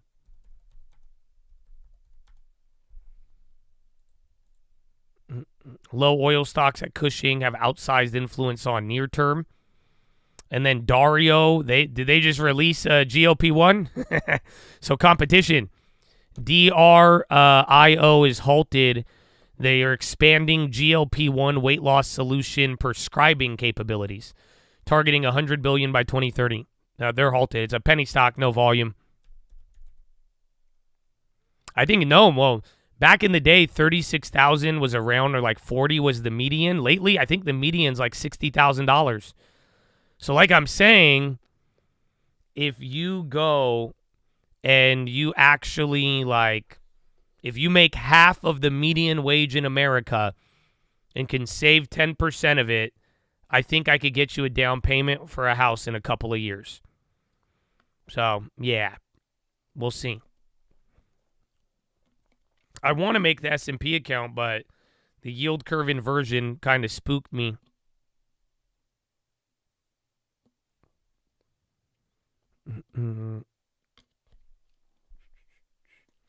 The Hims, no. I think Hims is going to be like Fubo. I think in a couple of years, you're going to look back at it and then be like, why did we value minoxidil that high?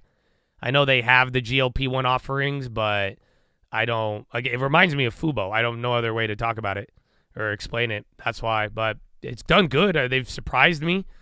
But then again, that's exactly what Fubo did back in the day, or like 2020, 21. Am I talking net income? No, I'm talking gross. Because my savings plan is all based on gross income. Because I don't think you should pay anybody first except for yourself. Anytime you touch a dollar, you should be putting 10 cents of that dollar into a separate account for you. That's always. And then pay your taxes. Then pay whatever you want. Then go pay your car payment. Then go take your girl out, whatever. But you must pay yourself first. So it's gross. That's why I'm saying if you made $36,000 a year, right when you get that paycheck, or whatever you touch the money, 10% of it goes into another account. If you do that in a couple of years, you'll have 25 grand. That's quite simply.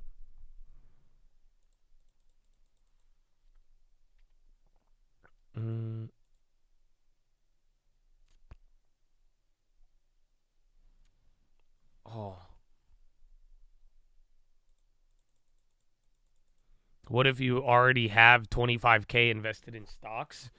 It doesn't matter. I mean, that's not like a milestone. That's just saying, like, again, I'm trying to explain that in a couple of years, even if you were on the lower end of the income scale, minimum 10% saving, you could almost get your whole entire yearly income in a couple of years that you will be able to use for whatever you want.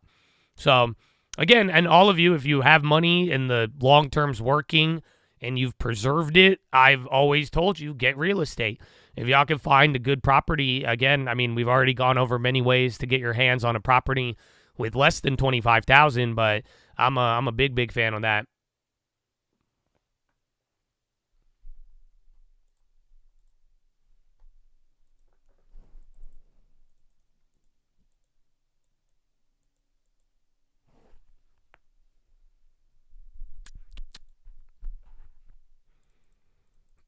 The U.S. finalizes rules to ban Chinese vehicles, which could include Polestar. It's coming out like 2 minutes ago. Keep saving, and then what are you going to do with it? You're either going to buy stocks, or you're going to buy real estate, or you're going to buy business. So that technically is the next step. It's not as if we're saving to eternity for no reason. The idea is to build up your equity in even safer spots and let that equity work to make you more money while you're not working. So again, real estate, another private business, or stocks, that's kind of our main goal with all of it. DRIO is unhalted. So they just got GLP-1 news. That's on the high right now. DRIO. Again, all the volume was just off of that headline.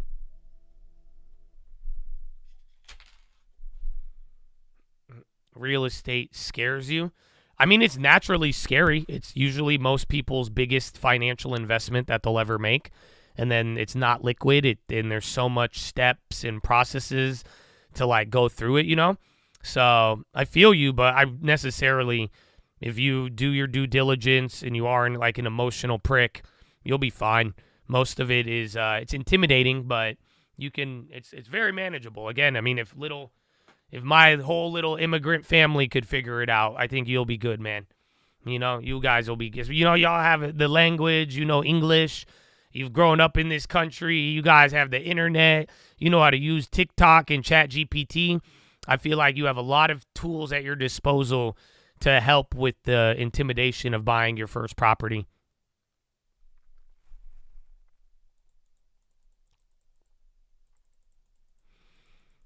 All right, look, see if this buy could level out even with the bonds. That could be a good sign. So we'll find out. Kids. All right, let me go to the bathroom. Follow me on Instagram at the Trading Fraternity. Ooh. Real Coke News on Twitter. It's an attractive and buys AstraZeneca. very good franchise CNBC making that has picks. a diverse pipeline and a diverse business beyond just oncology. It's got cardiovascular, it's got rare disease, and the China business gives me the opening. All right, we have some movement too, not necessarily new buys or sells, but we have additions in terms of Josh Brown's best stocks in the market list. So we have some additions here and a few subtractions too, Josh, that I want to address because we've been highlighting these for our viewers, and we do have some ownership around the desk. So in to the list, the best stocks in the market is 3M, Becton Dickinson, and EOG. You want to talk about those first, please? Yeah, so let's start with EOG because this one has not broken out yet. This is a stock that's been consolidating at give or take roughly the same level going back to early 2022. It's at the higher end of the range. It just popped onto the list. And I think this is the type of situation where you can anticipate the breakout. I think if you're a trader, you sort of want to play this with a stop.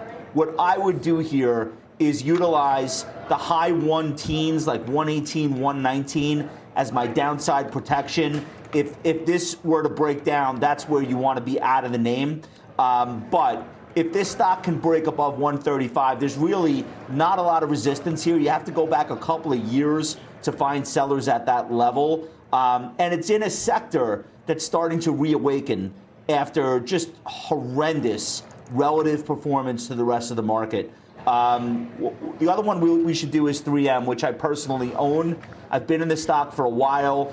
This has been the type of situation where it had a huge breakout. Stephanie's in it way earlier than I am, but I'm still there. It's been consolidating since September, and now I think it's ready to take its next big leg up. It's right at the upper end of that range, within 1% or 2% of 52-week high.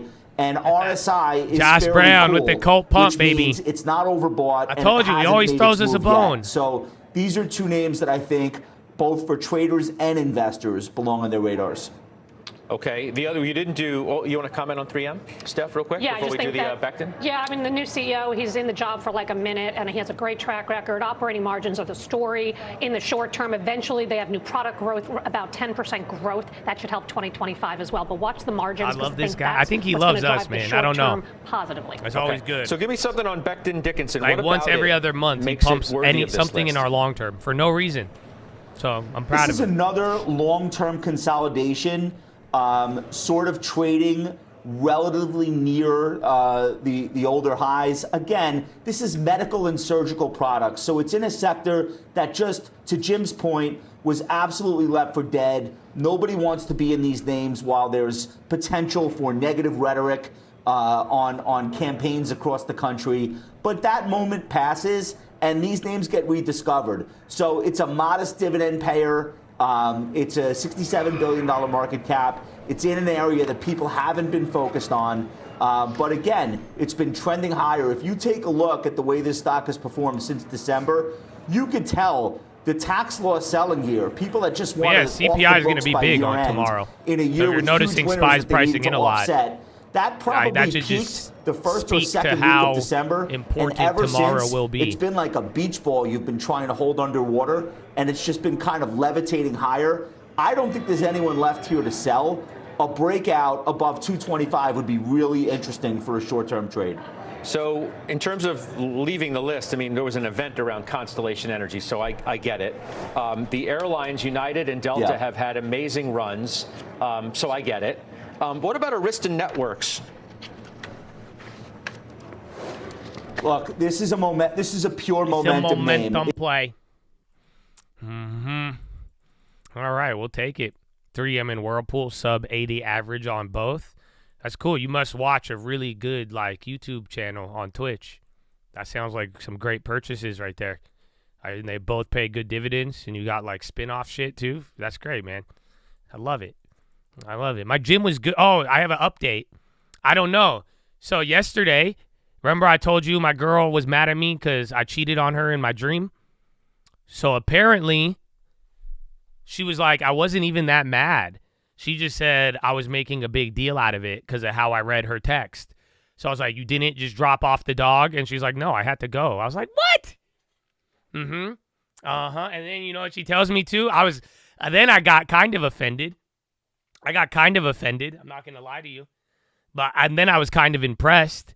And then I was like, damn, my girlfriend is hot. Okay, I'm sorry, because apparently she tells me she went to the gym and she says some guy tried to talk to her at the gym. And I was like, what? Because I was impressed. I'm like, no guy talks to girls at the gym. What a weirdo. But then I'm like, my girl's hot enough where I'm like, yeah, I kind of I understand. You know what I'm saying? I'm not like, all right, well, then I don't know how I feel about that. Did I get jealous? I don't think I got jealous, but I did. I told her, I was like, it's because you're hot, but I'm wondering. I'm like, that's interesting. But it is what it is. Girls get talked to all the time. Not at the gym. I just don't. I would never approach a girl at the gym because I told you that one story. This hoe thought I was trying to talk to her. I just wanted her to get off the machine, and I got really mad. I let his girl go to the gym alone. Why wouldn't I? What do you think this? What in the Middle East are you talking about? What do you? This guy supported Biden's pullout of Afghanistan, clearly. You let your girl go to gym without you, Joshua? Do you let her show her face, Joshua? Ah. Okay, calm down, bro. Yeah, it's okay. You know she has her own car? I know. I let her drive, too. Isn't that crazy? I know. It's hard to believe for some of you. I know, yeah. She could. Autonomy. It's crazy.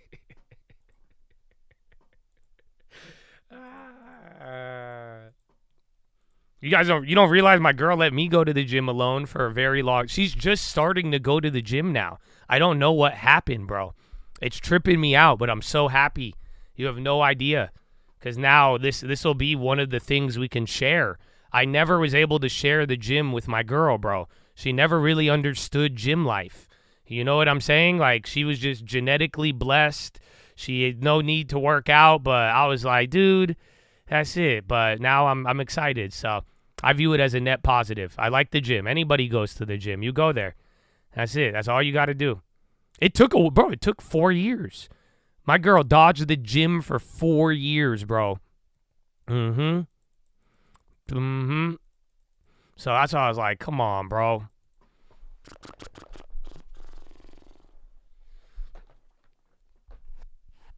Yeah, man. It's hard baiting Blanco. 4 years while she knew me. I mean, we've been dating for 4 years, and I've been going to the gym. I mean, I've had a couple injuries here and there, but yeah, that's kind of the crazy part.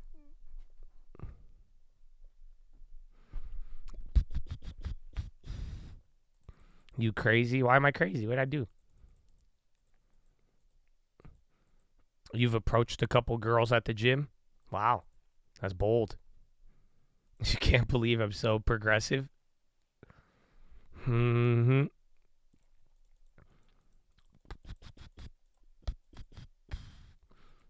wouldn't want your girl to know how much I lift? I have to explain to my girlfriend how much I lift in terms of her.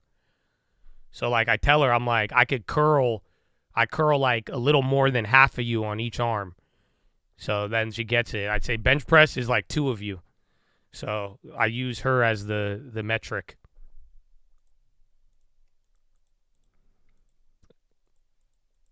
Best gym pickup lines? Go. Bro, just work out. Go home. What are you talking about?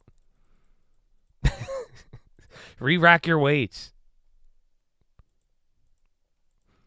Musk, Zuckerberg, and Bezos will attend Trump's inauguration.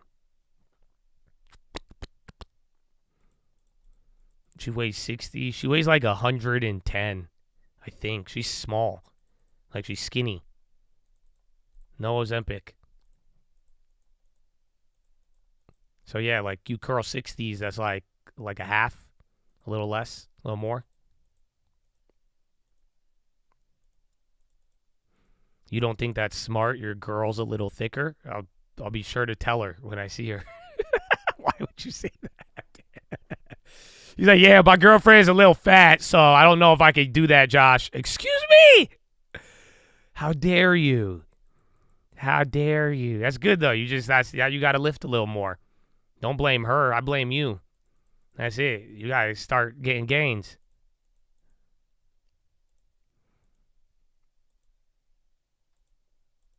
Your girl trolled. I mean, I don't like working out with my girlfriend yet until she gets, like, better at it. But we go at different times. I've only went a couple of times with her.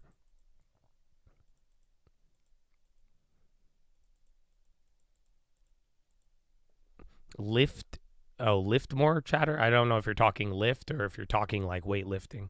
So I'm going to just check lift just in case. Yeah, okay. I don't like working out with anybody, to be honest. Because my workout is very efficient. I hit that cardio. I hit my sets. I barely even like take rest in between. I run through my playlist and then that's it. And then I'm gone. I'm done in an hour or less. That's it. You do 20 minutes cardio, 40 minutes lifting. And that's because I walk. But that's it. You could do everything in an hour or less and just actually get a full ass good workout.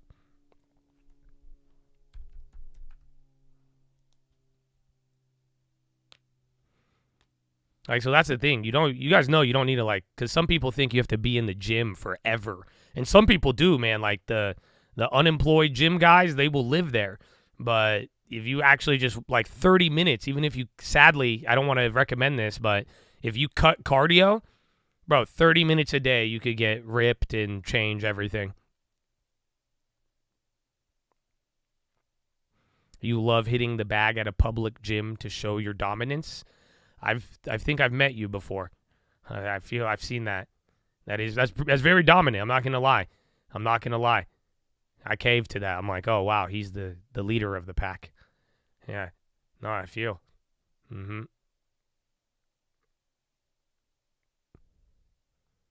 How much time do you take in between sets? Not much. So usually I can knock out 2 sets of 10 to 12 by the time one song finishes. And that's like 3 minutes.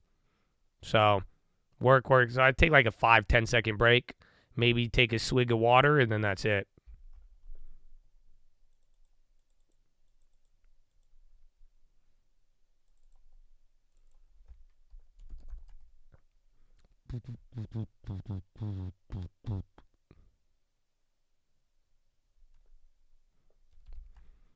Supplements? Nah. I mean, I have a lot of caffeine throughout the day.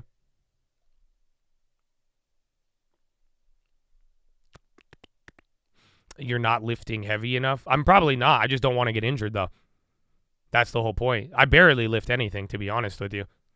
I have not. Dude, I do 1 plate of everything.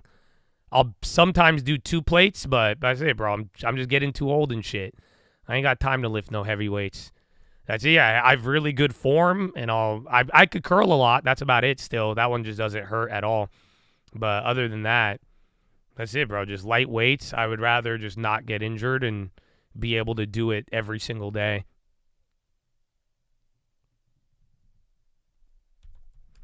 And then do more. I mean, 10 to 12. I was doing 10. I moved up to 12.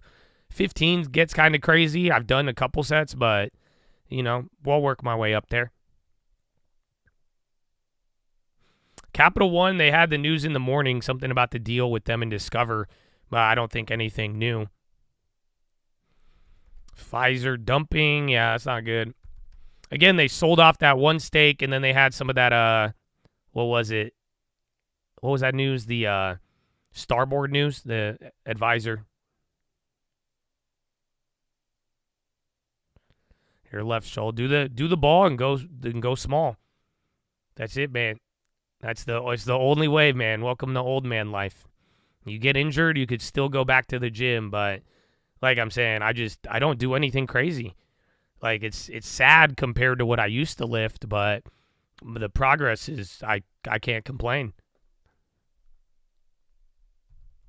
There is. I thought there was going to be at least 1 Fed speaker today, and then there's like 3 tomorrow. Let me double check. Oh, it's not showing up on the calendar anymore. No, Fed Williams, 12:05. Yeah. We have Fed, and then Fed Schmid, that was already in the morning. So, yeah, right at Power Hour, we get Fed Williams, John Williams, and he's the VP, so that's big.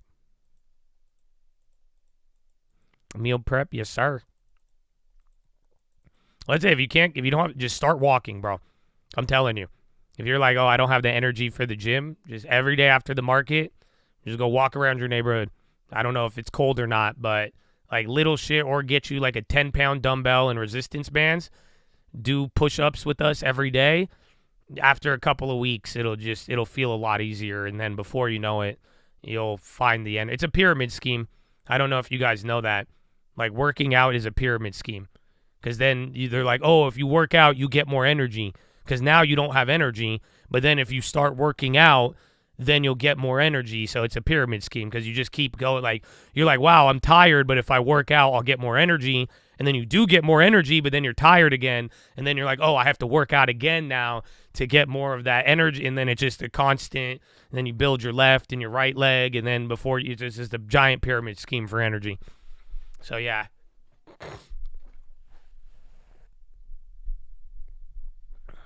You don't get energy. You get depressed if you're not moving. No, I get tight.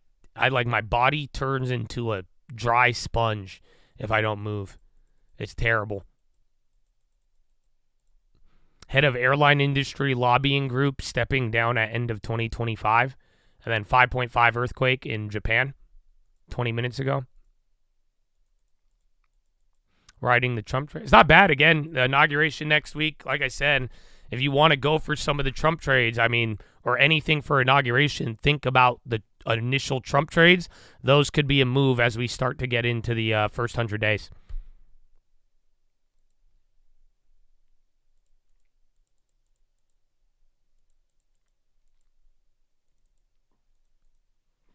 And what high ticker is like dry. That's great. We're still going down, man. I can't believe it. So again, ever since you like kind of topped out here, it's been a couple of hours of straight down. The bonds meandered a little lower, but now they're both there, and then Russell's the only one green. Spirit for the long term.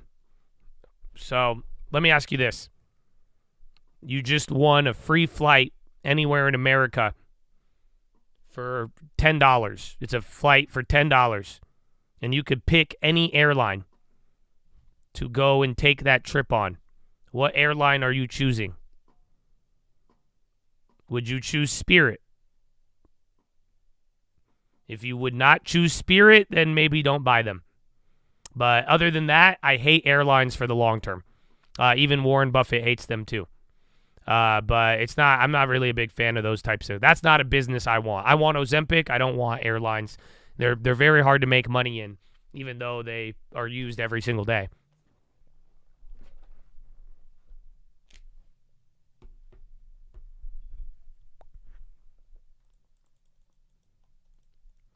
You're out walking 30 degrees. I hope you wore a jacket. Because you're like, Josh, I did what you said. Now I have frostbite. So make sure you got a jacket. That'd help.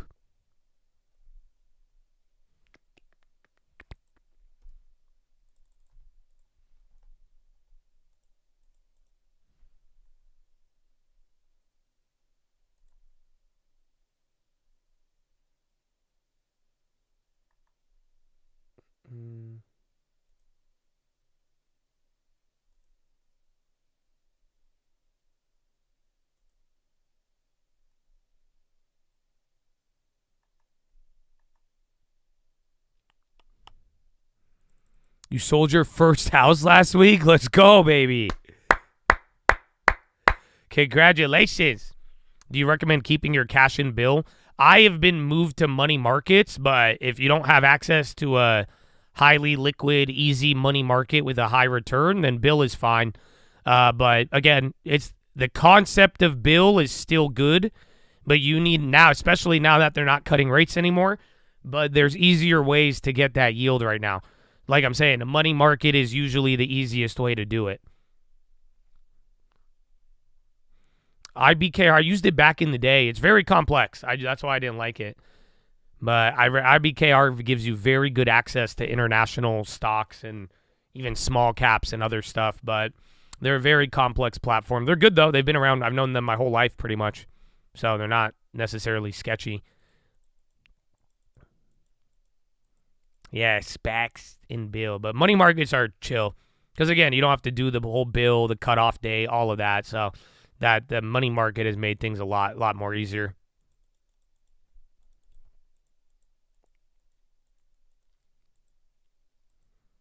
0.7, the fee? That's what they charge you?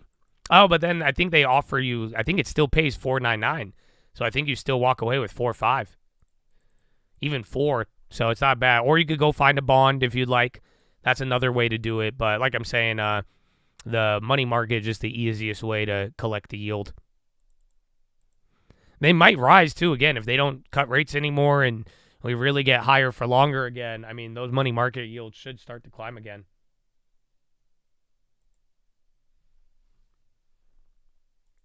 UNG on the high. Again, there's a Trump comment earlier, a couple hours ago.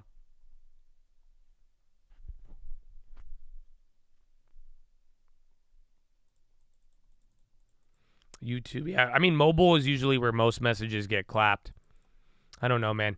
It's good. Today was a little bit weird. It kicked out some of you for a little bit, but been generally stable.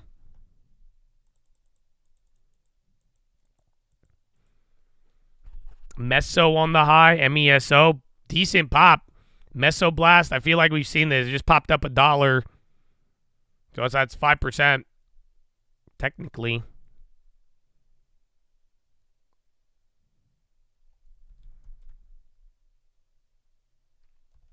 Spy near the low. NVO going lower. Eli Lilly. Yeah, I think NVIDIA and Meta, right when they started selling off, the SPY went with it, but we had a majority of the names up. If you buy YouTube Premium, you won't get ads. But, again, I like low-key. YouTube bothers me, so I don't know if you should get YouTube Premium, but it would have, fortunately, stopped the ads. But, like I said, at this point, we're probably going to have them until they fuck my bandwidth up again, so I would get used to it.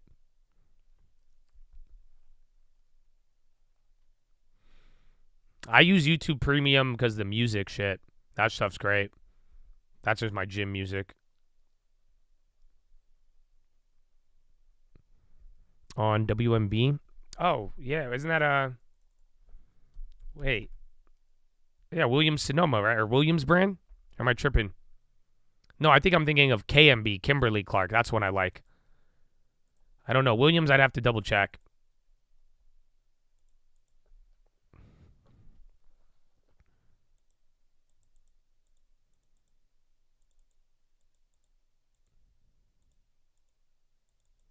Part of the reason you went back to school was get YouTube Premium discount.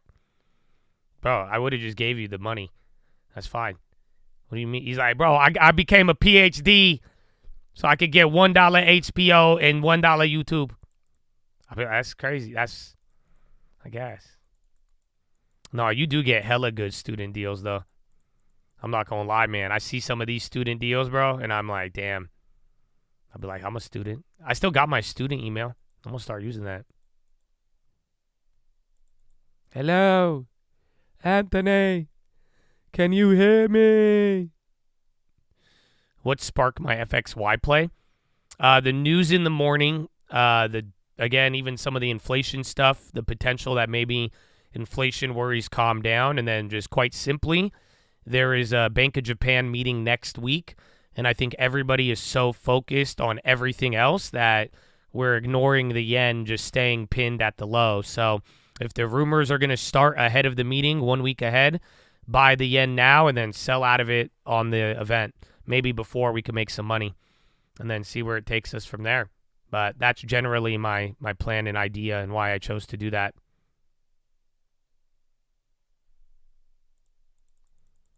I think we have a couple chads going to the inauguration. I really want to go, but I don't know. I'm scared. I don't trust it. I'm going to stay in my house.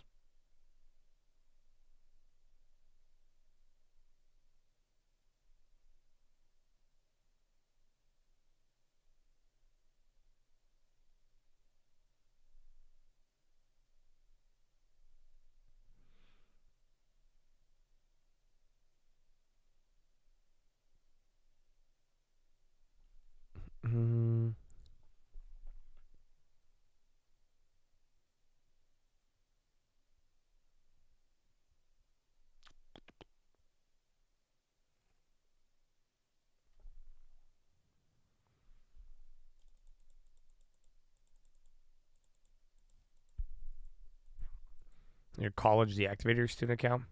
Damn. Yeah, tomorrow we'll be live early for CPI. Josh Brown pumping UWMC? No. This is just getting out of hand now. Oh, I don't see it up there. That's crazy. But yeah, I don't like any real estate plays though till the bonds chill out. But yeah, UWMC popping off Josh Brown comment.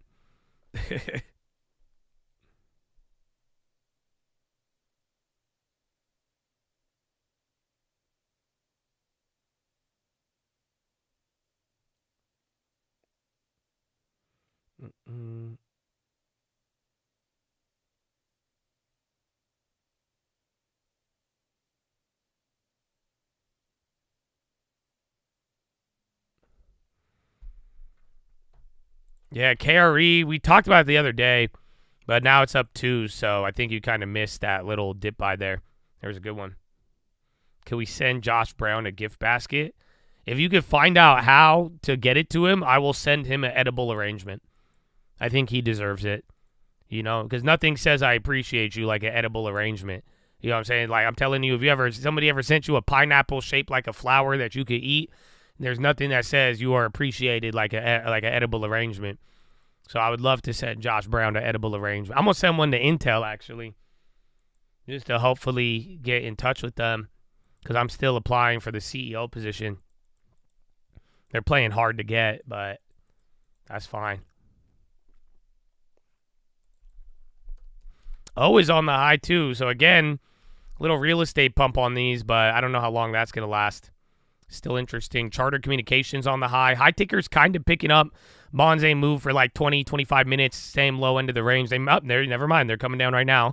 But then SPY trying to break out of that like 30-minute, 1 hour range. So let's see.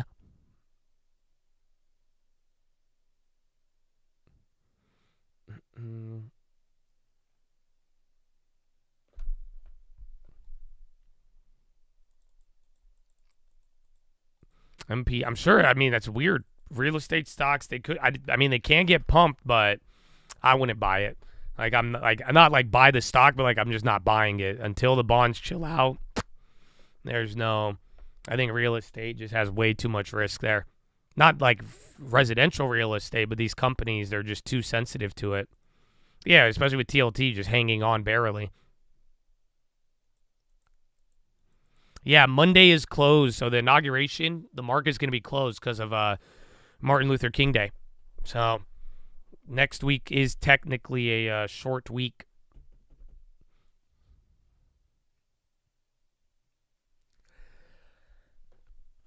Ooh.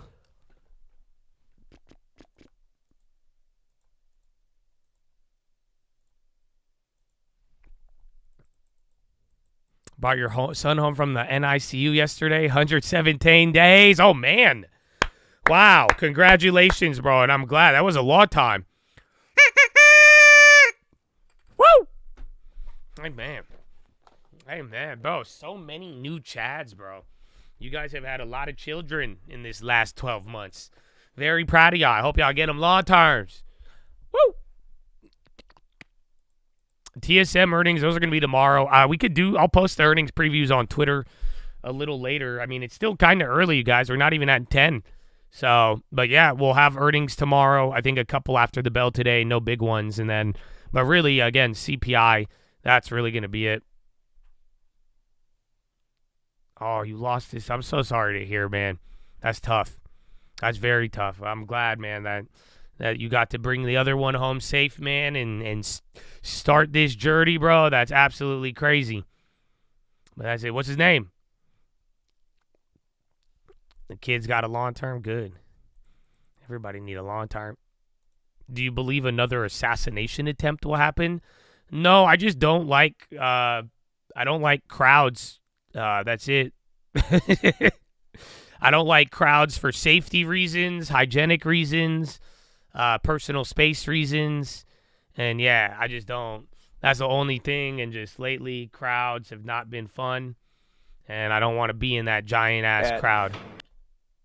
Nova, price target They're still doing these plays. B of A, 374. So Josh Brown pumping Reddit now, GEV too. Hitting a new record high today. You got both, right? Yeah, you have both still? I have both. Yeah. I recently trimmed GE, though, because it's had such a nice run. It's up 68% in the past year. But I trimmed it because I bought more Boeing, because I actually think this year Boeing plays catch up to the GEs, if you will. But there's nothing to complain about for GE. Larry Culp is doing everything that he said and then some. Your wedding? I'll be there, yeah, if it's in Cali. Higher. GE But then you can't get divorced. Really much more of a That's my only requirement. Story. It's some weird religion shit, but like, yes, not really. Because if I come to your wedding and y'all get divorced a year later, I'm gonna be so pissed. I'll be like, why the fuck did I come to the wedding? Margins to 13 y'all should have thought about this over the next 10 years, before making a big decision. Double as well. So make sure before you invite me that you know that she's the one. Quanta Services, Eaton, and GE Vernova. That's 9% of my portfolio because I believe in the long-term theme. All right, we'll take a quick break. We will come back and we will do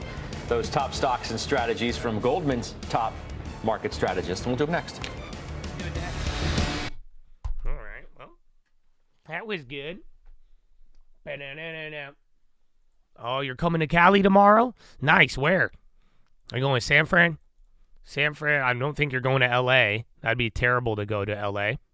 But other than that, Palm Springs. Oh, that's where I was the other day. So when I told you I was with my dad, we went to we drove through the mountains of Palm Springs, and then we went down to Palm Springs. It's fucking beautiful. It's kind of cold a little bit, but I love Palm Springs. Everybody knows I love Palm Springs. If you actually seen some of the stuff I've posted, I fucking love it. Enjoy it. There's a good Maestro's in Palm Springs. I don't know any other food. The Amex Golf Tournament. Oh, I didn't even know there was one. Nice. Do you golf? I need to get my golf game down. Clandestino. I love Palm Springs. It's nice. It's nice when it's sunny, dude. I like the heat, so that's a good place. Golf. The sound is really satisfying. Like the sound of a golf ball hitting the thing, you know? It's great. Born and raised in Palm Springs. I think it's a good place, man. I'm glad how it's like developed too, you know? But that place has a special place in my heart. I love Palm Springs. That's why I love the windmills. I love all of it. I'm surprised I don't live there, to be honest. I just don't know why I don't live there, but I love it. I love Palm Springs. Oh, you're playing? Oh, you're joking around? Okay, I banned you. I'm not playing. So, yeah. Just be more intentional. See?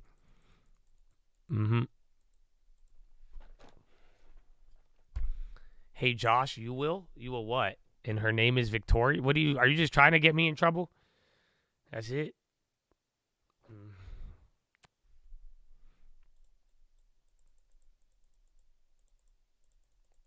Josh got the trigger finger. No. I'm chill, dude. Josh is fine.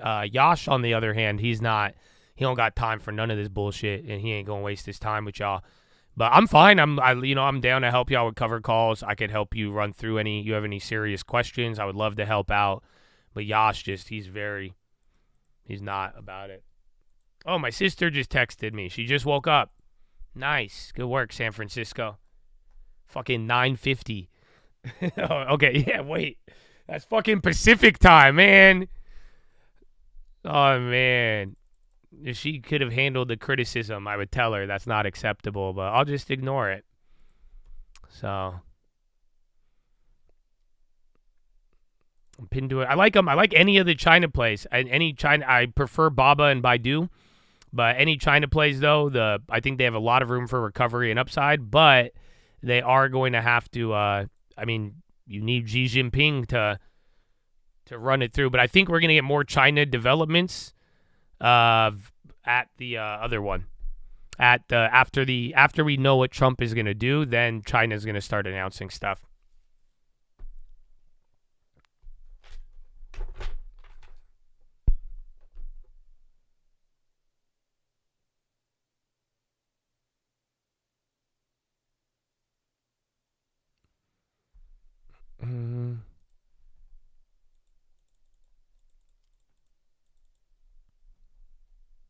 Tell her to do push-ups? No.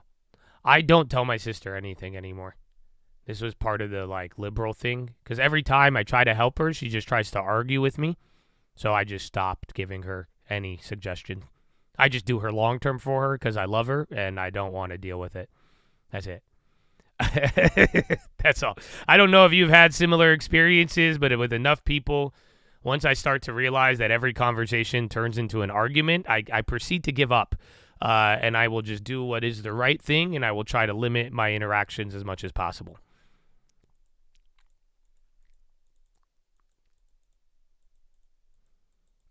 Yeah, we went through Idlewild and then the other part of the mountain. You know where it's like that turn, and then you could go left to Idlewild and then right to Palm Springs. So we didn't take the mountain view route; we took the other way. But because my dad wanted to see some of those houses there, and we had a little challenge. And we just said, fuck it, let's go see it. And then we drove out there. And because he drove there like 20 years ago. It was a long time ago. So I showed him all of that.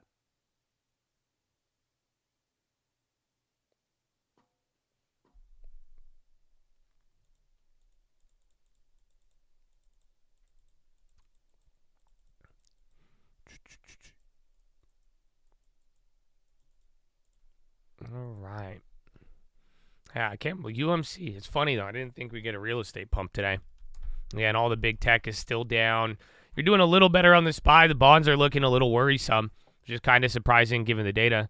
Now Josh Brown pumping Uber. Dude, this guy's gotten, 3 companies in our portfolio already? Long-term. Yeah, I bought NVO. NVO is my long-term pickup. So I'm trying to get it for my sister. I told her to text.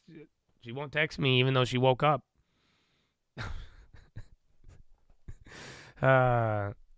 Real estate is going to balloon like stocks did.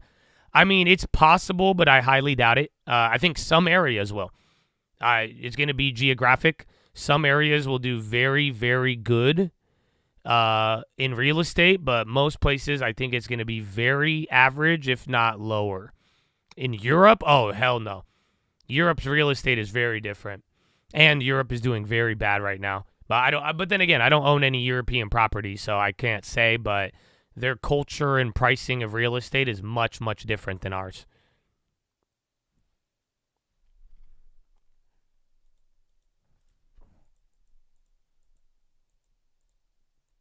Well, yeah, I don't see until inventory or rates. I mean, I don't see. I don't see it going too crazy.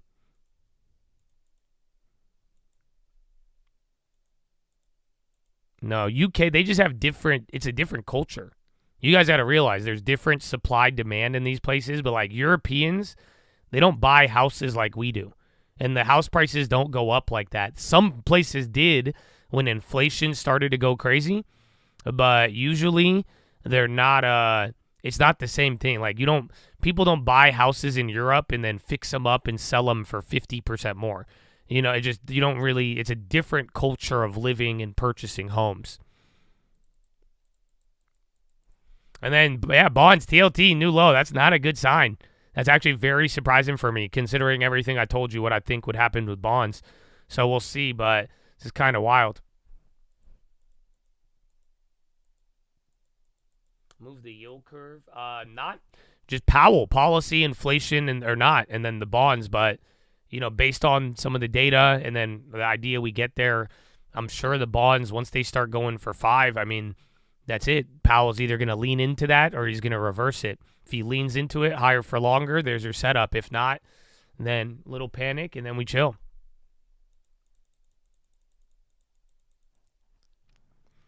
So TLT down, SPY should drop 15%, right? Ha ha ha ha ha. Do you want to salvage it, or do you want me to just end this right here? How do you want to do this, Ryan? Because I'm staring at you. Mm-hmm.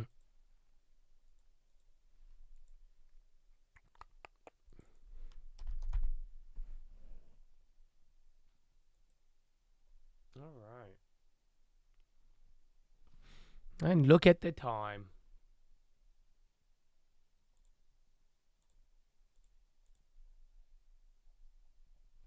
All right. Follow me on Instagram at The Trading Fraternity. I'll see you in a little bit. BRB.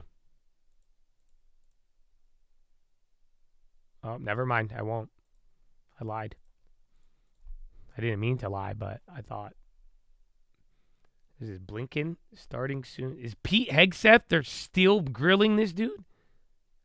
And the news won't show any clips of fires because they don't want you to start a fire. I blame Luigi. What? All right. Collaborative combat aircraft. Senator, that's a very important Real cold news on Twitter. One that BRB. I've been looking at a great deal. A lot of it, just to be clear, involves classifications and understanding precisely cost and capabilities, including capabilities of enemy systems, both not just 4th and 5th, but potential 6th generation, which we've already seen a prototype released from the Chinese. That's a dangerous development, considering at least the publicly understood condition of NGAD, which I look forward to the opportunity to looking underneath the hood on that. But ensuring 4th and 5th are capable and upgraded as necessary will be a part of our contingency. But when you look at what's happening in the Indo-Pacific, say operability, range is going to matter because it's such a large battle space. that will all factor in decisions that are made. And that's where I feel, frankly, a little bit liberated, is that I didn't work at Lockheed or any number of, pick a defense contractor. I didn't mean to point one out in particular. Pick any. I haven't. I don't have a special interest in any particular system or any particular company or any particular narrative. I want to know what works. I want to know what defeats our enemies, what keeps us safe, what deters them, what keeps our enemies up at night. Whatever that is, I want more of it, and I want to invest in it. And I know that's the view that President Trump has as well. Thank you. You know, some have commented recently about the need to eliminate immediately a manned aircraft. So I'd say maybe one day, but that day's not now, and certainly not before 2027, especially in the Indo-Pacific. So if confirmed, will you commit to work with my office in this committee to ensure the proper mix of fighters, manned and unmanned? I look forward to working with you on that, Senator, because unmanned will be a very important part of the way future wars are fought. Just the idea of survivability for a human being drives cost and time in ways that unmanned systems do not. But I look forward to that conversation, Senator.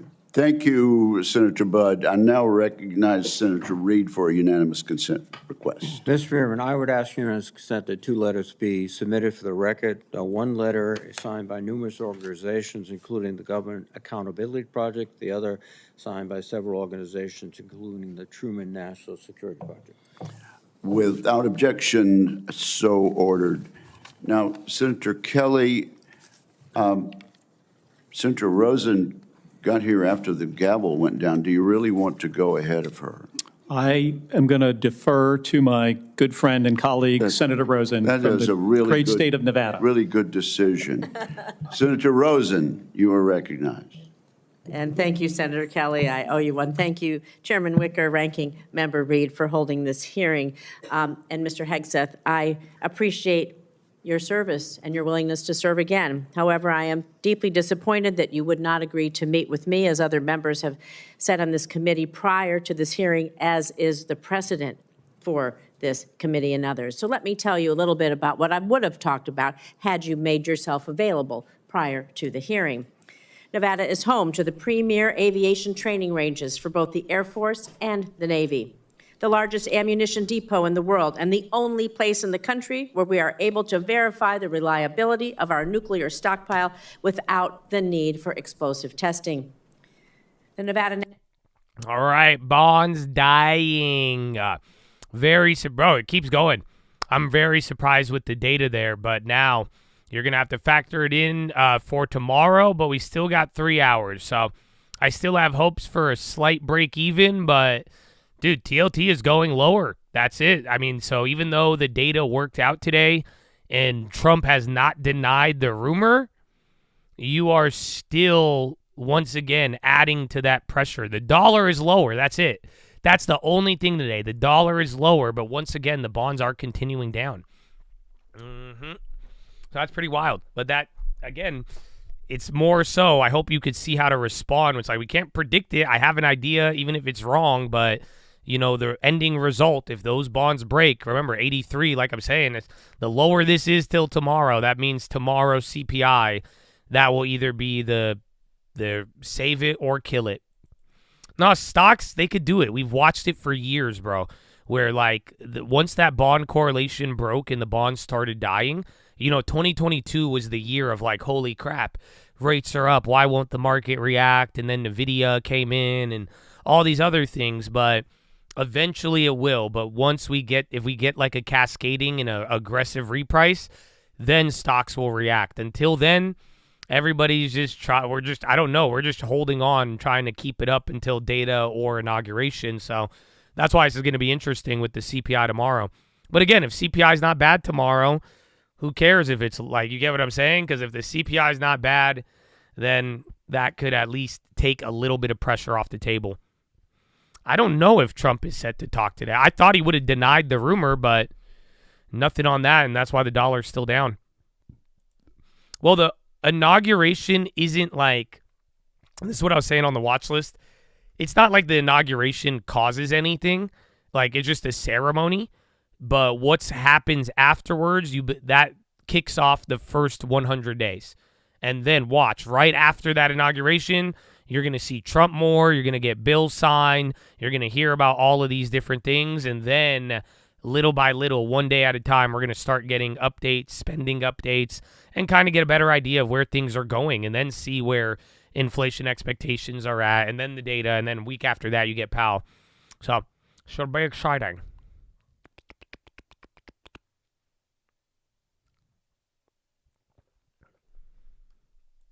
Tesla, I still think Tesla is the big winner from the election. Again, Trump team, the EV, the auto, even NVIDIA talking about physical AI.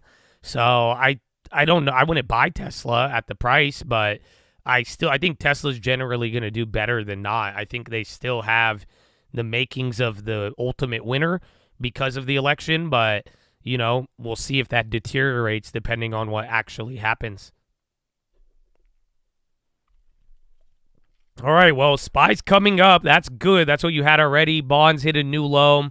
They didn't die, so see if we could change this first half. Again, it was gap up and then just sell off all day today, even though the data was good and supportive. But then again, we'll see where this close takes us. And now it is 10:05, my brethren.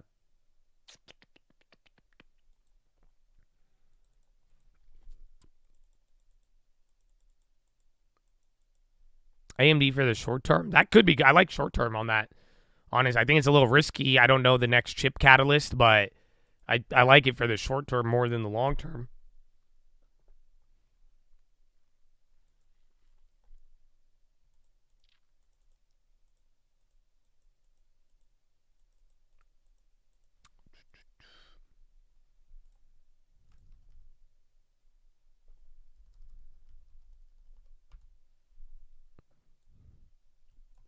Or kettlebells count instead of push-ups? Yeah, if that's what you're working out. I've done it a couple times.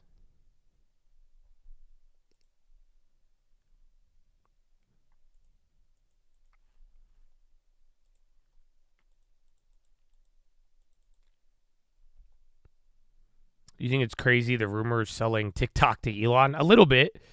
I don't know. And then it's funny because everyone's moved. There's millions of people moving to that little Chinese communist app. So just once again, are we really about to pillage a social media company and then try to sell the remaining users to Elon? Just kind of funny, but I don't know though too. It just sounds like a wild ass rumor. But then again, it kind of makes sense. China and Elon, they have a good relationship. So it'd be a good connection to Trump too. So a very random ass headline is how I view it, but I don't know how much weight I really give it.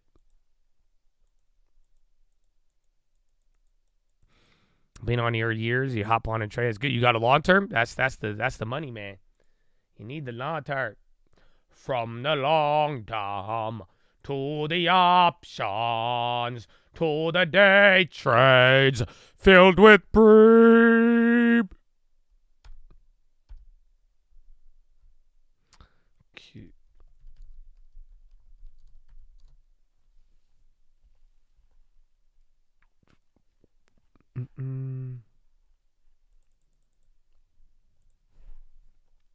OpenAI rolls out beta feature tasks to ChatGPT, which will let users set up tasks to be performed at a future time.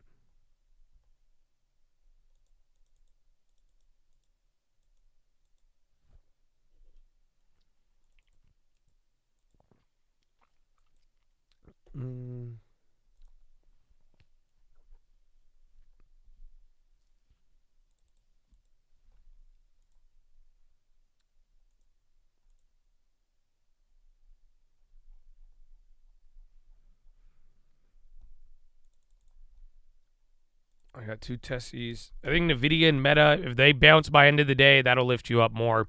If those die by end of the day, that's just going to make it where you guaranteed close red. But I still think we're going to close green. The bonds, though, I don't know. I'm kind of doubting it a little bit, but I thought the PPI would help them a little bit. What industry is going to tank in the next decade? Oh, I don't know. What was the last industry that tanked? I know coal did in 2014, but other than, I guess, big box retailers to a degree. the 500-acre property in Montana you were looking at. I said we sell the long term. I could buy a Colt compound tomorrow. So you say the word. But in the meantime,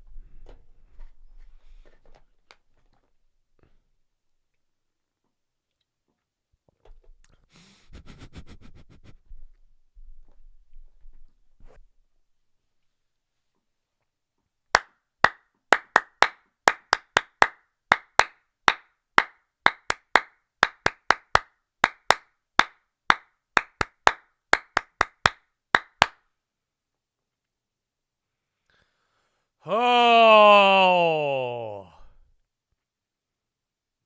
ladies and gentlemen, boys and gals, it's that time. It is that time for Philo. Okay?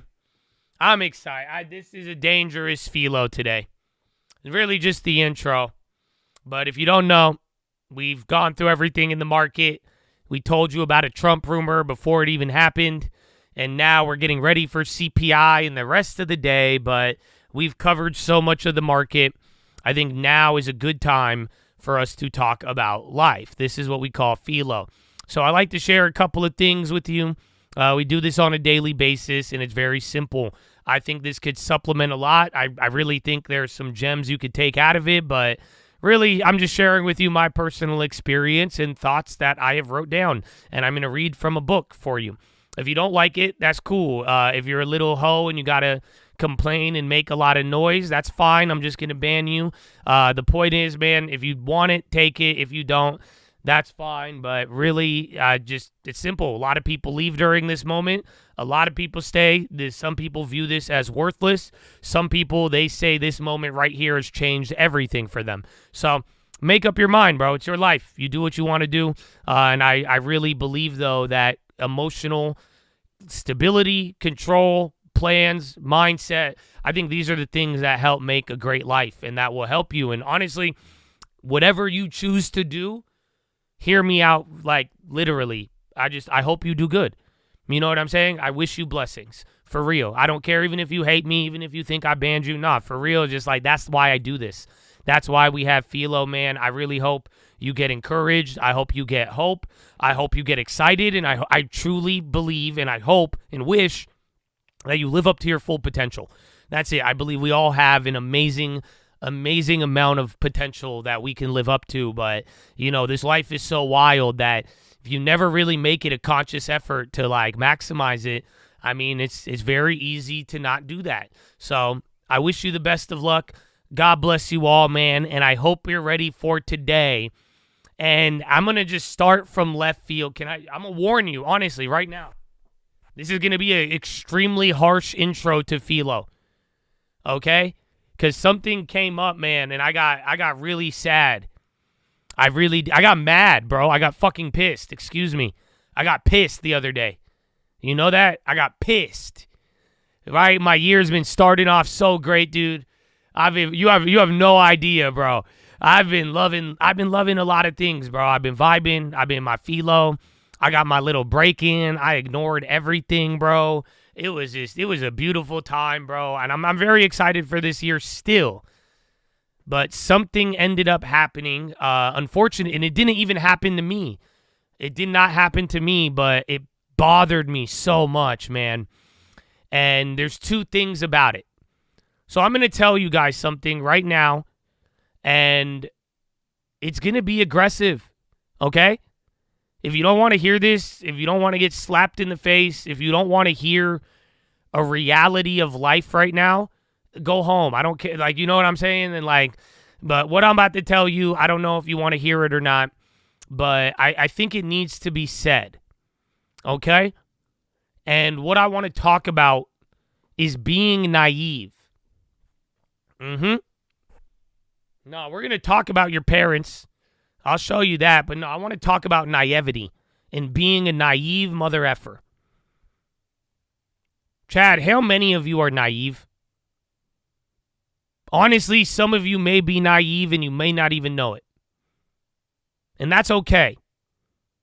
But somebody They asked me, and I feel bad, right? Because this is what happened. Somebody asked me for advice a couple of months ago.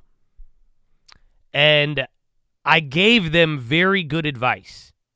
This is a good friend of mine. And I gave them very good advice.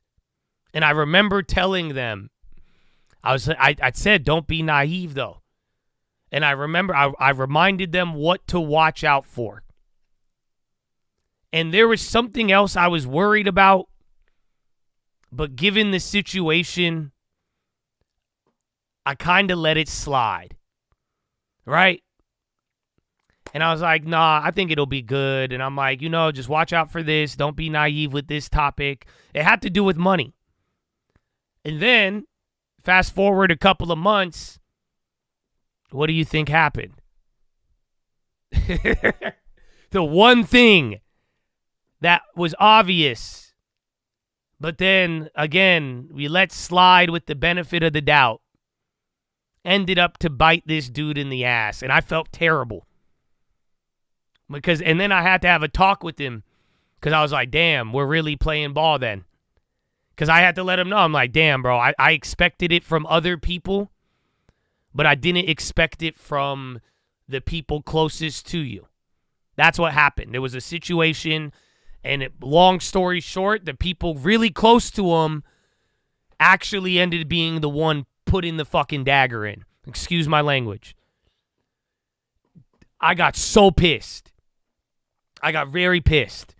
Because I was like, man, I even told him, I was like, I knew I should have told you this, man. I'm sorry. Because I was like, I knew it, but at the end of the day, it was such a situation where I was like, man, I don't know. I wanted to hope for the best. But then I had a good conversation. And we had a real deep talk on it. And I think it would be a disservice if I didn't share with you what I shared with them. So, Chad, can I give you a quick reminder for this year? You know why? Because it's funny, because as we started off this year, bro, I was just telling y'all, be ready to be disappointed. And I'm not saying that like I think bad things are going to happen. I say that because I know that disappointment, that's the thing that messes people up. You know that, right? It's not success or failure, dude.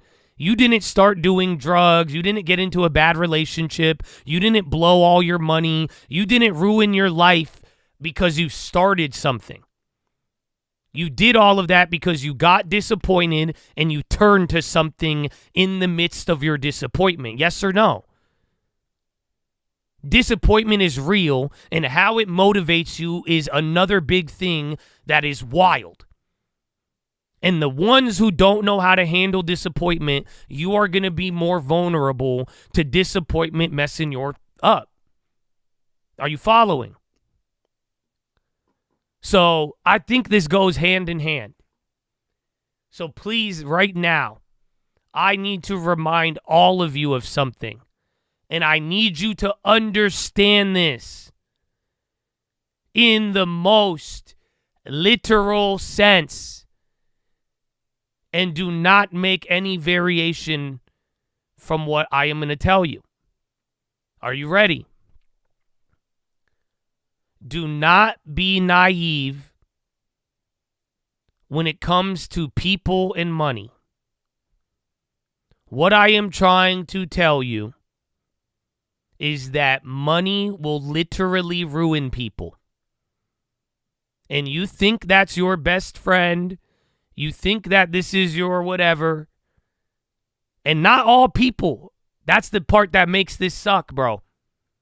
You know that? I hate to break it. That's why. Because my buddy, I don't think he's the type that money would really, change him like that. But it doesn't mean the people close to him won't. And I need you to all understand this. Because I don't know what you're dealing with, but guess what? I know every day you are dealing with the stock market. And that has to do with money. So please do not forget, there is no exceptions about it. Money brings out the evil in people, and you need to be aware of that. And are you fully aware of that? I know it sounds cliche, But why I'm saying it, because I'm like, damn. And like, I'm telling you. And I'm not saying this so you're paranoid. I'm not saying this so you have less peace. No, I just want you to really be ready and prepared for everything. That's all. Whatever you are going to deal with this year, if you run into a situation that is fueled by money, I need you to not be naive and understand that once you start throwing money into things, people are going to get hella weird with you. I know. I hate to say it. It sucks. We don't want to accept it. But my brother, you could have the best heart in the world. You could listen to all these philos, and you could do no evil in this world, and people will still screw you over.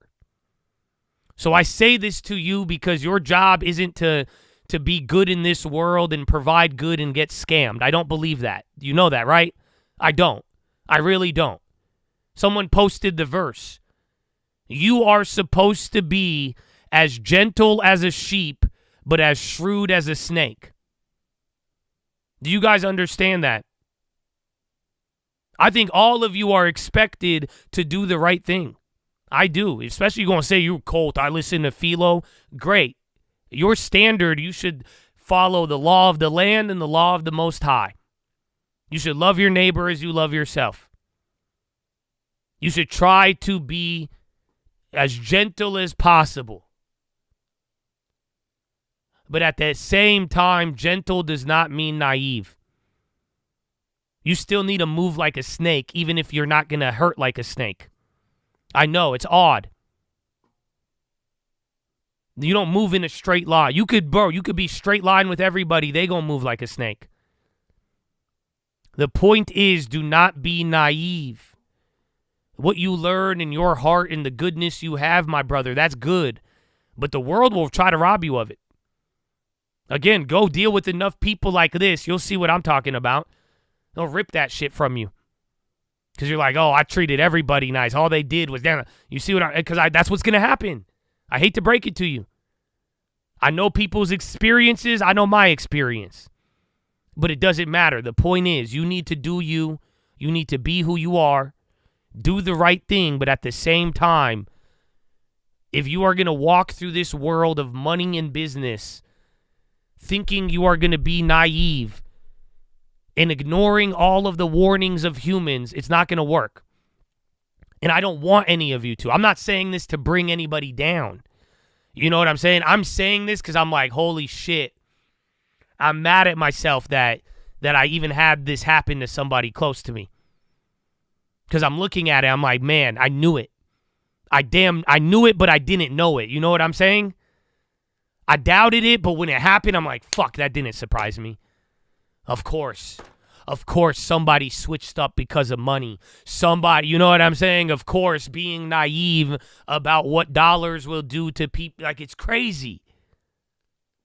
So I feel like it would be a disservice for me to not remind you of this to start off the year. We're excited. Things are great. I hope you're ready to be. Disappointment or not, great. But at the end of the day, I don't want none of this naive bullshit. And some of y'all might need to wake up from it. Not wake up, oh, the government, I'm so woke, oh, Donald, no, fuck all that. Excuse my language. This pisses me off. Because I don't think y'all get it. A lot of people don't. Even I could miss it. You cannot be naive. It doesn't mean don't be nice. It doesn't mean this, but it means you need to dot your I's, cross your T's. You have to be very conscious if you are giving anybody the benefit of the doubt. And the moment you start dealing with money and bigger amounts of money, you should prepare for people to stab you in the back. Do you all understand me right now? And if they don't, God bless them. They're great people. And that's a great sign. But I'm not going to let y'all work this hard, do all of this, do the right steps, take the right things, only to just get blindsided by evil people taking your knees out. Because it's not your fault, but you should be prepared. I can't stop a evil mother effer from doing evil stuff. And just because they want to do that, it has nothing to do with you, right? Some of y'all, how you behave has nothing to do with me. I'm aware of that. But it is my job to be prepared, and I am not going to let the fucking wolf in the hen house. That's what it is. And that's what I am telling you. So like I said, this isn't the book. This isn't anything. I am giving you this as an intro to the philo. This ain't no biblical. This ain't no, I maybe dropped the Bible verse, but at the end of the day, do you all understand what I'm saying? Call it whatever. This is business, bro. This is real life shit right now. So I really hope you get what I'm saying. Because I don't care who you are or not. I don't want you to face this disappointment. And again, I think some of y'all are going to do great things in this world of business and money. But I don't think it's going to serve you properly for you to do it with a sense of naivety. I need those lenses clear and a reality check. Because once you start dealing with it and dealing with money, people are going to go crazy. So I wish you the best of luck. But that is your intro to philo. So that being said, I hope that wasn't too much. But today, we are going to be reading chapter 3 from the Screw Tape Letters. So again, this is a fictional book. It's meant to be as entertaining as it is kind of a spiritual look. But it's from the story is a demon in training getting trained by another demon on how to mess with people's lives. That's the simple way to put it. So we've read a couple of these already. I skipped this one yesterday, but this is, I don't know, this might be difficult for some of y'all. Because today, we're going to talk about the relationship with your mother. Because some of you, your relationship with your mother had an effect on you you might not be aware of. But I'm going to go one step further. And this is going to sound weird, but it's not. Maybe this has nothing to do with your mother. But this may have everything to do about your spouse. The point is, he talks about a situation when people spend time with each other a lot. You've known your parents since you were born. Again, whoever you are married to, you might live with someone. Every day, you are with that person. But there is very subtle things that are occurring. So, this is what he's going to talk about. My dear Wormwood, I am very pleased by what you tell me about this man's relation with his mother. But you must press your advantage. The enemy will be working from the center outwards, gradually bringing more and more of the patient's conduct under the new standard, and may reach his behavior to the old lady at any moment. You want to get in first, keep in close touch with your colleague Glubos, who's in charge of the mother, and build up between you and that house a good settled habit of mutual annoyance. Daily pinpricks. The following methods are useful. That's it. I can stop right now. Do you get the concept? My brother, if you have a habit of mutual annoyance, that's hurting you. Oh, I don't know if y'all get it. Guess what, guys? I hate to break it to you. For some of you, that is me. So if the person you live with doesn't mutually annoy you and you don't have a little pinprick all the time, you got a good relationship with your parents, and then you just going on the internet, spending time on things that are annoying you little by little, my brother, that game is deeper than you think it is. You think you're killing time. It's destroying your soul and your patience. Oh, y'all don't want to hear it. I don't want it. I don't know. That's all I say. I can stop right here if you'd like. That's the topic here, a mutual annoyance. A daily pinprick with the people you are around the most. That's why I said, all you got to do, you want to mess with that human? Have him make a habit of being mutually annoyed by the people he's with, closest to, that he spends the most time with. You know why? It's a mutual. Because you get mad at them, they get mad at you. Oh, beautiful. That's why you haven't noticed? Have y'all ever been in a good mood? Had a great day? And then you dealt with somebody close to you and then they ruined it? I'm laughing because, oh gosh, I have so many memories. So many days. The day, beautiful day. And then you go home. Beautiful day until you see this person. You don't think that's weird? It could be so bright and sunny, and then someone just come in with that cloud. It's this mutual annoyance. So 1, keep his mind on the inner life. He thinks his conversation is something inside him, and his attention is therefore chiefly turned at present to the state of his own mind, or rather to that very expurgated version of them, which is all you should allow him to see. Encourage this. Keep his mind off the most elementary duties by directing it to the most advanced and spiritual ones. Aggravate the most useful human characteristic, the horror and neglect of the obvious.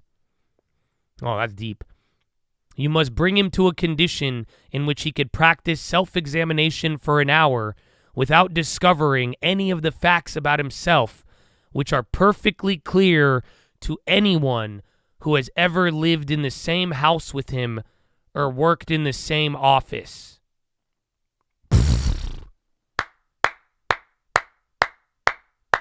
Bro, that's crazy. I know the English sometimes gets a little weird. But did you get it? Bro, he said, this is how we're going to bother people. This is how we're going to mess their life up. Get them to think about complex, advanced shit. Especially the spiritual stuff. You know why? Because humans are so scared of missing the obvious. So you're like, oh, I got to really look into this deep. And the whole point is, put so much effort and thought into all of these deep things that you'll never really get an answer to, so that you put all of your effort and you miss the obvious stuff right in front of you, that if anybody ever lived with you for a fucking week, they would know it. But you're still oblivious to it. Wow. That's crazy. So let me ask you guys this. Do you think that I'm stubborn? Chad, you don't have to lie to me. I promise I won't ban you. I promise. But do you think I'm stubborn?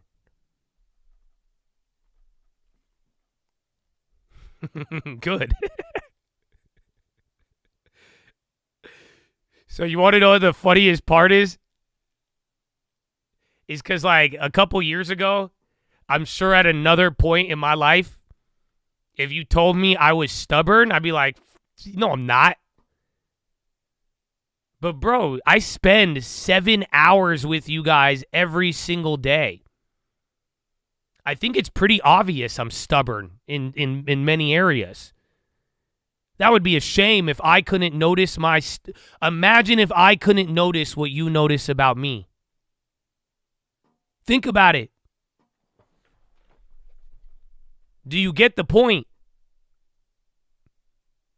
Bro, how many things are you focused on right now? But if I went and asked your mom, your girl, anybody who really knows you, I'm like, what's the behavior that he does? You're over here trying to figure out compound interest, AI, and the meaning of the devil and English and all of this, when it's just like you're mean to people and you have a short temper. Anybody who's lived with you would know that. You're actually really rude to people. You never say thank you. You're actually so helpful you don't take care of your own stuff because you're helping everybody else out. Are you understanding what he is saying in this paragraph? That's the point. If I could get you to focus on everything except the obvious stuff that anybody who has ever spent time with you would clearly know. But how many humans don't even know that about themselves? Let's be real. You know why? Because you never thought about it. I don't think it's because you don't know. I just don't think you've given it serious thought. I don't think you've sat there and been like, yo, what would my girl describe me as? What would my wife? What would my mom? What would be the good trait? What would be the bad trait? You're not thinking about it. You've thought more on the crack in the sun and the tectonic plates and then about the gematria, the apocrypha, and all of this, but not, am I selfish? And do people notice that? Isn't that wild? Scary. Because I know a lot of humans live like this. I've lived like this most of my life. What are you saying? So think about it. That's step one. Get you so focused on deep shit that you never address the literal elephant in the room. That somebody who lives with you could tell you exactly what you do. But we aren't aware. Why? 2, it is no doubt impossible to prevent his praying for his mother. But we have means of rendering his prayers innocuous. Make sure that they are always very spiritual, that he is always concerned with the state of her soul and never with her rheumatism. 2 advantages follow. In the first place, his attention will be kept on what he regards as her sins, by which, with a little guidance from you, he could be induced to mean any of her actions which are inconvenient or irritating to himself. Thus, you could keep rubbing the wounds of the day a little sorer even while he is on his knees. The operation is not at all difficult, and you will find it very entertaining. In the second place, since his ideas about her soul will be very crude and often erroneous, he will, in some degree, be praying for an imaginary person, and it will be your task to make that imaginary person daily less and less like the real mother. The sharp-tongued old lady at the breakfast table. In time, you may get the cleavage so wide that no thought or feeling from his prayers for the imagined mother will ever flow over into his treatment of the real one. I have had patients of my own so well in hand that they could be turned at a moment's notice from impassioned prayer for a wife or son's soul to beating or insulting the real wife or son without a qualm.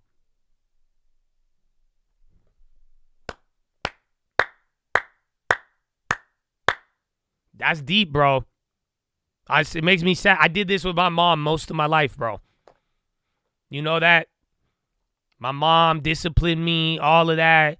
And you know, I would always view her the way I viewed her. It wasn't what my mom really was. You know, my mom gave up everything for me, bro.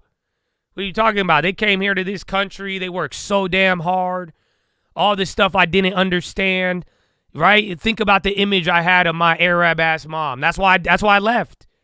18 years old, I left San Diego. I said I ain't staying in this house. I'm going straight to I'm leaving. I'm gone. I had a different view. I didn't view that as the mom who sacrificed so much for me. I just viewed her as like this angry old lady. That's why he's saying, just get them to keep praying about their mom, but never the real stuff. Never let them really see who they're praying for. Their mom, their girl, their son, their daughter.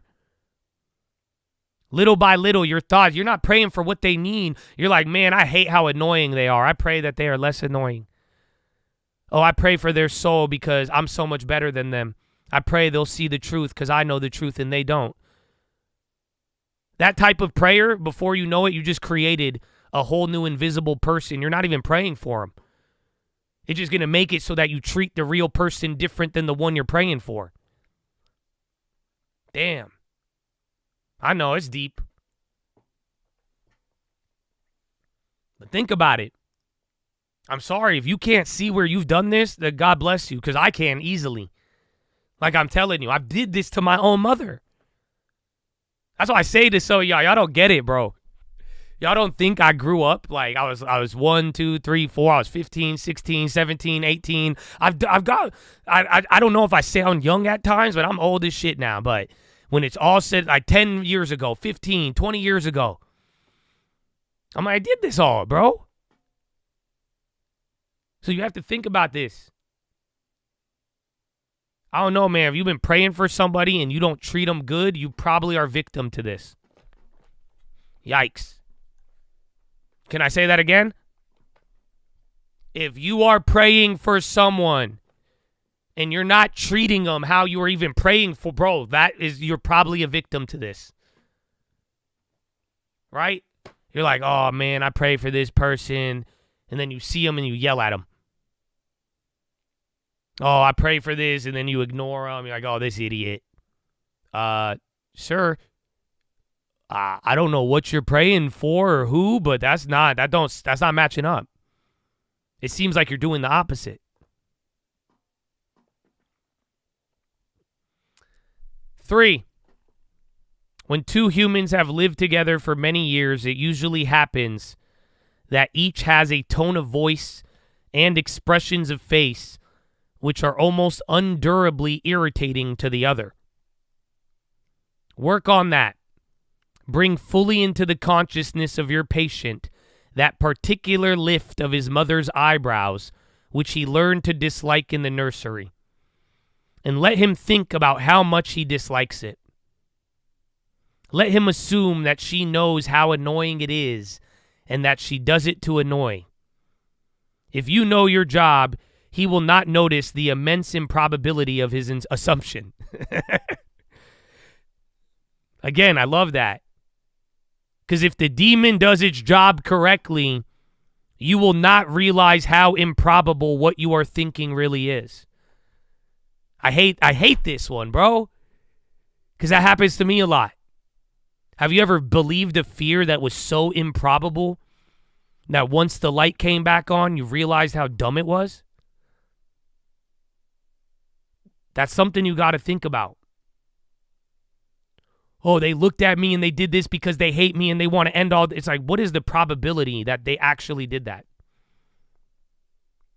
You're probably getting more dramatic than what is really happening. But that's a tool.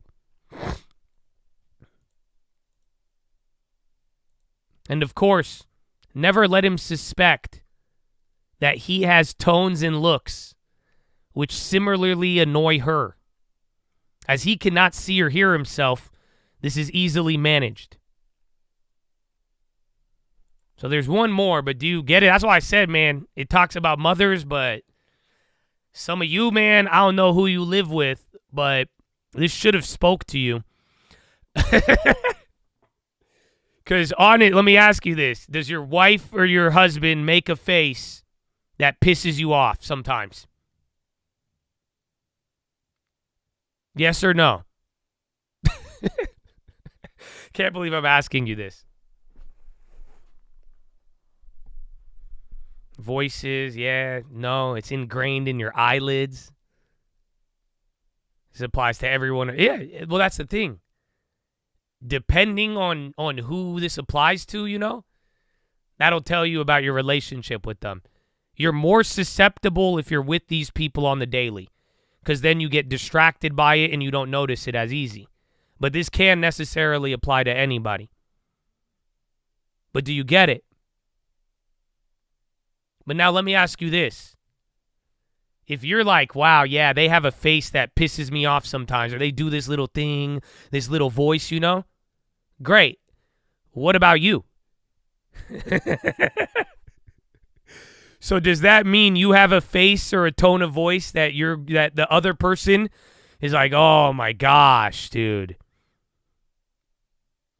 Oh, have you thought about that? Because I won't lie to you, I didn't. Most times when I'm like that ugly, annoying ass look, oh yeah, you're going to just say this. I don't really I'm like, oh my gosh, what face do I make? Oh my gosh, what voice do I? Oh man. Oh no.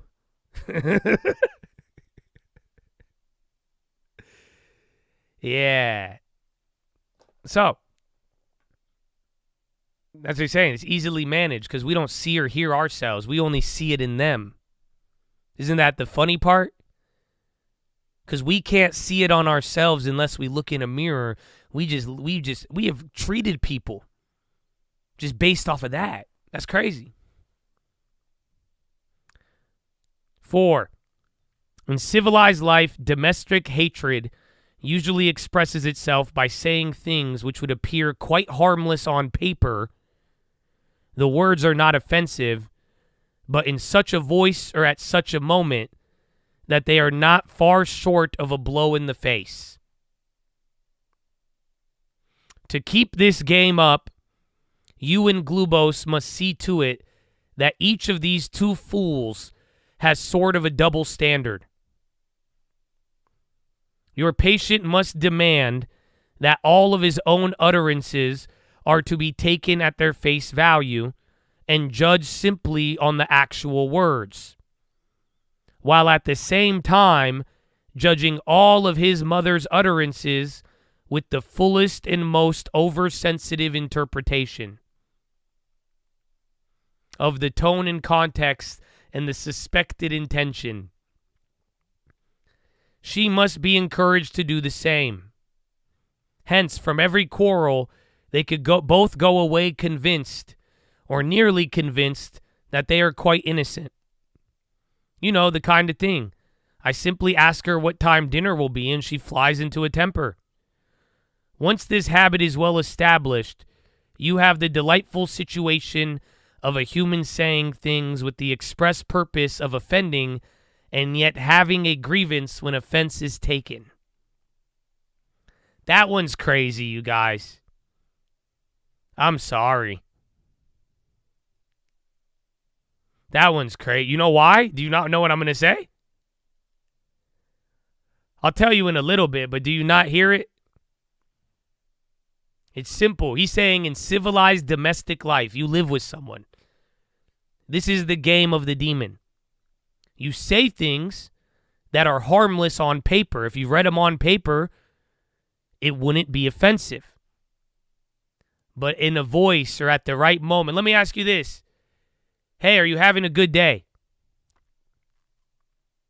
Is that offensive? Hey, Chad, are you having a good day? Is that offensive? You think, hell yeah, that's crazy if that's the case. No, that's not offensive. Not offensive at all.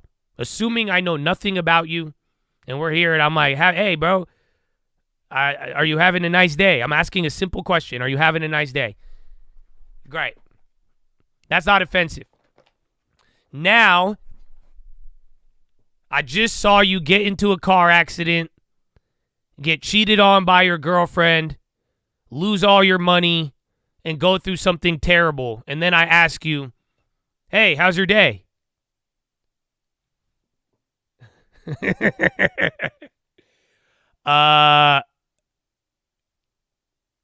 So welcome to the warfare in your home and everywhere else.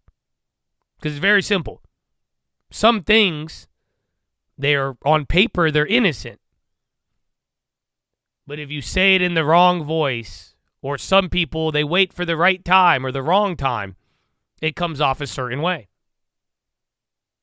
But then you both play this game where you say something to someone and you're like, no, all I said was have a nice day. You expect them to interpret you at face value and then to give you the benefit of the doubt. But then if they did that to you, you would do the opposite. And that, my friend, is how you get people to battle all day. Are you following? So, I don't know if you know what I'm going to tell you, but guess what? I'm glad I could put it into words because a lot of you do this shit with me. And I am not your mother, nor do I live with you, but fortunately, unfortunately, we spend a lot of time together. That's why when some of you tell me, you're like, why are you getting so mad? Am I mad? You are saying things at a terrible time and expecting me to give you the benefit of the doubt on paper. I know exactly what you mean sometimes. Sometimes I'm wrong. But do you get it? Everywhere, wherever you spend a lot of time with people, how often are you doing this? That's it. All of this is war. All this does is separate you from people and cause beef and get you further away from your soul and the truth. That's it.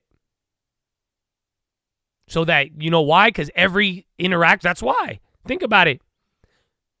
Ask me something innocent. That's fine. Ask me something borderline at the wrong time. And then why? So you could walk away and be like, oh, I'm the victim. They got mad at me for this. Is that not what we do with everybody? That's why we're getting in fights with our girl, our wife, our parents, and we're like, I didn't do anything wrong. On paper, I didn't say, look at what I said. And now they're reacting. Because you are both playing this game. Again, I'm not innocent. I do it too. But do you see it?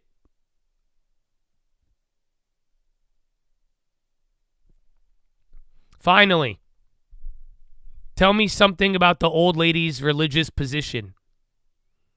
Is she at all jealous of the new factor in her son's life?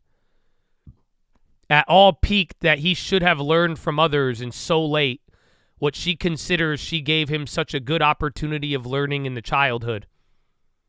Does she feel he is making a great deal of fuss about it or that he's getting it on very easy terms? Remember, the elder brother in the enemy's story. Your affectionate uncle, Screwtape.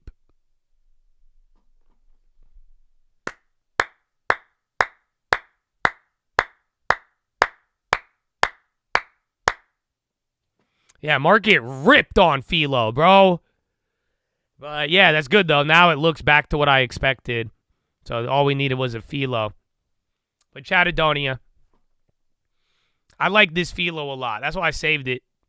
And I think it's important and honest, and no one's walking away innocent.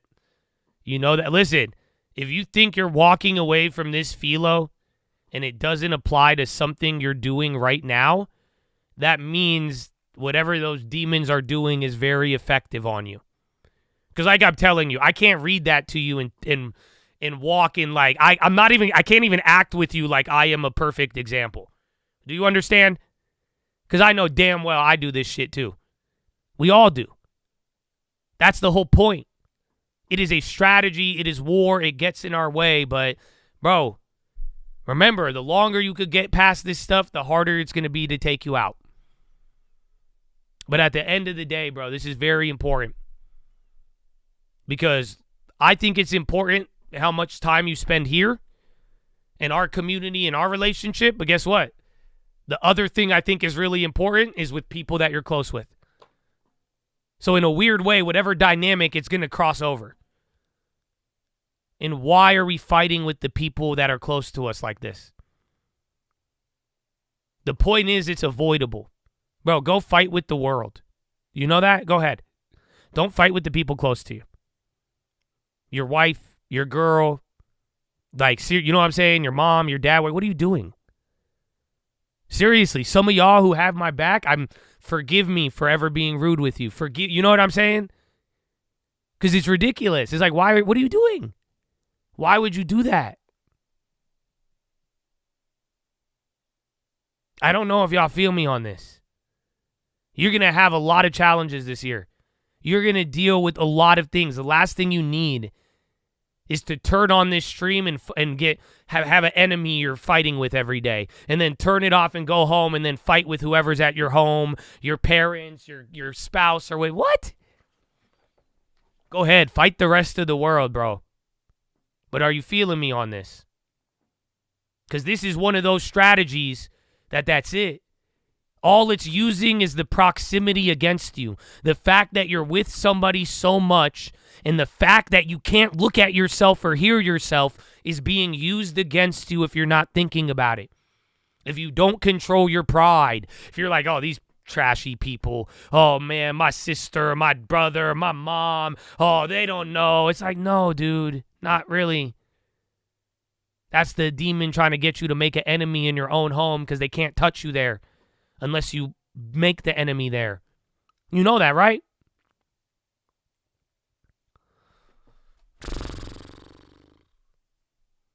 So, Chad, I really like this one.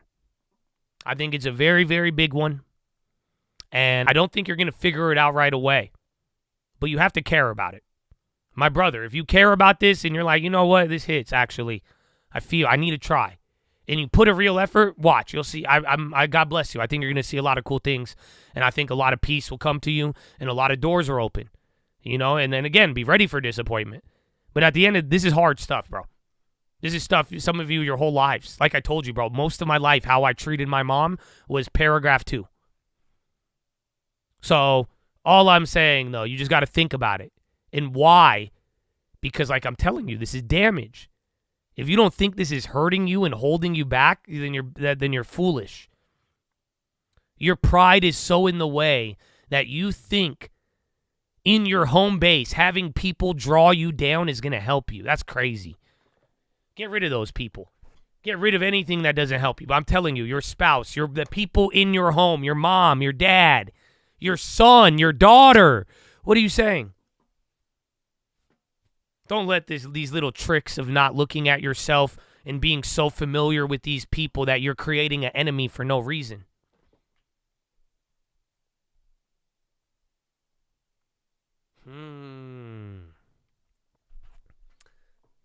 So, Chad, I hope you feel me. I hope you take that one to the bank. That is your philosophy, ladies and gentlemen. Make sure you guys are subscribed. We're live Monday through Friday, 30 minutes before open. Drop your thumbs up on the video. You're a mobile press hot chat. X out the chat. Hit the thumbs up button. Second link for the nightly watch list on my channel. First link for the Streamlights Beat Comp and real estate course. Maybe even a t-shirt. Everybody could use a t-shirt. I hope it was a good feeler, bro. I like it. That one, from the intro all the way to the reading, bro. I don't know. That'll leave you with a bruise, but a good one at that.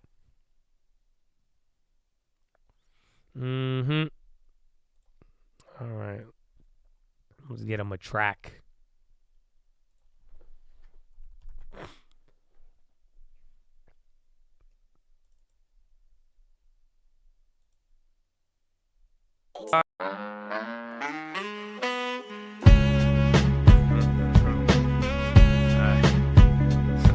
Long time.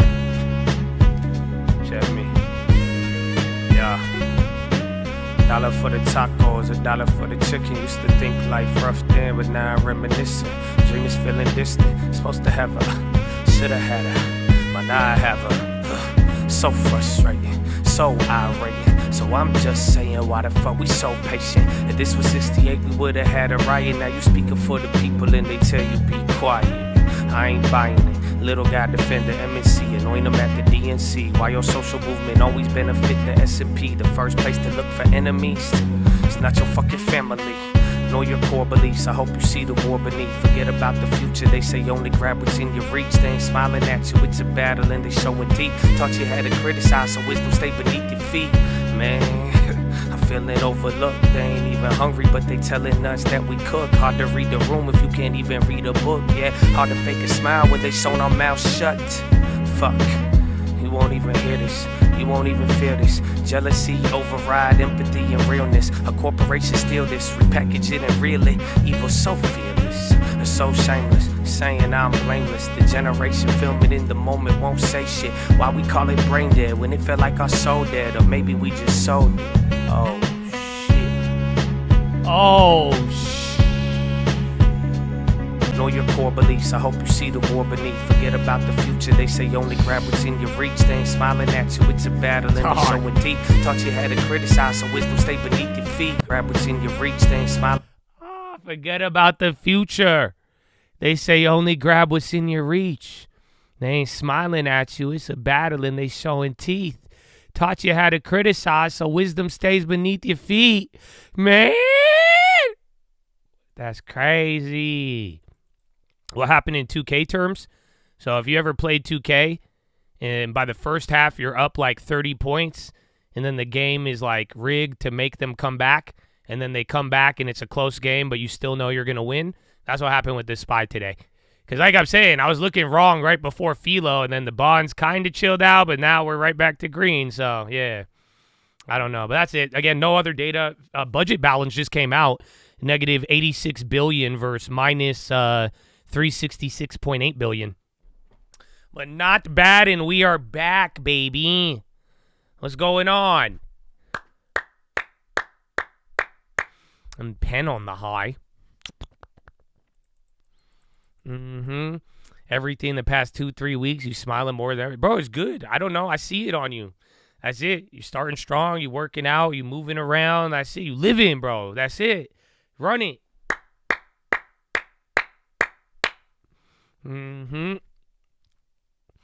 Yeah, the yesterday rumor of them getting bought out.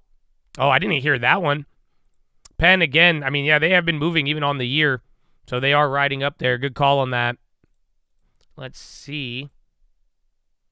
But yeah, Penn's already breaking out there. Apparently there's a rumor. Let me double check, but it's moving like something. You want me to do another Philo? I don't know if imagine if you like left for Philo and then you come back and then I'm like I feel like I think it'd trip them out. They'd be like, is this deja vu?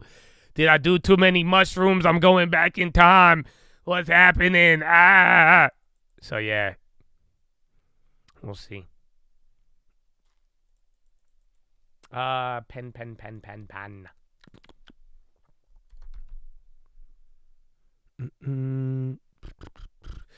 I know the market did drop as soon as we started Philoing. Maybe the theory is that all the Philo people who don't like Philo leave, and then they're so mad that they gamble out of like aggression. And then that's what leads the market to go up. I don't know. That's why. Because literally it ripped from Philo. And then right now we're chilling out a little bit. But I wish I knew, man. I wish I knew. You know, it's all just a phenomenon, but I can't really explain it. Yeah, they said, a couple minutes ago, Penn Entertainment holder VG Vora files amended 13D, lowers voting interest below 5%, planning to submit advance notice of board members. So, yeah, you are going to get some activity. You're going to get some level of offer or something on Penn. That's what that headline sounds like. So one of the people who owns a portion of the company, I think they own 10%. They lowered their voting to 5%. But I think they said they're going to send a letter to the board.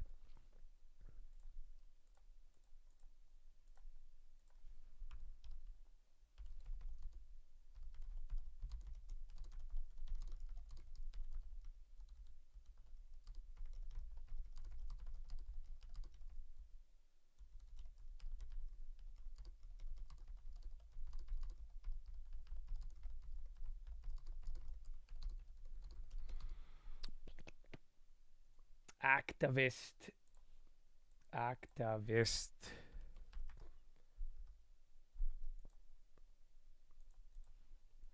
The fill on NVO, did it go up? I don't know, man. You got to be careful after. It's a little up, but you got to watch out for. Remember, just all I know is like Humana dropped $80 after I bought it, so you know, just always wait till I'm down on it. That's all I can remember, man. I'm not here to, I don't want to make plays and be like, look at all the plays I made. Look at me. The whole point is you should use me as a guide to, like, get way better. So, you know, just at the end of the day, I think I'm a good minimum price. Try to get better. You could be on the lookout. Give it some patience, too, if you'd like. But, you know, at the end of the day, just we've seen a lot.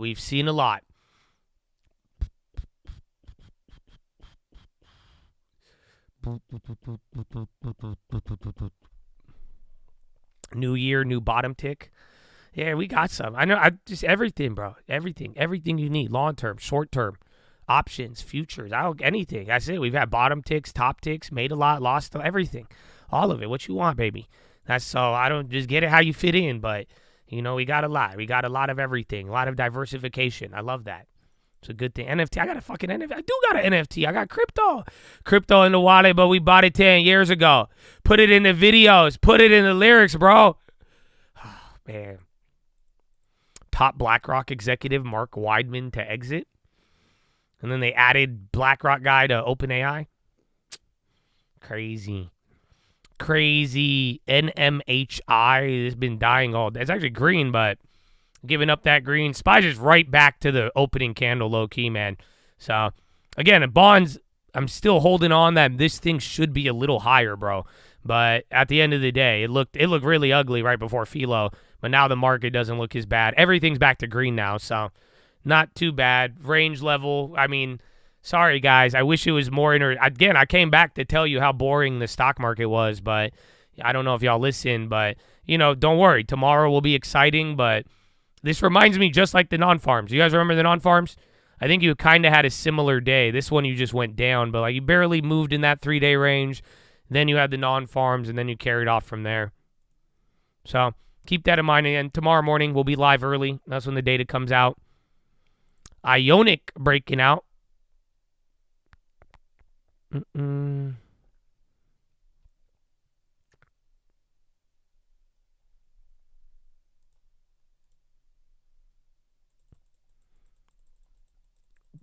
Philo did say the market. Yeah, the chat's very exciting. You guys are great. I like Josh Brown on CNBC, but then again, everything else still. That perspective from the new year, man. Crazy. Bro, and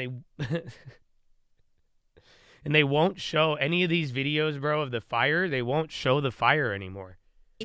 It's so funny. With special needs, it might require extra time. Don't wait for the evacuation order. If you get a warning, then you might just want to pack up and leave right away.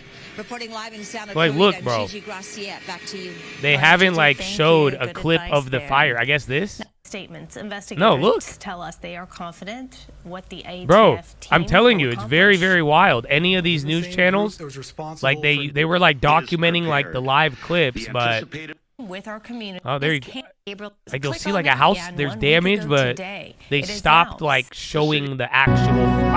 Are making Who's what?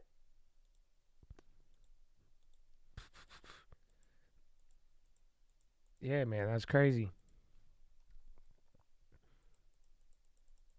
They don't want to panic. I think they don't want to encourage people, but it's still it's a very interesting observation. No, it didn't stop. That's what I'm saying. They're talking more evacuations. The winds are picking up, but low key, bro, I haven't seen a video of the fire in at least a day. I've seen clips, but I have they were documenting it on the first day, bro. You turn on the news, I would watch them fight the fire. You would see what was going on, but they, you just still still photos or videos of a burnt down house or it's a stock footage though. Yeah, bro, it's wild. I don't know. It's a very, very interesting observation.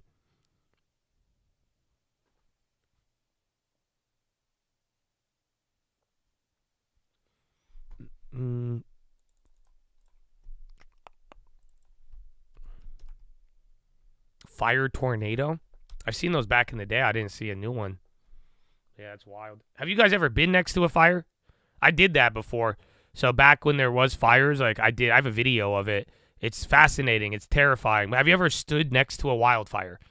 It's hot, but there's another factor that's very it's a weird sensation.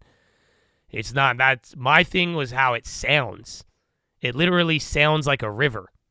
It's the craziest thing ever. It literally just and all it sounds like water, even though it's a gigantic fire. It's a great time. Oh, that's scary. Yeah, I don't know. Back in the day, though, they're very fascinating, but terrifying at the same time.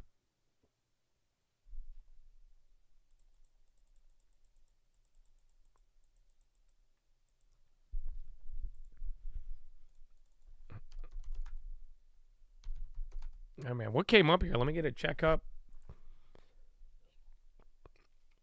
Check up.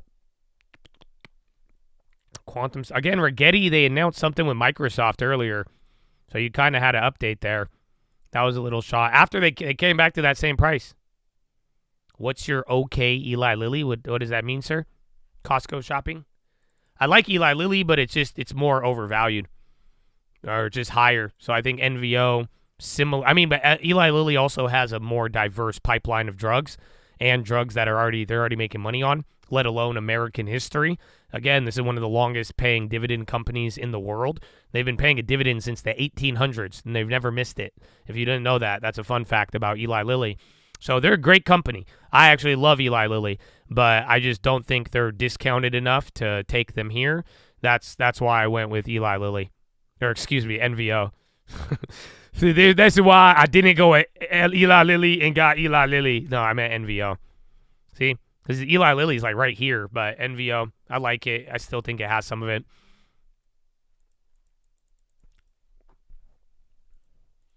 They have good arthritis. Eli Lilly has it's a very good company, man. Remember, I talked about it in 2020. I was going to buy a lot of it, and then it went crazy. But I've always been attracted to Eli.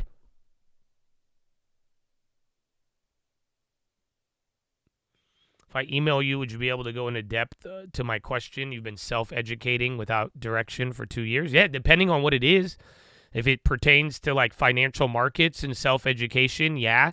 If this is like your mushroom journey, I don't want to hear about it. But yeah, it just depends what it is. But tell me what I could talk about and what I can't. And email tradingfraternity@gmail.com. And I would love to talk about it, especially if it could be helpful for others. Oh, you're actually on the Taltz. No way. Nice. Eli Lilly, straight out of Indiana. Your mushroom journeys are lit. Did you tell them? Because I've heard that, but did you tell them or no?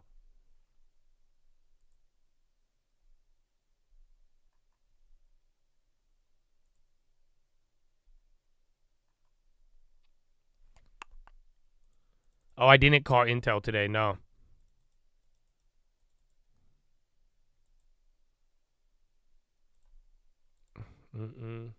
You didn't tell them? You should tell them.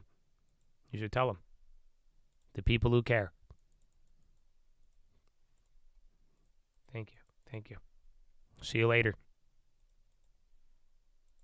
That's it. You guys know I abhor mushrooms. I don't take it personally, but I just don't want to be around you. Even if you like them, I don't even care. Even if you don't do them. You talk favorably on them, that's your prerogative, but I will socially ostracize you because it's whack. So good luck, but I'm not the guy. There's people all over Reddit. They may try to tickle your booty, but at the end of the day, that's what you're going to get into. So I'm going to do my thing, but yeah, I'm sorry, guys. Because I love you. I don't think you're bad people, but yeah, I can't do that. This is not, yeah. No, say no to what, I don't care. I don't care what you do. I'm just telling you how I am going to behave. Does that make sense? You could do whatever you want. No one cares. In that sense, I'm not going to hold you or stop you, but I'm going to tell you exactly what I am going to do. Does that make sense? So you feel free to do whatever you want, but you will know my reaction every single time. I don't understand that analogy. Tennessee, so yeah. I'm not following. It's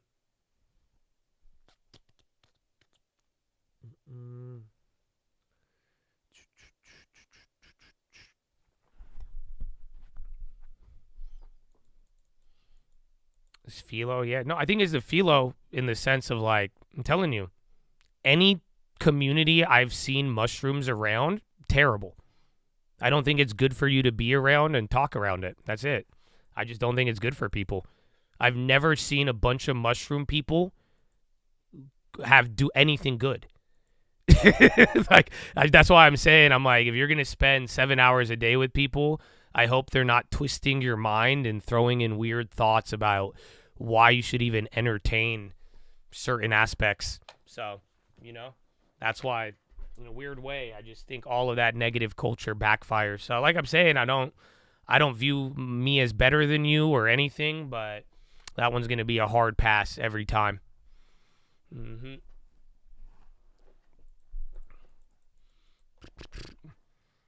Joe Rogan does mushrooms. It's good. That's why I don't fully trust them. That's it. I know that checks out, man. That checks out. All the people go ahead. I mean, you like Mark Zuckerberg too, I'm sure. Maybe. I don't know. But that's all your prerogative. I know where I am. I know where it's at. And it's okay. I'll be the bad guy. I'm fine with that.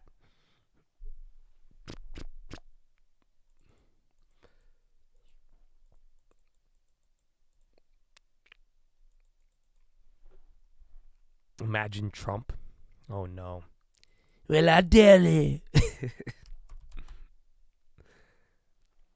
Why is Boo? What up, Boo? Novo? Eli Lilly had bad guidance, so they went down.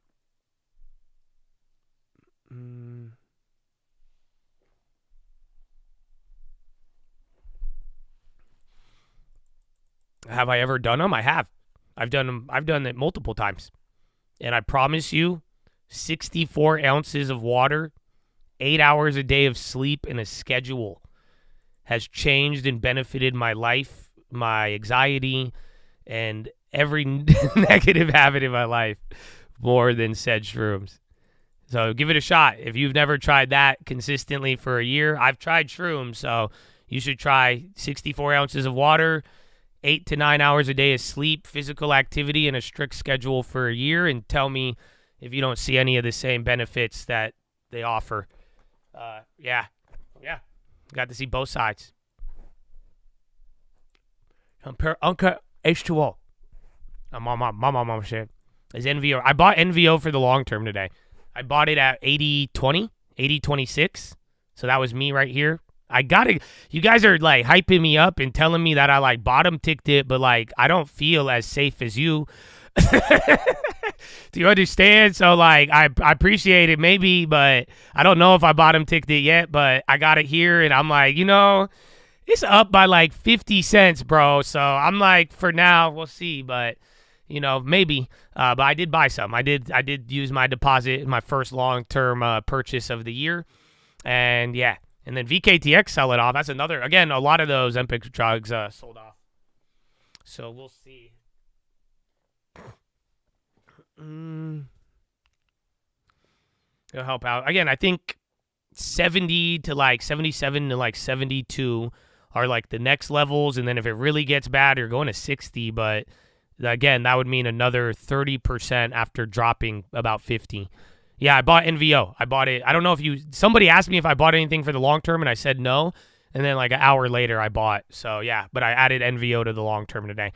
You should have got a text alert. Again, first link in the description. Free long term alerts. I forgot to post it on Twitter. Oh, I got to post it on Twitter and then Instagram. I got to find a cute little video. I'll find a video of a fire. I'll post a fire video for you. But yeah, I got that. Hold on.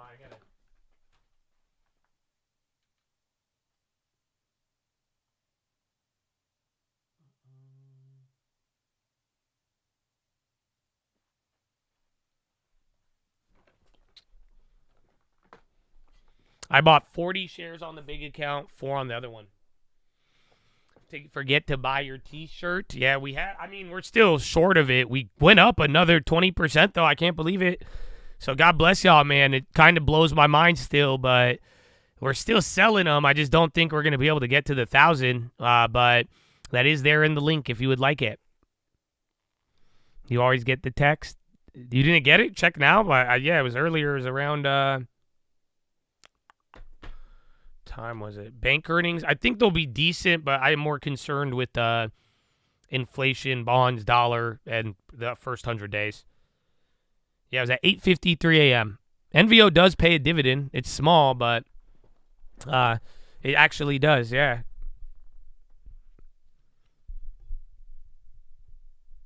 We ship to Morocco for the t-shirts? We can, yeah. In that situation, I mean, go through the description, read everything, make sure that checks out. You have any questions, you can email, but yeah, it's good. Much appreciated. Watch, it says 2020. Yeah, you got the text. Let's go, baby. Let's go. Let's go. Yeah.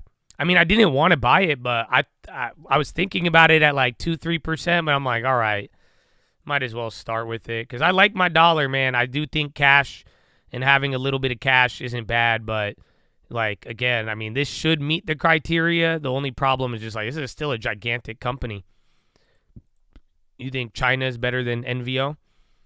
That's why we bought China already. Yallah. We have a boat, Habibi. I get a little of this. I get a little Ozempic. I get a little Winnie the Pooh. I get a little the mark of Facebook Zucker. You know, look at me. I a human.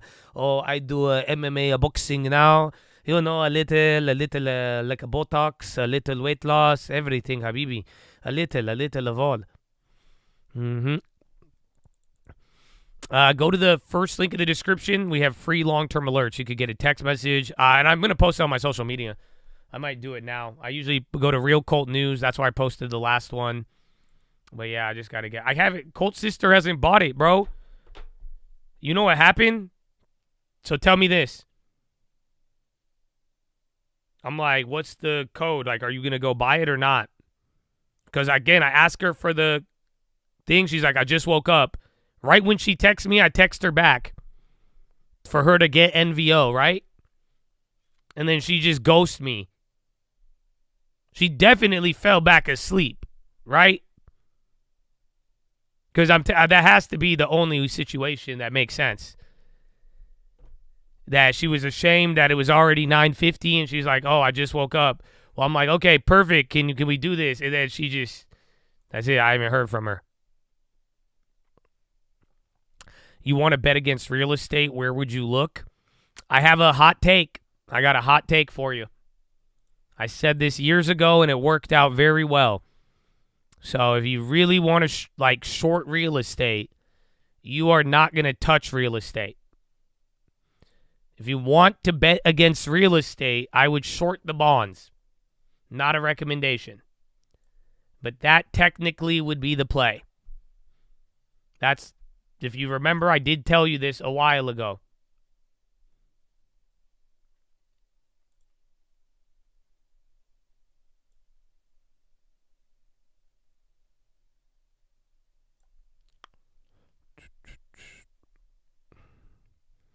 Why? Think about it for a little bit.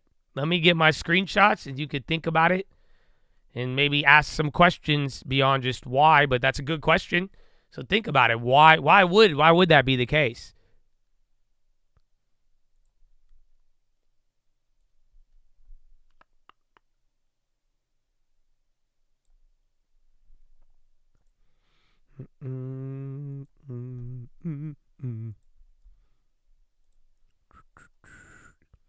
Those rates, demands drop, sales. These are good answers. They're all correct.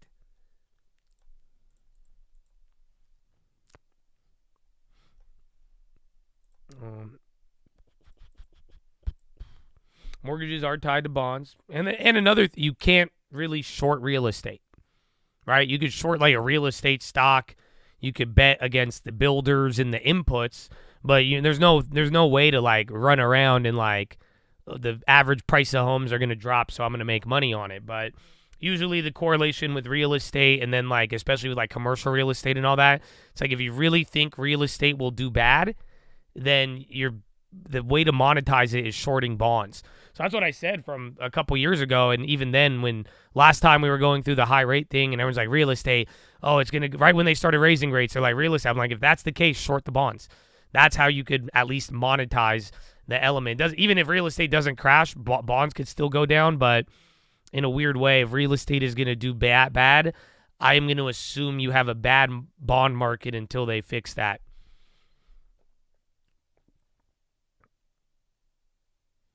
Now, or you sell your house. That's how you would technically short it.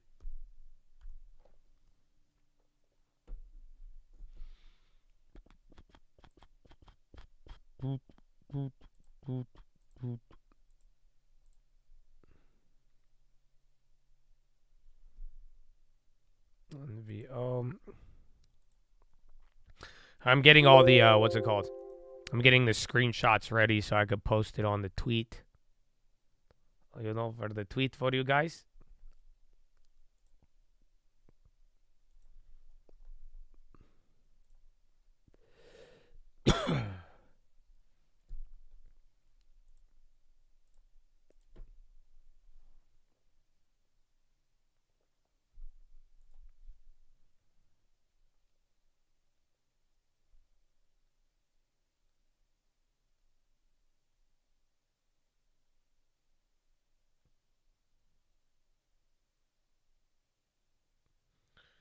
Let's see. It said, hey, if you want me to make you money with zero effort, please respond and buy NVO. Dude, I can't.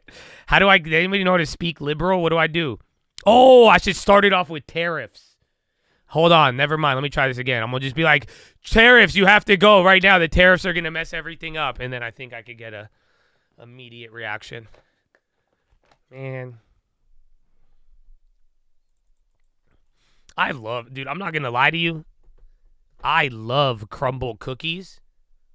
But the moment I discovered that shit have 900 calories in a cookie, I got disgusted. Do you know there's people in this world who don't even have that many calories to eat in a day? And we are putting it in a cookie and buying 12 of them? Bro, that's insanity. Dude, it's kind of disgusting, but they taste extremely good. But that's like one of those realities that, like, I can't enjoy it. I know how they make McNuggets, and I enjoy them. But knowing there is that many calories in that fucking cookie, bro, I can't do it. It's insanity to me. I feel like my mom. I'm haram, habibi. Cut it into 4 pieces. That's so. The last time we did that was when my parents came to America and could barely feed us. You know that.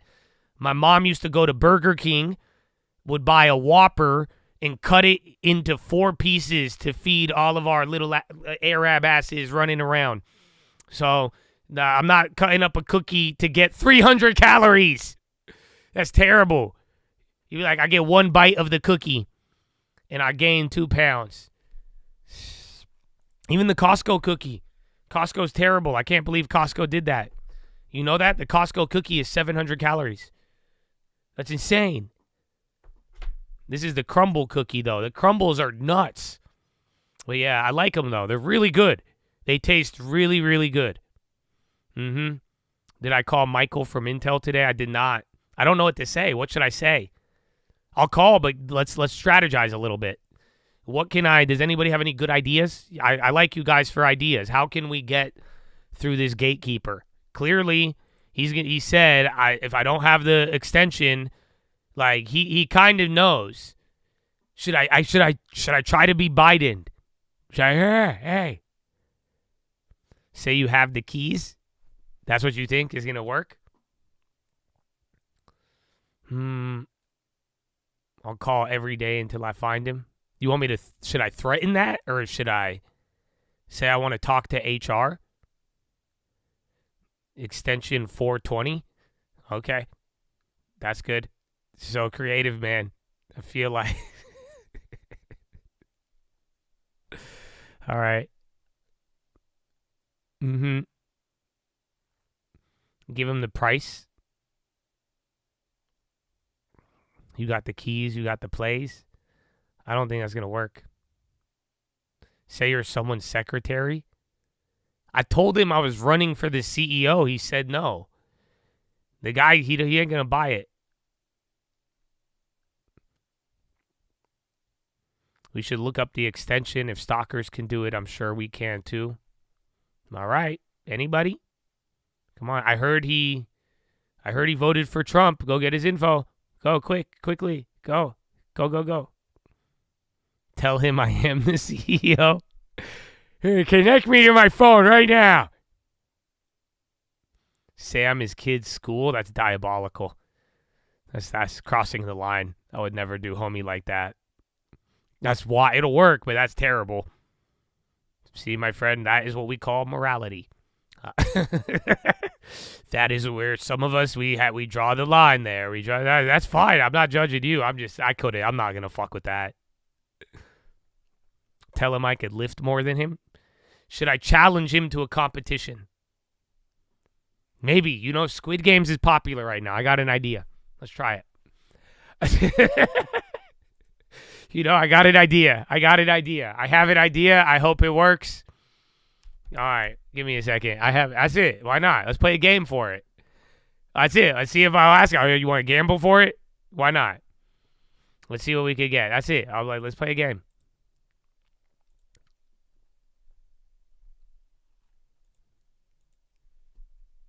hold on. I got to do this whole thing again. I got to go to their board of directors. I got to go to Zisner. Or Michelle.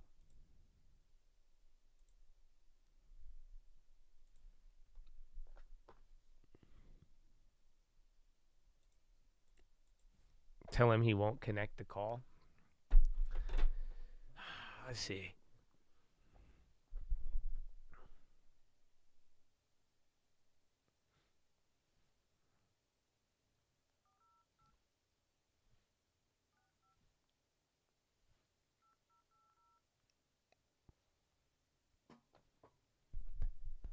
Thank you for calling Intel. Please select from the following options. If you know the name of the person whom you're trying to reach, you can use our automated attendant by pressing the pound sign. To verify someone's employment with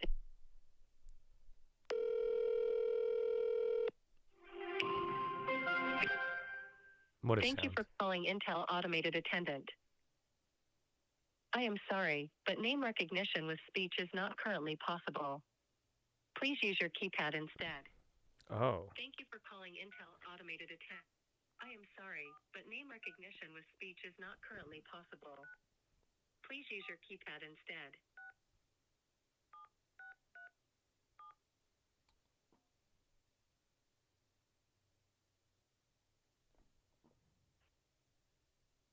If you have finished, press the pound key. Sorry, I didn't find anyone with this name. Yeah, because I entered a number. Calling Intel Automated Zinzer. I think you said yes. I entered a number. The selection was not valid. Zinzer. Please tell me the option you want to. Zinzer. The selection was not valid. Zinzer. David Let me transfer you Zinzer. to the operator. Please hold while your call is transferred to an Intel operator.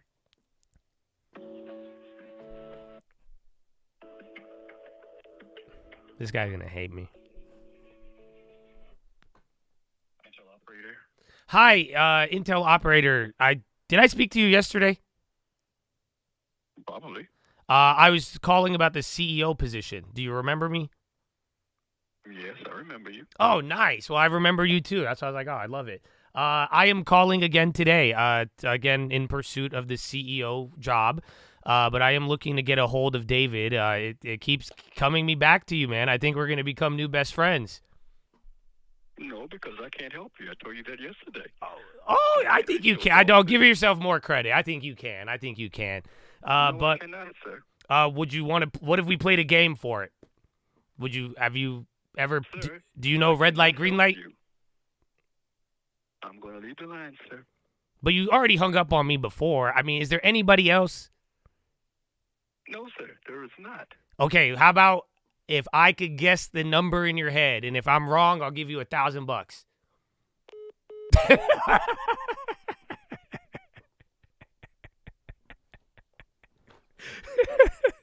Oh, damn it, bro. All right, we'll try again tomorrow. I'm going to call every day. Intel, if you're listening right now, you have terrible customer service.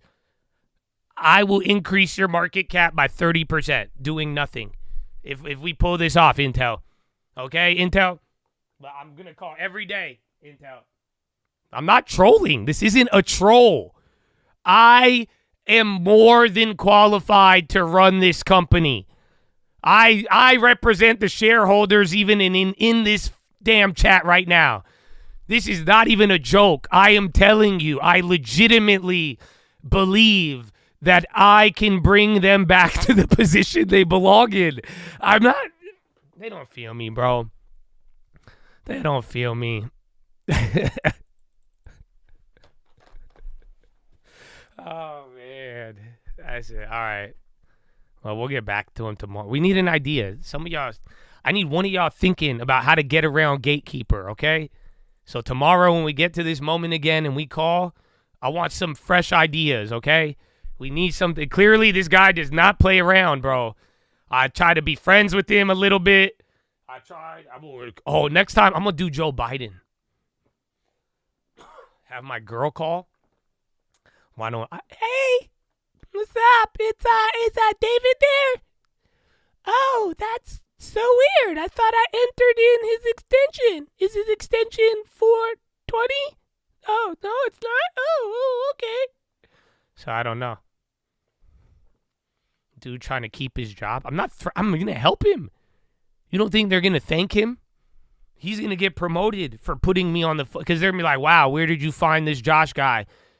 Honestly, he's at risk right now because he is the one blocking this deal right now because he doesn't want to connect me on the phone. See, y'all don't feel me.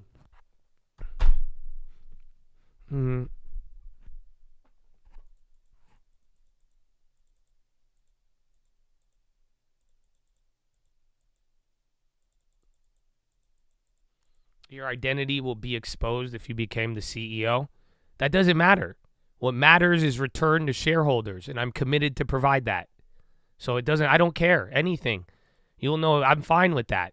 But that's what we need to put the shareholders right now. And really, there's so much we could do. We're at the forefront of AI, chips, America, the billions of dollars of the CHIPS Act. Oh, yeah. So, no, I'm fine with that. Now, you let me know what else you need from me, too. I'm ready for the job, bro. I'm ready for the job. I will still be streaming, too. Yeah, that way, too, we could get more insight, and you could see the transparency of the operation we're running at Intel. That's my plan. See, I'm telling you, I've thought this through. I don't think y'all, yeah, I don't know.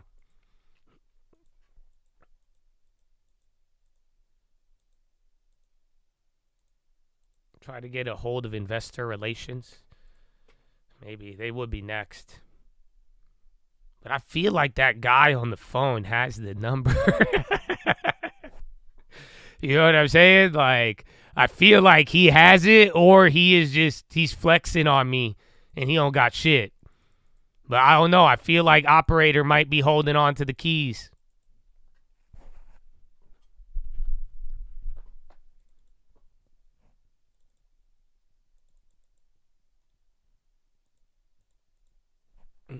You just bought 100 shares of Intel? That's crazy. I'm not the CEO yet. So I'm not going to lie. Full disclosure, nobody on the management team has any idea who I am. But that's why I think they're doing poorly. But still, so I'm not the CEO of that company. If you don't, and I will try. I'll try my hardest. I'll try to call as many times as possible till I get in trouble. But other than that, yeah, I'm not. So this is, yeah, sorry, man.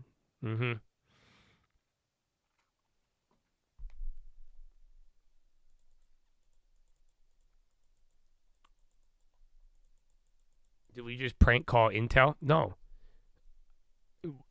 Okay, why can't y'all just understand? I'm being dead serious. I'm laughing because you guys are laughing. Okay, this is what it's been like my whole life, where I tell you a story and you guys are like, Josh, you should be a comedian. And I'm like, bro, this was my childhood. It was traumatic. Why are you laughing? And you guys are like, ha ha ha ha ha ha. I'm just saying, bro. I'm not messing around. I could take this company to the moon easily. I don't know why they haven't, bro. I am serious. That's it. I think they're too pompous and posh to ever hire me. But if you put me in that job, this is it. What are you talking about? Are you kidding me? I would make Intel I would make them at least better than AMD.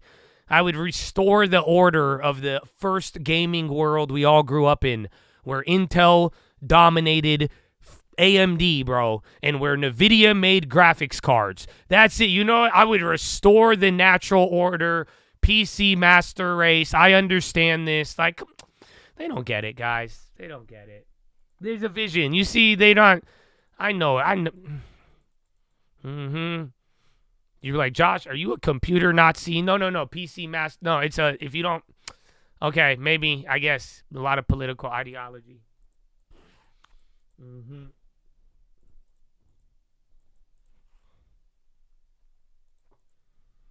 Pentium 2.0. Pentium used to go hard, though.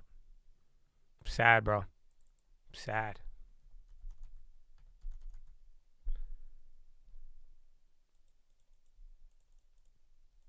What is Kodak? Bro, you've asked me that 2 days in a row. Why? Actually, that's all you've asked. What's your angle? So I'm going to assume you're 26 years old because you're 1999. But I'm like, what the is homeboy's angle? Bro, all he doing is Kodak.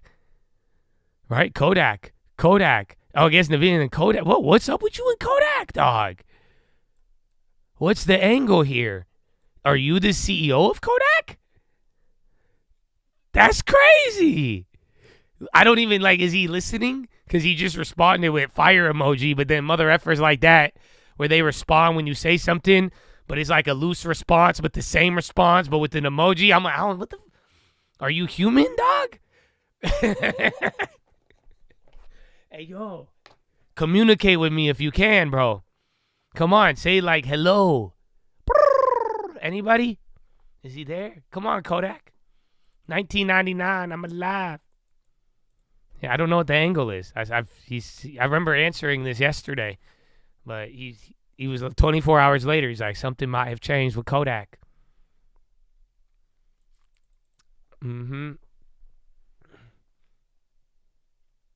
Call Frank Erie, Intel chairman. Can you get me his phone number? I'll try. I mean, I'm trying, That's it. I followed them all on LinkedIn. I made a LinkedIn, but, I don't know. I got to work on it.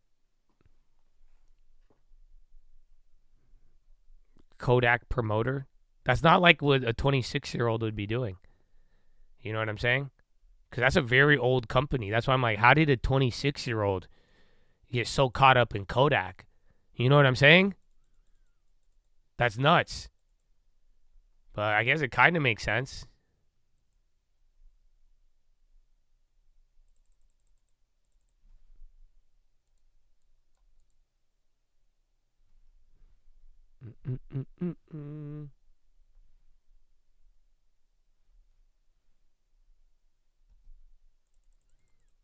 What am I going to eat after the gym today? Meatballs.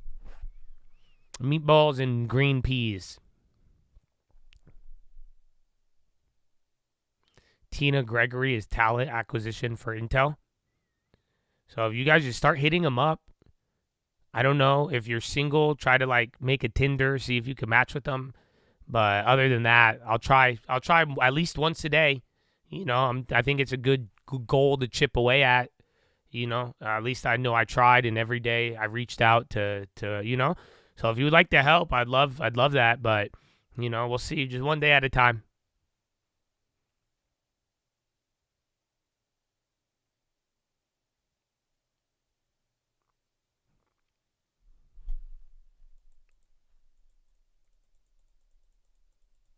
It'll be like Veritas to get me hired to Intel. So, what do you do for work? How do you feel about the talent pool that you have for CEO? Interesting. What's that like? Interesting.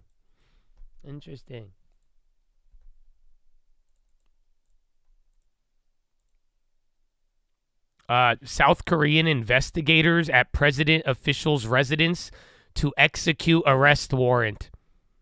I think they're literally arresting the South Korean president right now. Or they're at his house for that.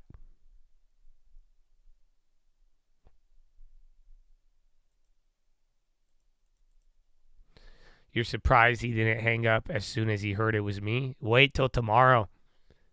Because now I think it's going to be him, but I'm not going to give away my hand. Yeah. So now he's, you know what I'm saying? Oh, hello there. He has no idea Josh could do several voices. Yeah, I'm calling about Intel. Hello? Good. Yeah. Exactly. Hello? Hey, hello. And then and I'll be like, can I talk to David now? Yeah, I ain't going to tell him if he remembers me. I was just trying to be courteous. I could speak rat, too, for Pab. Yeah.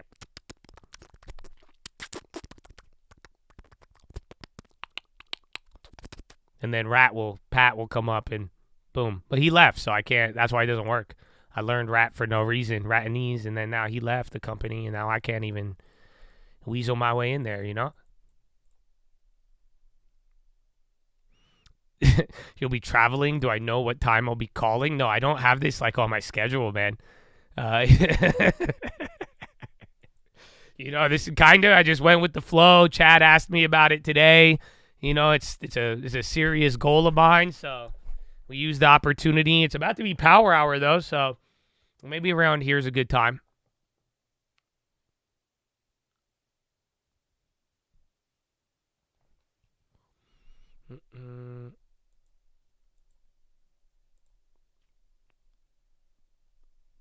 All right. Well, I'm going to go pee.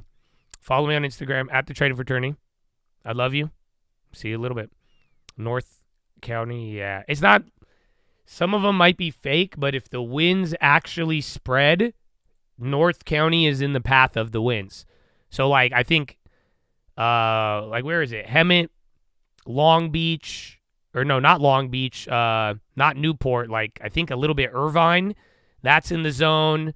Temecula, and then Escondido, North County, San Diego, Oceanside. It's like how the wind moves. So if that fire jumps and the winds carry it, low key the other half of SoCal could get lit on fire. But now they won't show us videos, so I have no idea where it's at.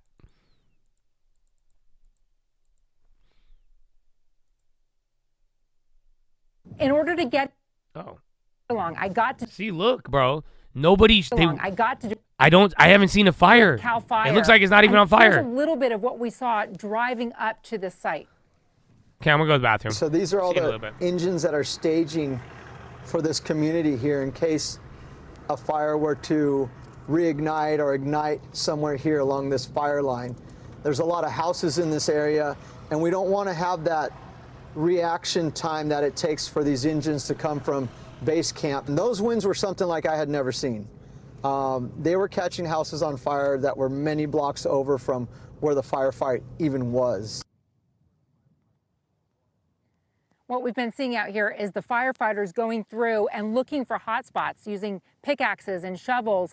They use infrared to go and detect this, but they're telling me right now, guys, no active fire situation, no flames actively burning either in the Palisades fire or the Eaton fire. It's just that in order to get to 100% containment, they got to go through and make sure that every hot spot is put out. And you can see the wind is picking up a little bit, but this is wind off of the ocean, not the Santa Ana winds, which gives them a sigh of relief because this is not the one that they're worried about. And also, for the time being, because so much has burned here, it gives this particular neighborhood some respite from the worry. Guys? It's just unbelievable that the level of the damage. I have a lot of friends that have lost homes out there, Contessa. And yet, as I understand it, we still don't know what caused the Palisade fire, correct? NBC News reported last night they're investigating human activity. They think humans cause most fires. They still don't know the exact cause of at least the Palisades fire, correct? Yeah, they don't know, and that's something that's ongoing. That could depend, for insurers, that's important because they got to know where to put the blame. Contessa, look at that. Oh, Contessa, thank you. All right, we're going to go. 3 Stock Lunch is next.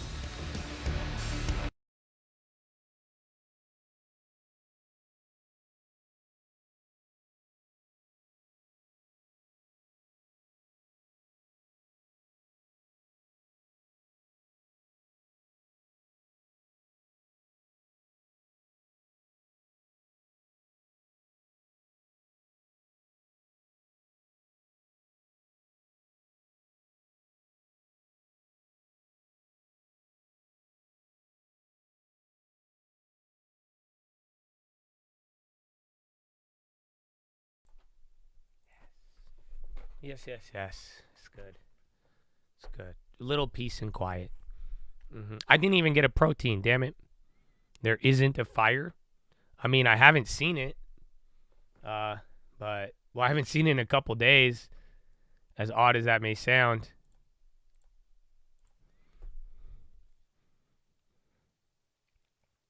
Oh, my sister texted me back.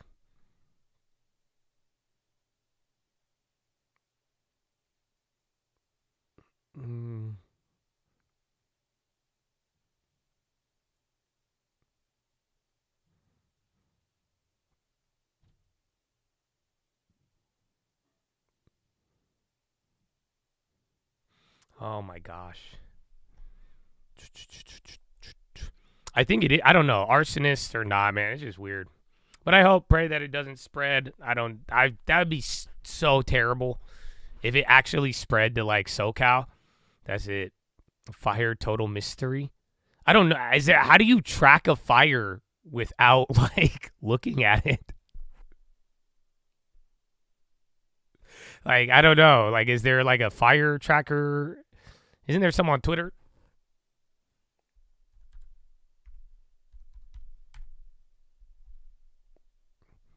Oh, that was the login code. Oops. Don't worry, just the text code. Nothing got leaked. Oops. Ooh, her account looks nice. Jeez, bro. Why do I gotta fucking...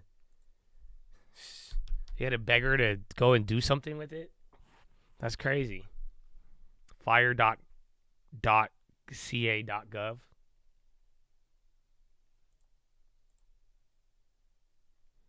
Let's see. How much cash does she have? My radar. I need to go see. I need to see where everything's at, bro. It's a very, very odd one.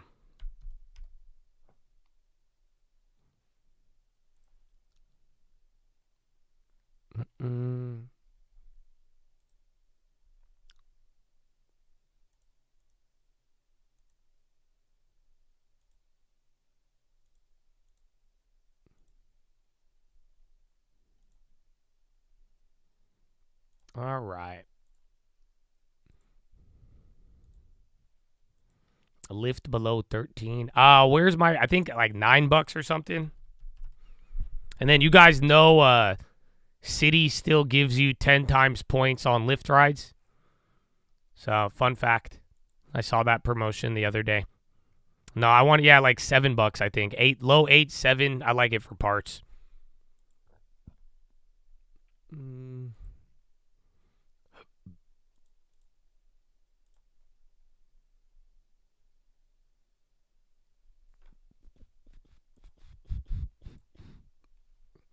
Getting close to Philo time. Yes. It's good though. I'm glad, man. Philo's a very like divisive issue. Not really, because most of you like it, but you know, some of you like Philo and some of you that's like you turn to salt, and that's kind of concerning, but still. Does Chase not do 3%?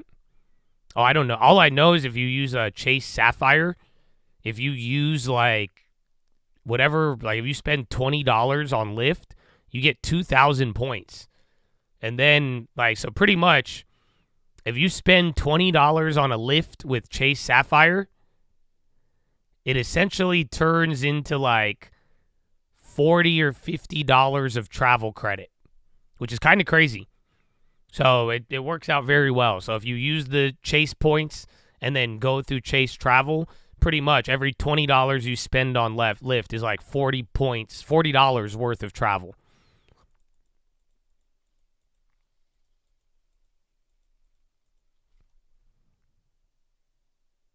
Yeah, with the DoorDash. Yeah, you get that. You get free DoorDash. And you're coming down here, so we got 4 minutes till power hour. You had a Philo run. Ever since we stopped Philoing, the market said, why am I going up? And then bonds got a little better, though, so this is what I kind of expected most of the day. But then again, I think most of you might be used to this back and forth by now.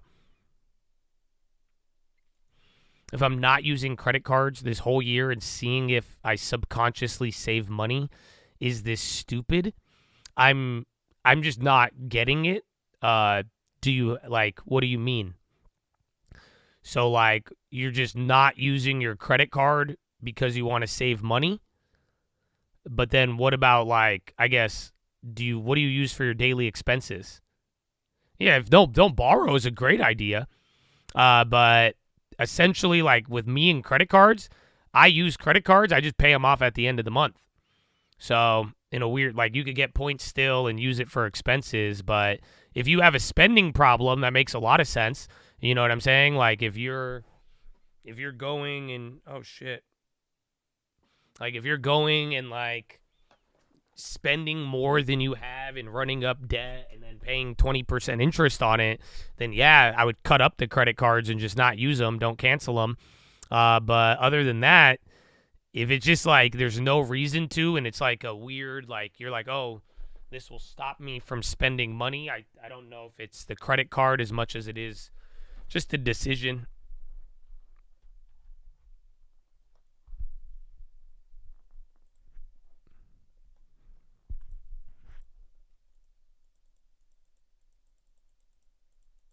Is something snap? No, I don't think so, man.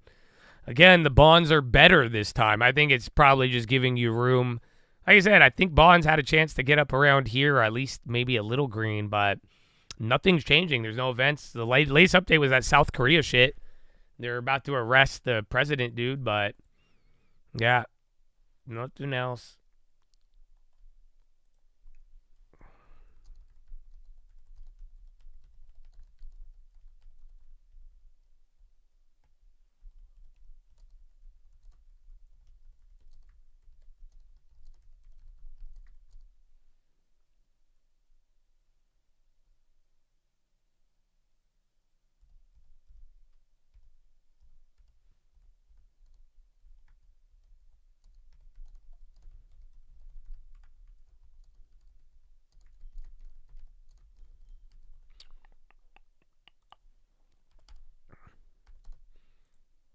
All right. I'm posting the, what's it called? All of the long-term portfolios on Twitter. And then I'm going to post it on YouTube.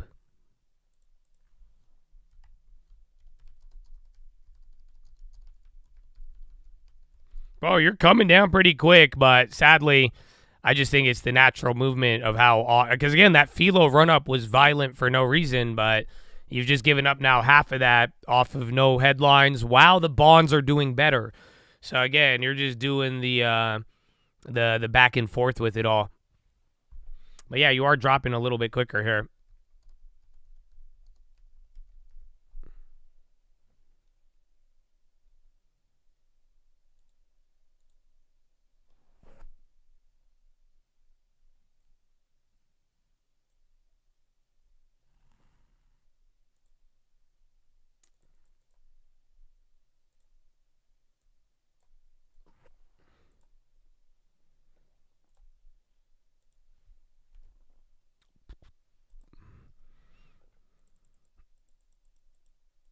Microsoft to stop hiring, CNBC. Wire bonds aren't doing good. I thought they would, though, because the PPI was actually really good. And then you didn't. That dollar rumor with Trump was actually good, too. The bonds went green briefly pre-market, and then they had that. They actually hit a new low, surprisingly, but now they're doing good. But generally, my logic from the morning was today was going to be a good day. It was just a good day. It looked bad earlier, and then you're doing this back and forth. But no, Fed should be speaking in 5 minutes. 5 minutes, you're going to get Fed Williams. So you'll have a little of an event. Hey, you're still going down.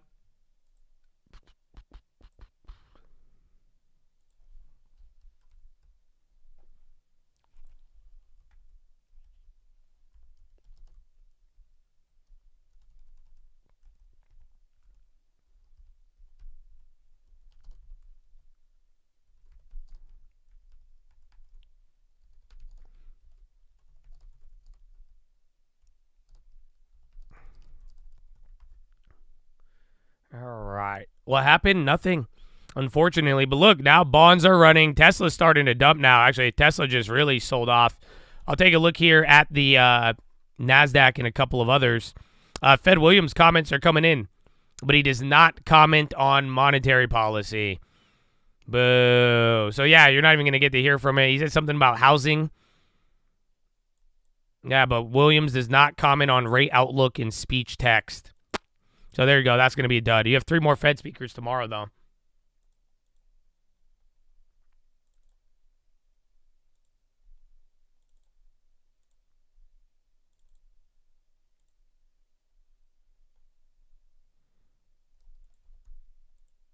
Free falling in the power hour. It's bad. We based around here for a little bit. Again, this is just the price of yesterday, man. And on the Friday close. That's the funny part. So I don't know if you're going to really advance or decline. So watch if it bounces or not. But even then, just a weird-ass move. Let's see where the bonds end up. But by now. It's power hour. You're going to get your final move. I don't think it's going to be too massive. But at the end of the day, yeah, you should just start thinking about CPI tomorrow. I think it's priced in 1.3. Microsoft, yeah, CNBC said that they're going to stop hiring, but Tesla dumped. I don't know if it's dropping off of that. Apple's going down. NVIDIA's getting clapped as well. So all the big tech names. Yeah, we already flipped right there. The Nasdaq's down almost 1% now. That got really ugly. Just see if the SPY in the Dow and the Russell. But last time we were right here on the SPY, the Russell was about to go red. No, the CPI did not leak, crackheads. Calm down. You will be okay. The only thing that leaked is the long term on Twitter. So if you go to my Twitter, Real Cult News, I will pin this. Pin to my profile. And boom, just like that. You will see the new, you can see every play. So you don't even have to ask me what I'm holding. You could be like, wow, it's right there. Wow, beautiful. All the accounts. Good for you. Amen.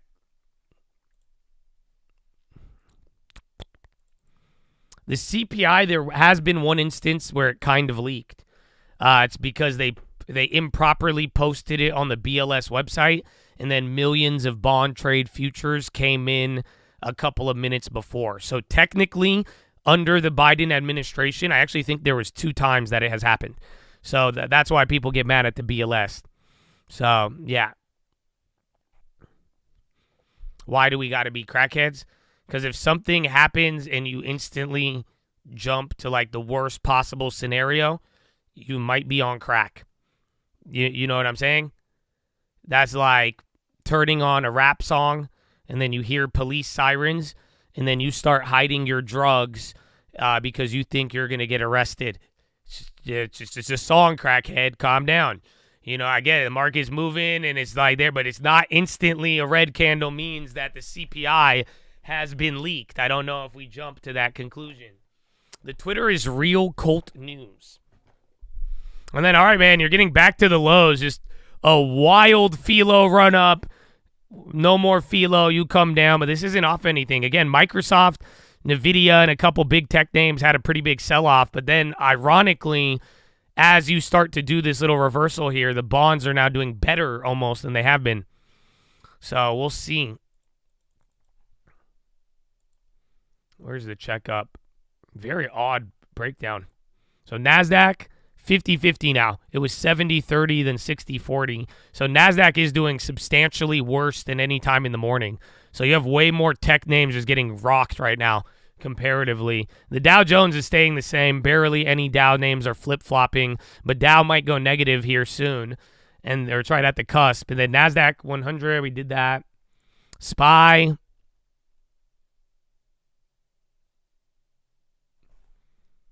$347 green, $155 red. It's been like that all day. So, yeah. It's not really just tech. Honestly, I think tech is adding points and taking it away, but broader situation hasn't really changed. So, and then again, bonds are this makes sense with what I was telling you all day. Right when we were here, I was like, it should be a little bit higher, but now that makes sense, but now you don't have high stocks. So, hi. Fed William, housing affordability, demand continues to outstrip. That's the same statement.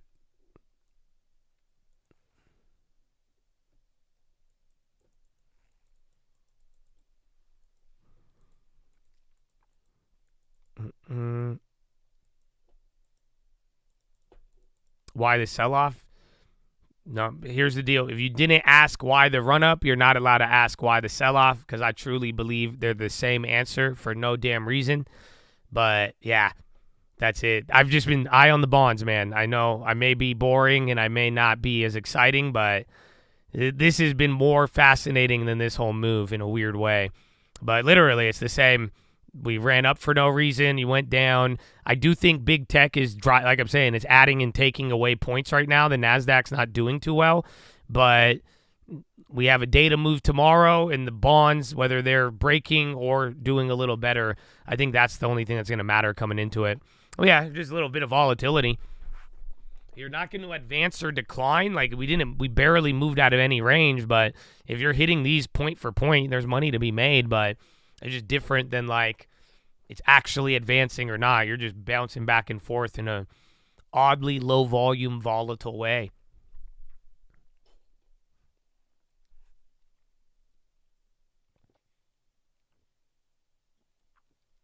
It was a 3-hour run, 15-minute sell-off. I mean, kind of, but it wasn't really like that. This was about like an hour and a half up, then about an hour sideways, and then you're now about, what, 30 minutes down? It was not too crazy. I feel what you're saying, though. It seems like it was like that, but no, this was kind of a fast run-up. It took an hour, hour and a half during, before and after Philo, and then it did nothing for a while, and then now 30 minutes decline, and then now here we're back at the bottom. Meanwhile, though, but look at what the bonds did. Because as we were low, bonds went low. That didn't make sense. And then we ran up, but the bonds didn't really catch up to it, and now they're going back to more of what they were reflecting in the morning. And that was the thing I wanted to take to keep an eye out for.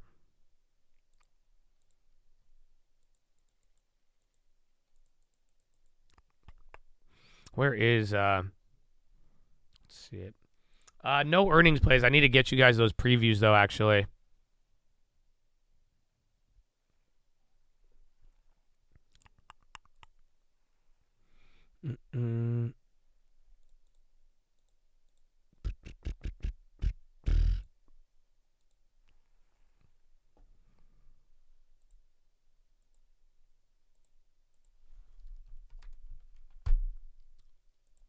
Let's see. I think it was 1.3 earlier.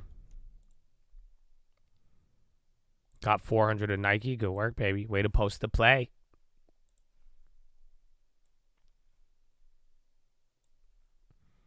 IoT. 660? No way. Yeah. 675. Damn. So 670. 1.1. It's a little lower. So yeah. That's end of tomorrow, though. That's actually kind of a decent. It's been a while since we've had a 1% CPI. So tomorrow could be pretty big. 6 points up or down.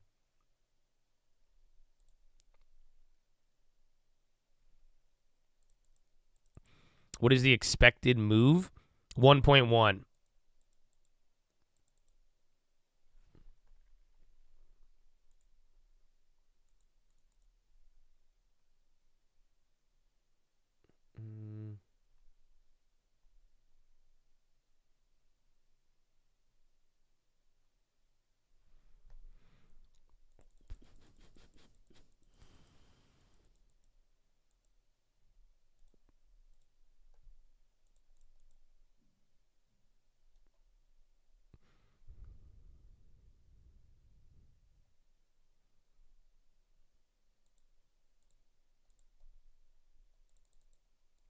I kind of like playing both ways because 1% is huge and then the bonds are at the cusp. I think good CPI has a smaller reaction tomorrow. Good CPI, the bonds rip. But then bad CPI, I think this SPY might move too, to be honest.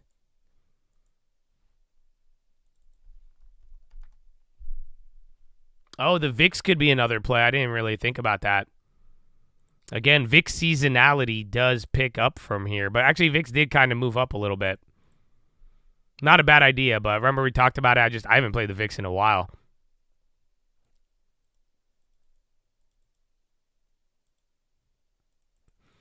Can't win. No, I mean, stocks, I just think the bond move would be bigger on a good CPI. I think SPY will go up, but not like 2% up. I think it could go up 1% tomorrow if it's good. But then if it's bad, I think that's it. With the bonds and everything, that would be a really, really a bad idea.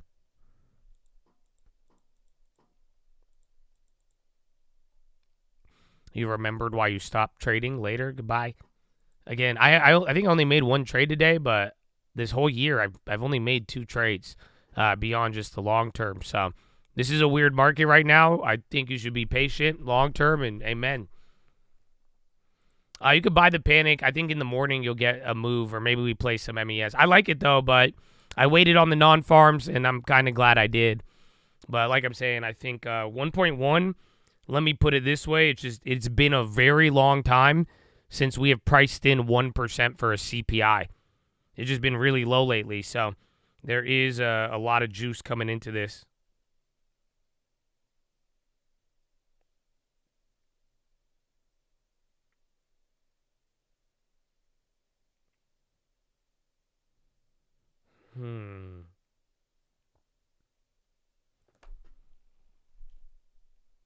Would playing TLT work if CPI? I think you need a miss. You get low CPI, TLT will rip tomorrow. But then again, I think it will, because today it didn't really move as much with the PPI, but I think the CPI is stronger. But you need a 1 standard deviation B at minimum. Yeah, we'll be live tomorrow morning for CPI. It'll be an hour before the bell.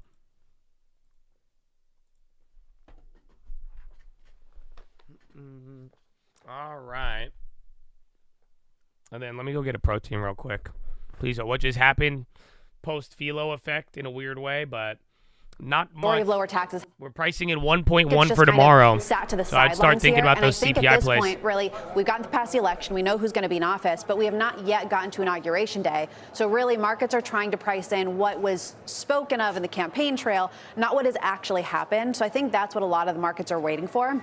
But I think both things can exist. There are still inflationary forces. I think you want to be prepared for that as an investor. But there's still a lot of really pro-business forces. And the question is, can they weigh each other out? And is the deregulation and the lower taxes going to offset the higher inflation? I think that's the question, which markets are hopeful. Yeah, you put it on a scale, and you sort of figure out which is going to outweigh the other as we get more information on what's actually happening. Back to the conversation in a moment, but I do have news developing around Microsoft. Pippa Stevens has that for us. What are we learning here, Pippa? Hey, Scott. Well, Microsoft plans to pause hiring in part of its U.S. consulting unit as a broader cost-cutting strategy, according to an internal memo reviewed by CNBC.com. This does follow some job cuts that Microsoft did announce last week. Now, according to the memo, it also instructs employees to not expense travel for any internal meetings, saying that they should use remote sessions instead. And this does follow Meta saying earlier today in a memo that they will cut back on 5% of their workforce. You see shares of Microsoft now down more than 1%. Scott? Okay, Pippa, thank you. That's Pippa Stevens. We'll follow that. I mean, you take this as just companies getting a little bit leaner, or something to keep in the back of your mind about, cutting travel-related expenses and things like that, and say, well, maybe these are the earliest signs of maybe the economy just slowing a little bit? No, 2025 is the year of efficiency. And I think that's what's clearly 2.0? 2.0, that's right. Listen, we know all these companies still have massively larger headcounts today than when compared to pre-COVID levels. And so some culling of the workforce, if you will. One of the headlines was we were firing the lowest 5% of producers. I forgot who that was. I think that was Meta. Maybe it was Meta. Year of efficiency 1.0. I don't read anything into this from a macroeconomic sense. These companies should be getting leaner. You should be getting rid of your bottom performers every year. And so in that sense, when you employ tens of thousands, if not hundreds of thousands of people, it's something that you're supposed to be doing when you're trying to just sort of be as rational as you possibly can. But I want to get back to the market real quick and just say to the point we've been talking about, in the short term here, with respect to yields and inflation and the stock market, if the 10-year is going to get up closer to 5%, and momentum certainly suggests that. Closer to 5%? It's like 480. Well, another 20 basis points. But if you were to get up to 495% or so, I'd like to see the stock market trade down to its 200-day moving average, which is about 4% lower than where it is now. That's a top-to-bottom decline of about 9%, which is pretty substantial, not inconsiderate, and I think would do a lot in terms of setting up the rest of the year for the types of gains that we expect. Would you guys be buyers of that, Brian? I mean, if you do have some sort of continued rate increase, stock market gets a little bit, more upset about it. You get some tariff headlines on January 20th at 12:30 in the afternoon, right? Once the address is taken and President Trump is in the White House again. Would you be a buyer of it? I would be a buyer of that, and I would be a buyer of the 5% yield, right? And so the only way that he has a good hairline too. Dude, I have a great idea. You guys might like it, you might not. I was listening to that while drinking a protein, and I went to the potty. Here's my idea. You might judge me. It's a risky idea. I am going to venture into the world of Red Note. I think I'm going to download the Chinese Communist app. I'm not going to give them my social security like you guys do on Webull. That's so funny. But what I am going to do is I think if I go on there, I try to convince the people there that I'm the CEO of Intel. And then we will have all of the support of China. And then now we're coming to the table with a lot more negotiating power. What do you guys think? You know, we don't have to tell them I'm the CEO, but we could just tell them that, you know, like, guess what? I'm going to become the CEO, and I could tell them all of my intentions, and they might vibe with me, you know? I got mad Chinese friends. They going to look like, I'm telling you, come on. I think we get more of the people behind us, you know? So, I don't know. What do you guys think? I think it's a good idea. But then again, I have to download the Chinese Communist Party app. That's the only problem. That's the only problem.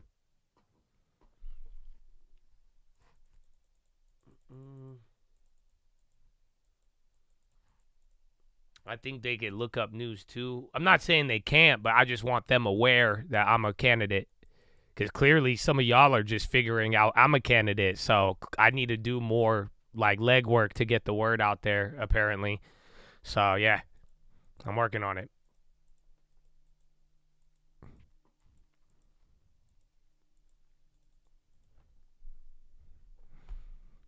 Well, Josh, I don't, you're going to have to teach me that.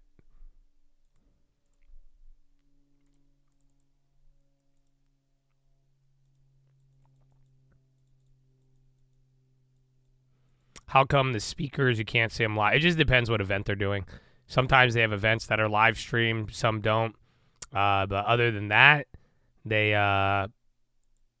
some of them are just literally like their statements, and then they don't even do questions. So it just really depends on the event. And then some of them you have to pay for it. You know that? Some of them it costs like $2,000 a ticket or a couple $100.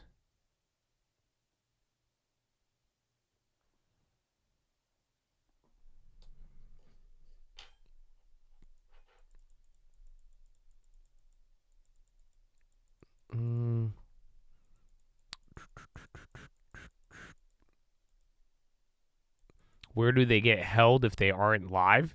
It's a pre-written statement. So they write a speech, and then they have it. And then the speech gets released when they're supposed to be publicly making the comments.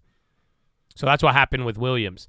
So at the scheduled time, his statement, he already had a pre-written speech that was released. And then he just started saying his speech in front of the audience, but we don't see the audience. It wasn't a live event. And then he didn't even talk about monetary policy. It might have been live, but usually, you know, you find out the gist of it pretty quick. Let me see, actually. I don't know if he's live, but he just was. Yeah. We got the statements.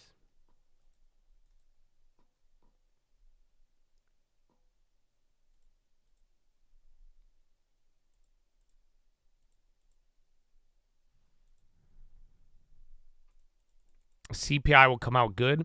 I think there's a chance we could dodge a bullet after what I've seen in the last, literally today, and then kind of people not fighting against the dollar rumor. But at the end of the day, a lot of data has been hot recently. But I think we could dodge a bullet, but I do lean more towards the high.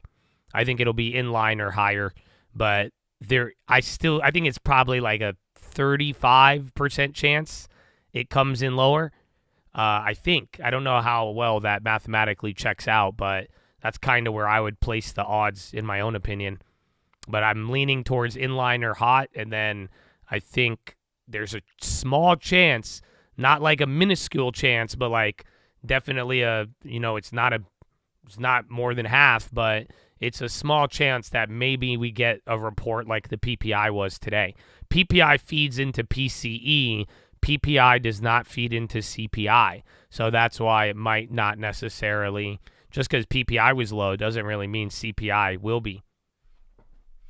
Next month CPI will be worse. No, I mean, I just personally believe that inflation is not gone up. I think inflation expectations have. That's it. I think currencies changed a lot from Donald Trump. People started ordering in advance because they were worried about tariffs, but generally, I don't think any of your guys' inflation has really gone up in the last couple months. So that's why I think expectations have, but not the actual inflation. So like up until January, I don't think inflation moved. So in the last 2 weeks, I think inflation ticked up a little bit. Why am I saying that?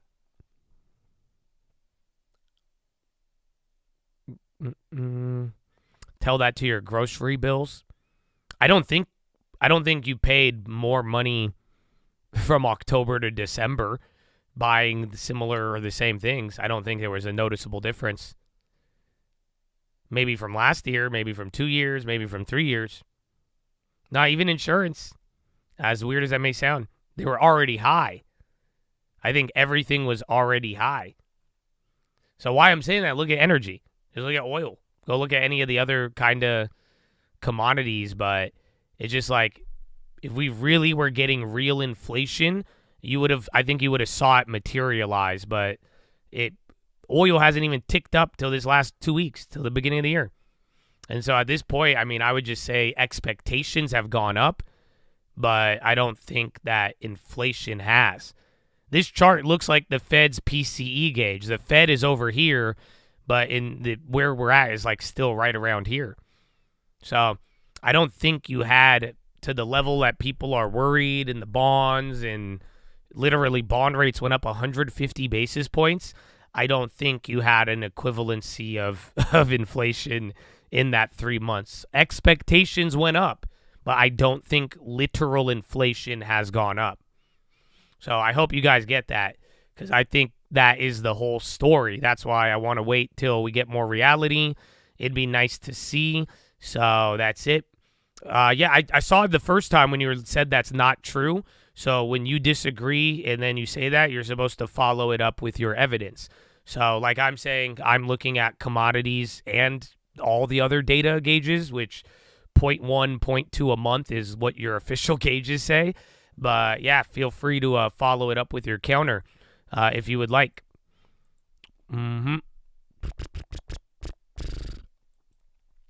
Oh, you said food going up, but like food prices are not going up every week. That's not necessarily true. Again, I don't know what commodity you want to look at, but then again, there's a difference between real life and commodities.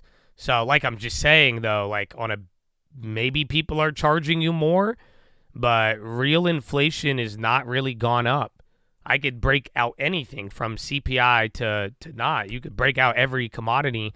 I guess corn, but corn might be your only one from after December 31st to January. I'm excluding, but that I could give you corn, but yeah, corn.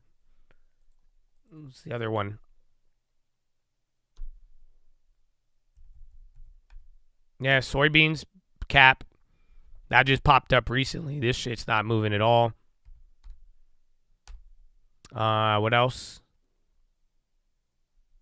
We did soybean.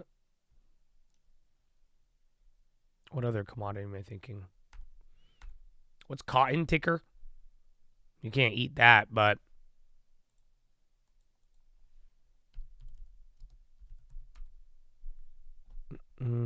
coffee, cocoa's gone crazy. Nah, wheat's dead.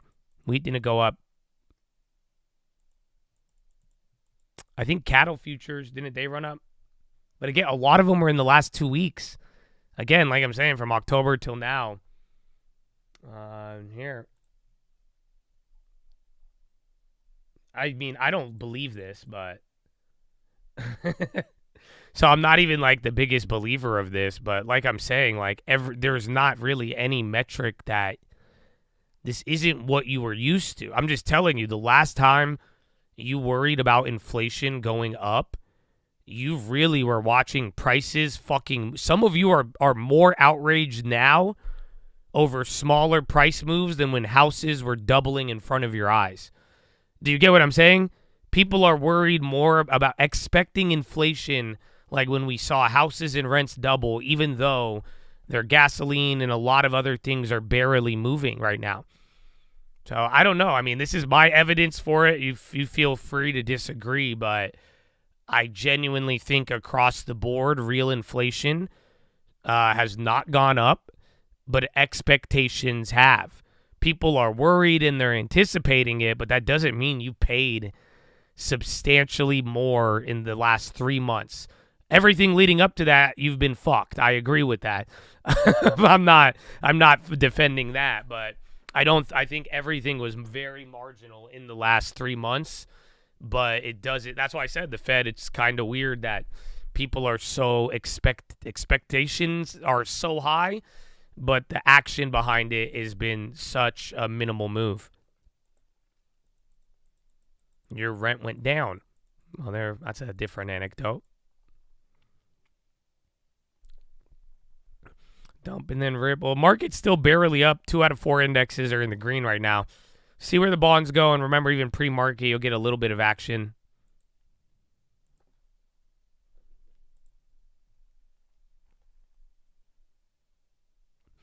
Yeah, and if you are paying more, I know you said take you shopping or go shopping with you. It all depends where you go, man. I don't know. Don't buy groceries from Target. Go to Aldi. Like, I feel like things are affordable. Not really compared to what they used to be, but in the sense of at least I think there's like a 30 to 40% savings difference. 2% is smaller in 2019 than 2% in 24. It compounds. Yeah, that's true. You're going off a bigger amount. But like I'm saying, though, it's just genuinely, if you look around a lot of things, it's not like inflation has gone up as high as expectations. And I'd say the expectations are maybe 4, 5 to up to 10 times higher than where inflation is actually moved in the last 3 months. Aldi, yeah, I think the Aldi is like, aren't they like brothers with Trader Joe's or whatever?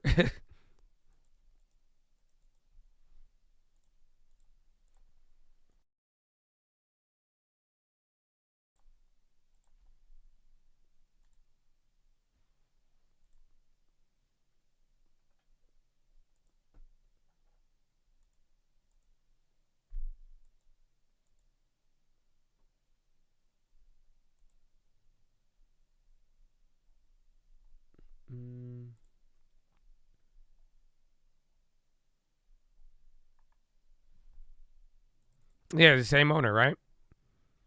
Mm-hmm.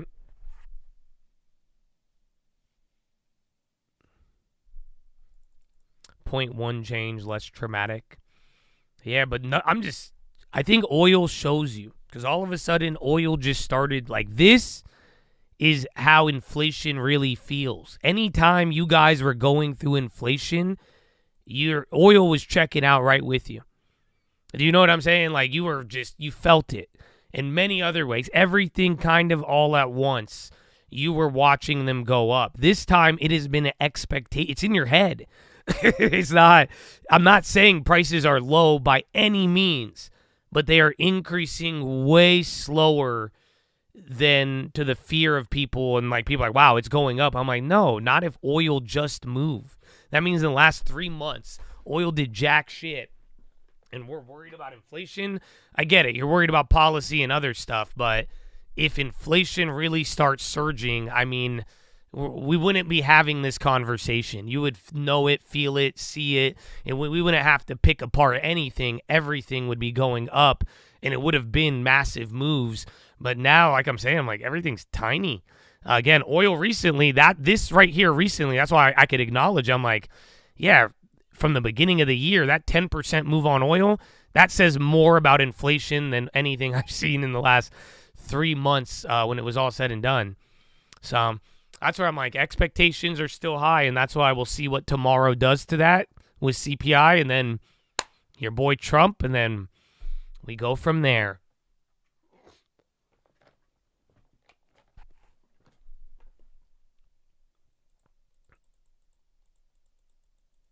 You keep thinking of Air One. That was great. Air One. You live in Utah, and I'm not lying about what? Gas prices. Listen, trust me, I know every area is really different, and I'm not saying that that's not a reality. And even more so, just at the same time, good economy, bad economy, high inflation, low inflation, do not underestimate that, like, personal consumption choices can still make a very big difference in how much you spend. But, like, as a broad whole, I see way little inflation, especially compared to how much expectations have run up. But I think expectations are more pervasive than actual inflation right now.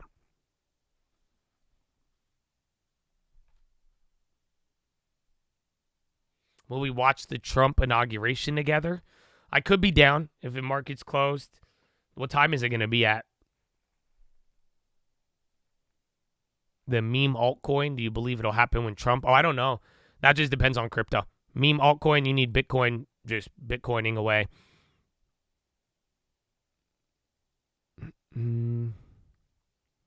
I think that's why DJT is going up. I don't know. DJT surprised me. That one's a weird one, but good for them. Feel that geographically, people who live farther from sources pay more. Yeah, and just like stupid like consumer marketing. It's not your fault, but like, bro, if you just go to the grocery store that has better parking, you might be paying 10% more. You know what I'm saying? The one that's easier off the freeway. You know, if you're not going to do certain, like, those are other effects too. Because, like, that's what I've noticed. Because when inflation's high, some people are paying even more by making other choices. And then vice versa, even when inflation was high, you could feel it a little less depending on what your behavior is. So that's a whole nother element. But then, like I'm saying, that is way more individualized than just the broader inflationary factors, even down to like oil. They have relatively not moved or been much different than the prior quarter.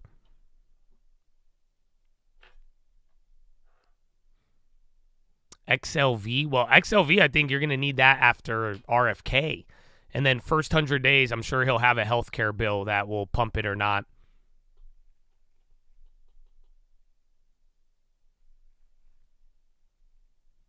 January 20th at 9 Pacific. I think I'll go live. That's good. I'll sleep in. I'll wake up from the poop. We'll see, though. I got to schedule it in advance, though, because if I don't schedule it.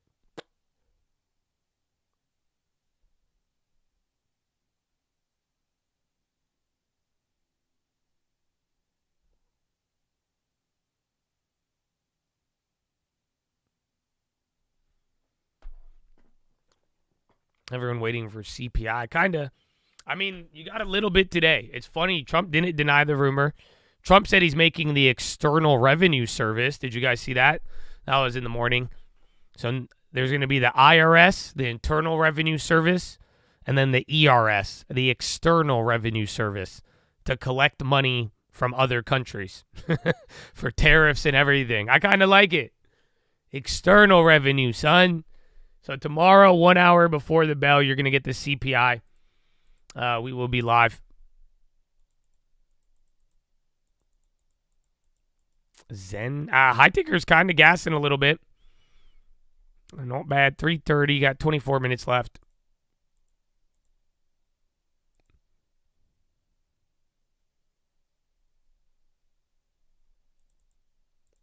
That's kind of raw, right? I never thought about it. This whole time, I'm like, internal revenue, like IRS. He said, I tell you, if you have internal, that means there's external. Let's go get that money. External Revenue Service. All tariffs will be paid. If you owe us money, we'll come knocking. You pay the ERS while Americans pay the IRS. Everybody's got to pay. You got to pay. I'm sorry, you got to pay. What? Okay, it goes hard, bro. We'll see. We'll see, but sounds good.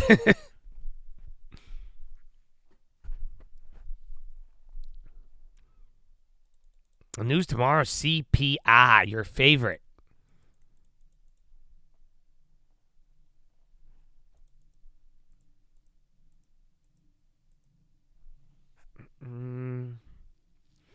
Ion partners with Maryland and the University of Maryland for $1 billion of capital of quantum initiative. That's Ion Q. Bro, did all of these like quantum plays, they all had a presser ready for today. So I don't know if Ion Q was already up, but that's going up again. Maryland $1 billion deal or investment.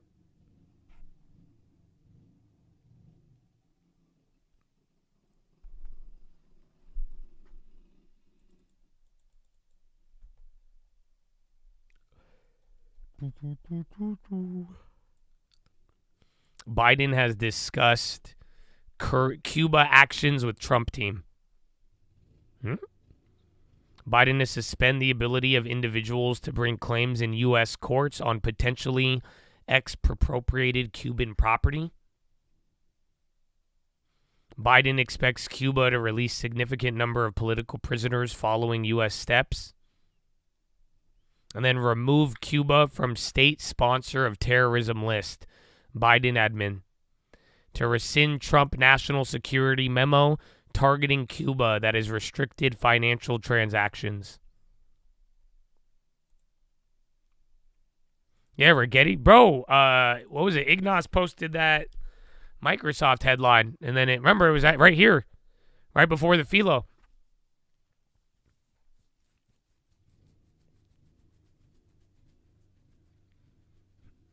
We should take Cuba? Oh, no. That's it. This is the problem. You know, maybe like Greenland, there's like kind of a fair argument. But now you have, we should take Cuba. Why don't we take the whole world? No, okay. Maybe, I don't know, man. I know it's weird. What timeline am I in? I'm sorry, do you guys hear me? I keep farting. Excuse me if you hear that in the background.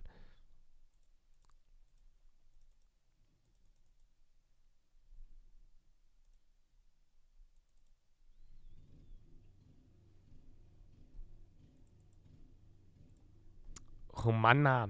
They had a, 10% day yesterday? Do you hear it?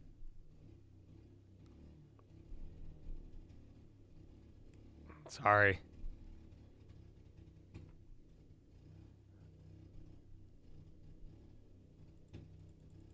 Do you hear it?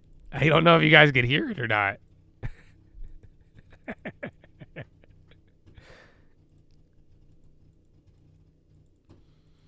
No, it's my gardener.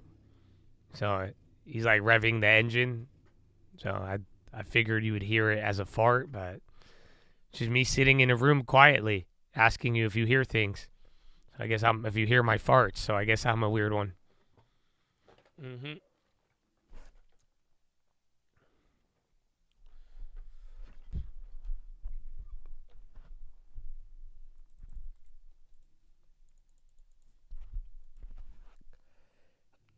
Anyone identify? No. There's no reason. I don't think there is. You could try to find one, but no. We were here for it, but I still don't. I think all the jitters ahead of CPI, slightly more surprised the bonds are doing better, but let's see the final 20 minutes. And then, but other than that, at this point, you know, we were just talking inflation and all of that because tomorrow morning, 1 hour before the bell, that is where we were going to get everything. So we will see where it takes us, my brethren. I priced in CPI. It is about 1.1%, which is pretty large. Literally, again, the last CPI that we've had has been like 0.5, 0.3. So it's good to have that. I think it's going to be a little hotter. So you guys got to wait for the watch list. We kind of have covered this a little bit. Terrible time to come in, but yeah. So I'll go over it on the watch list tonight. I think it'll be in line or hot, but there is a chance it could still come in cool. Again, lately, I'm not really trying to box myself in, if you couldn't tell, but more so it's just like it doesn't really matter what happens as much as the response. All I care about is do the bonds break or not, and I think tomorrow's event, hot CPI, cold CPI, that will have the ability to either calm down the bonds or make them much more aggressive and then really change our landscape coming into the first 100 days. So, yeah, that is where I'm at, my brethren. That is where I am at. But, yeah, so tonight, Trading Fraternity, you'll get that watch list, but we'll recap most of this. And then we'll see whatever happens. China tonight, you may hear a little bit there. You're going to get, again, and tomorrow you get confirmations, or Thursday. So our work is cut out for us, but when it's all said and done, we could try to play the game of predicting very manipulated data, you know, like we could try to predict it, but at the end of the day, the reaction I think is going to be most important. And simply put, if that reaction, if it's hot CPI, bad reaction, cool CPI, I think you bought yourself time until Jerome and Donald. Ta-da! Rigetti. Woo! NVO. Yeah, good is bad, bad is good, but CPI is its own little thing, right? Because, like, it still applies, but it's just odd, right? Because, like, good is a high number, right? So a high CPI, good, that's not good, but CPI is not good if it's high. So it's an ironic one, but good news is bad news is good news. High CPI is bad, low CPI is good. So I hope that could help make it make a little bit more sense. What would you say the most honest data that we get news on? I would say the currency, but let me put it, it's not like the data isn't honest. It's literally a girl with makeup. I have no other, like, you know what I'm saying? Like, it's her. Oh, I see it. Like, you know what I'm saying? Just, have you ever seen a girl without makeup and then a girl put on makeup and look completely different? That's how I feel all the data is. They have the same shape, the same structure. It tells you the image of the story, but there's a difference between makeup and no makeup. So I believe the CPI, you see what I'm saying? But clearly they caked on a lot of foundation. Those are fake eyelashes. You know, that's a weave. You know, like, so I get it, but I see the general idea of where things are going and not. So that's how I feel about all the data, even the currencies and the bonds to a degree. I just think there's a lot of makeup on it. And that's why you're like, wow, it's so naturally beautiful. I'm like, no, it's not. It's beautiful, sure, it looks great, but I don't think that's natural. But, you know, we'll see. So, yeah.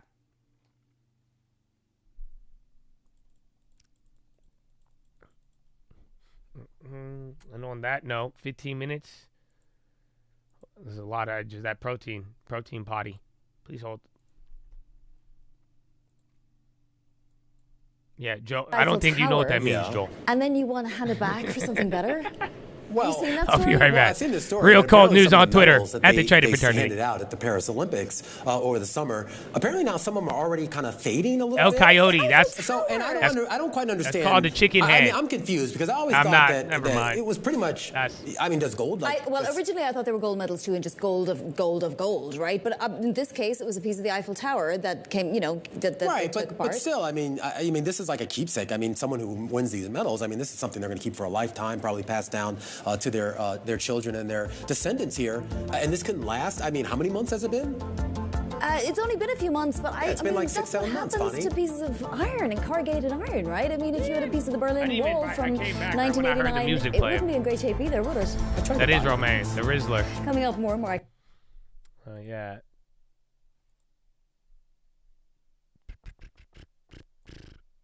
Why not? Come on. All right, well, never mind. Unless they're still grilling Hegseth.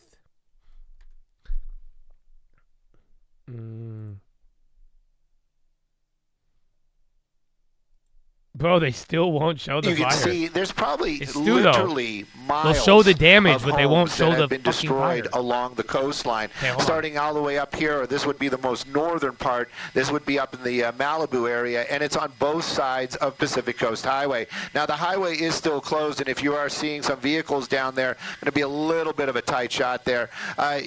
Those are all first responders and or media or people that are allowed to be on Pacific Coast Highway. But you can just see how this just continues and continues, home after home after home, and then we see that unusual fire behavior where there is literally one house standing out here. Clearly it has some damage to that home, but still standing by itself. Was that some sort of special construction? Maybe newer construction? We just can't really tell. But then you go along and then you have a section where the homes are basically untouched. Now we know that a lot of these homes that were on the shoreline, that after they had collapsed from the fire, they made it into the shore or into the ocean out here, and that debris still floating around down there. That was one of the reasons why they're talking about if you are swimming even in the Santa Monica area or farther down, they want you to take some precautions because we don't know exactly what is the debris or what is inside that in the ocean right now that came from these homes. But this entire time that we've been panning out here in the Malibu area, now still in the Malibu area, I just looked at my map, these were all homes. These are all foundations of homes that are now gone, and it just continues on. The utility trucks that are down there, they are making sure that when the power does come back on, there won't be any injuries to anybody on the ground when they start energizing some of those power lines, because there are no homes on the other end of them. So they're basically doing disconnections to those areas, making sure that power lines that are down are rehung in the area, and or some of them are actually even underground as well. This is some of the spots where it gets a little complicated. You can see the power people down there. They're clearing out some of the debris and the damage from their actual power lines. But there's a lot of activity that's still happening out here. And when people wonder why they cannot get back inside to see their homes, it is one of those. It's double-edged. I really do feel for the evacuees. I've often said in the past, I would be very hesitant to leave my home in a fire situation, and I know that goes against everything that we've been saying to people, because most of the time, it's just one of those, you need to go, and then, the fire passes, and then you're spending 2 weeks in a hotel, and your home is fine. But this is a little bit different. Now, I would actually venture to say this is a lot different, what's going on out here. There's so many homes that are damaged, neighborhoods that have been leveled, and there is so much danger still out here. And for most of, it's sad to say, I don't relish saying things like this, but for most of these people, I don't really understand 10-minute rig. Why they want to Spies make their right way at back break even to their homes. You want to see that realization that, okay, the house is gone, maybe I can go through some of the rubble, but for the most part, there's nothing here. It isn't like you can go home. It is basically what we're showing you right there. These houses are completely leveled. There is nothing EMS, left that out kind of here. makes sense. Sure, there might be but dude, something I haven't that you all can day. dig through There's the not been rubble, one image I of heard where the Billy fire's Bush at. talking Mo about and Conoco the ripping. female friend of his saying that she was looking for a jacket or was trying to find a jacket. Odd things do survive in these fires, but for the most part, the reason why they're keeping everybody out of these neighborhoods is because power lines are still down.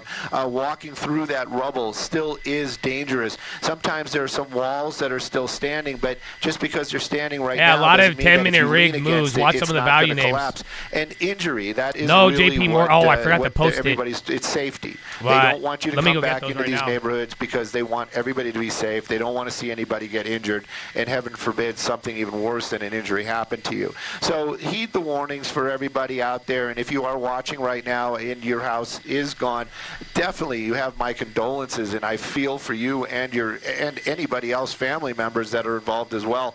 But to be angry that you cannot come back in right now, I think it's one of those ones where in this case they really are doing everybody a favor by saying, you know what, we want to make sure everything is safe before we allow the public back in. There is Ladies. one thing, though, Sandra, you and I were briefly talking about it yesterday. As far as safes are concerned, I wonder if safes survived this intensity of the fire, and maybe one of the reasons people might want to go back is perhaps they have or own one of these safes and they have valuables in there. I could understand that, but I don't know the reality of a safe surviving a fire like this. I was looking at that because people have a false sense of security, right? You have a personal safe in your home. You put your documents in there. Well, people oftentimes have a false sense of security. I heard stories of safes being totally disintegrated in the fire. I Googled fireproof safes, and they are pretty thinking much that it isn't durable for half an hour under the temperature of 1,400 degrees,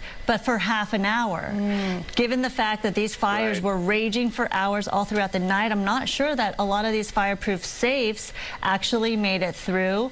I know that a lot of people do want to go back for a sense of closure, right? There may not be much to salvage, if at all, but they want to see their property. They want to get that sense of closure, but that will happen in due time. As you mentioned right there, Stu, and you can see those utility crews Spies ripping into this. I'm posting the earnings previews on Twitter right now. Open streets, you know, the openness of no traffic to be able to get through there with a big machinery. You know, they're dealing with a lot of utility issues. So eventually will be the time for residents to come back in to take a one last look at their property. But clearly, looking at this devastation, there might not be much left behind. Yeah. And, you know, and just touching on that with the safe and some of these structures, you know, these are very large homes that are out here in multiple stories. And, you know, if you had the safe on the top floor, if you had it on the bottom floor, you know, when it becomes a pile of rubble that looks something like this, no active fires, right here, just rubble, you know, we don't know spots. what it looked like to start with. That's good, but people are getting worried about San Diego that was today. Definitely a very large house. And, you know, to find that safe, and, you know, that is one of the reasons why they have law enforcement out here too. That's not even the video. video. I'm sure the looters are thinking about the same thing. All right. Well, I posted the earnings previews on Twitter. Go to Real Colt News. Again, it's a little late, but JP Morgan, Wells Fargo, Goldman, those are going to be your first bank stocks tomorrow morning. SPY is literally going literally green, break even right now. With 30 seconds till the final five. So I'm not going to play any of the earnings ones. I think post-earnings will be good, but remember, tomorrow it's literally going to be CPI. So 1.1, like I said, I think there's more downside if that actually hits. Still, I think it'll go up 1% if it's good tomorrow. So maybe you could play the what is priced in if you would like. But other than that, we'll see the post-reaction. I think bonds and dollars are going to move big tomorrow, and now you want to get ready, baby. You want to get ready.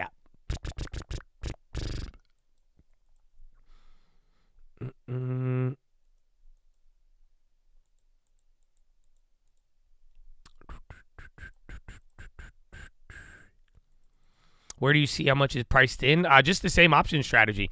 We go to the option, went to the option for tomorrow, the expiration on the SPY at the money straddle price, and then that's it. It was about 1.1%. I don't know if I said 1.3. That's what it was earlier in the day, and it kind of went down. So, yeah, I think, again, tomorrow, though, bonds, I don't know where I said I thought bonds would be a little higher, but at least they held up. Today's data was good. No one, I mean, you could wake up to countering of the rumor tomorrow. We'll see. But other than that, though, I do think inflation, that's going to be our easy driver. Kill the bonds or save them, and yalla. And then, again, we added NVO to the long term today, so that was fun. And, yeah, get ready to wrap it up. On that note, Chattadonia, did you have fun today?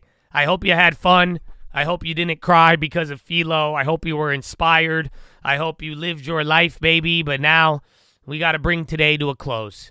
So as my appreciation to you, I don't want to blow out your ears unless that's something you're into. Then that's a different story. But if I say earmuffs, just know I want to keep you safe and warning you that it's going to get loud in here. So if you don't like loud noises, if you love personal responsibility, this warning is right up your alley. Because when I say earmuffs, it is going to get very loud. So protect yourself. I mean, protect others. But hopefully you don't touch people's ears unless you ask them to. You know, that's why I'm telling you now. I don't want to just don't go up to people and earmuff them. That's odd. But if you would willfully earmuff yourself, then yeah, feel free to. Okay. And that's what. So yeah. Anyways, are you guys ready? I think we could. We'll give it a little bit. We'll get because I've been going kind of early on some of them. You know what I'm saying?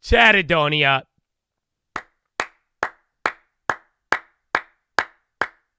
Chattadonia. God bless Chattadonia, America, and God bless this year. Get ready for disappointment, though. That's it. I'm so excited. You know that. You got to be excited. You got to be optimistic. You got to be expectant and be ready for disappointment. Y'all don't feel me. Somebody do. So, Chattadonia, I hope you enjoyed it.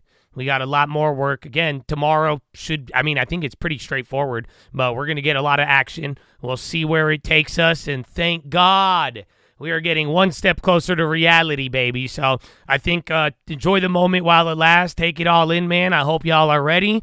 What an awesome day, man, and the day flies by as always, but that is all I have for you. So go read the books, Richest Man of Babylon, Proverbs, New Living Translation, and The Strangest Secret in the World. Check out the links. You better be on the watch list. Second link, you get a shirt if you want to help us hit the goal, even though we might not hit the goal, but we might hit the goal. I don't know, man. It's all in the description. Follow me on the Twitter, Instagram, all that. Either way, I'll see you here at 6 a.m. And don't forget why we're here and why we keep going. And why that faith, hope, and love ain't ever going out of style, baby. And why you got to watch out for the habits of any annoyance. And why we got to see in us the easy stuff, baby. Why, baby? Why? Finger to the sky, baby. To God be the glory, and through the grace of God alone. Amen. Amen.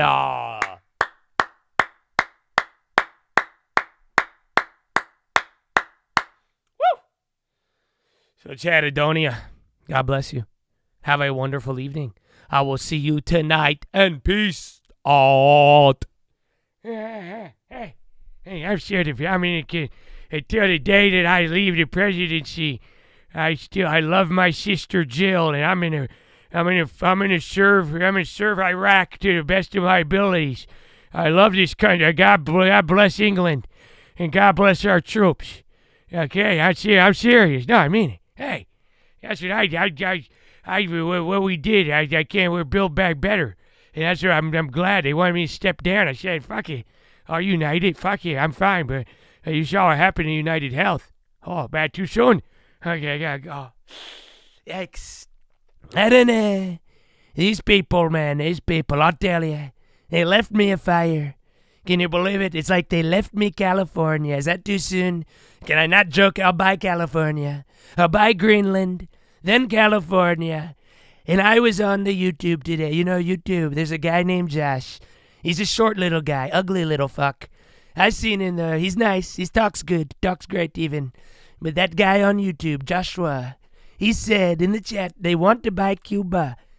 They said Cuba's for sale. Oh, look. We'll take a look. Maybe on Zillow. Either way, I can't wait to get inaugurated. We'll fuck shit up. Have a great day. Thank you. Exactly. I'm just saying. I'm tempted to do this voice all day tomorrow. Maybe they'll let me become the CEO of Intel. They'll say he sounds like a boomer. Hire him. He sounds old as shit. I think he could do the job. Exactly. I reclaim my time. Have a wonderful evening. Goodbye.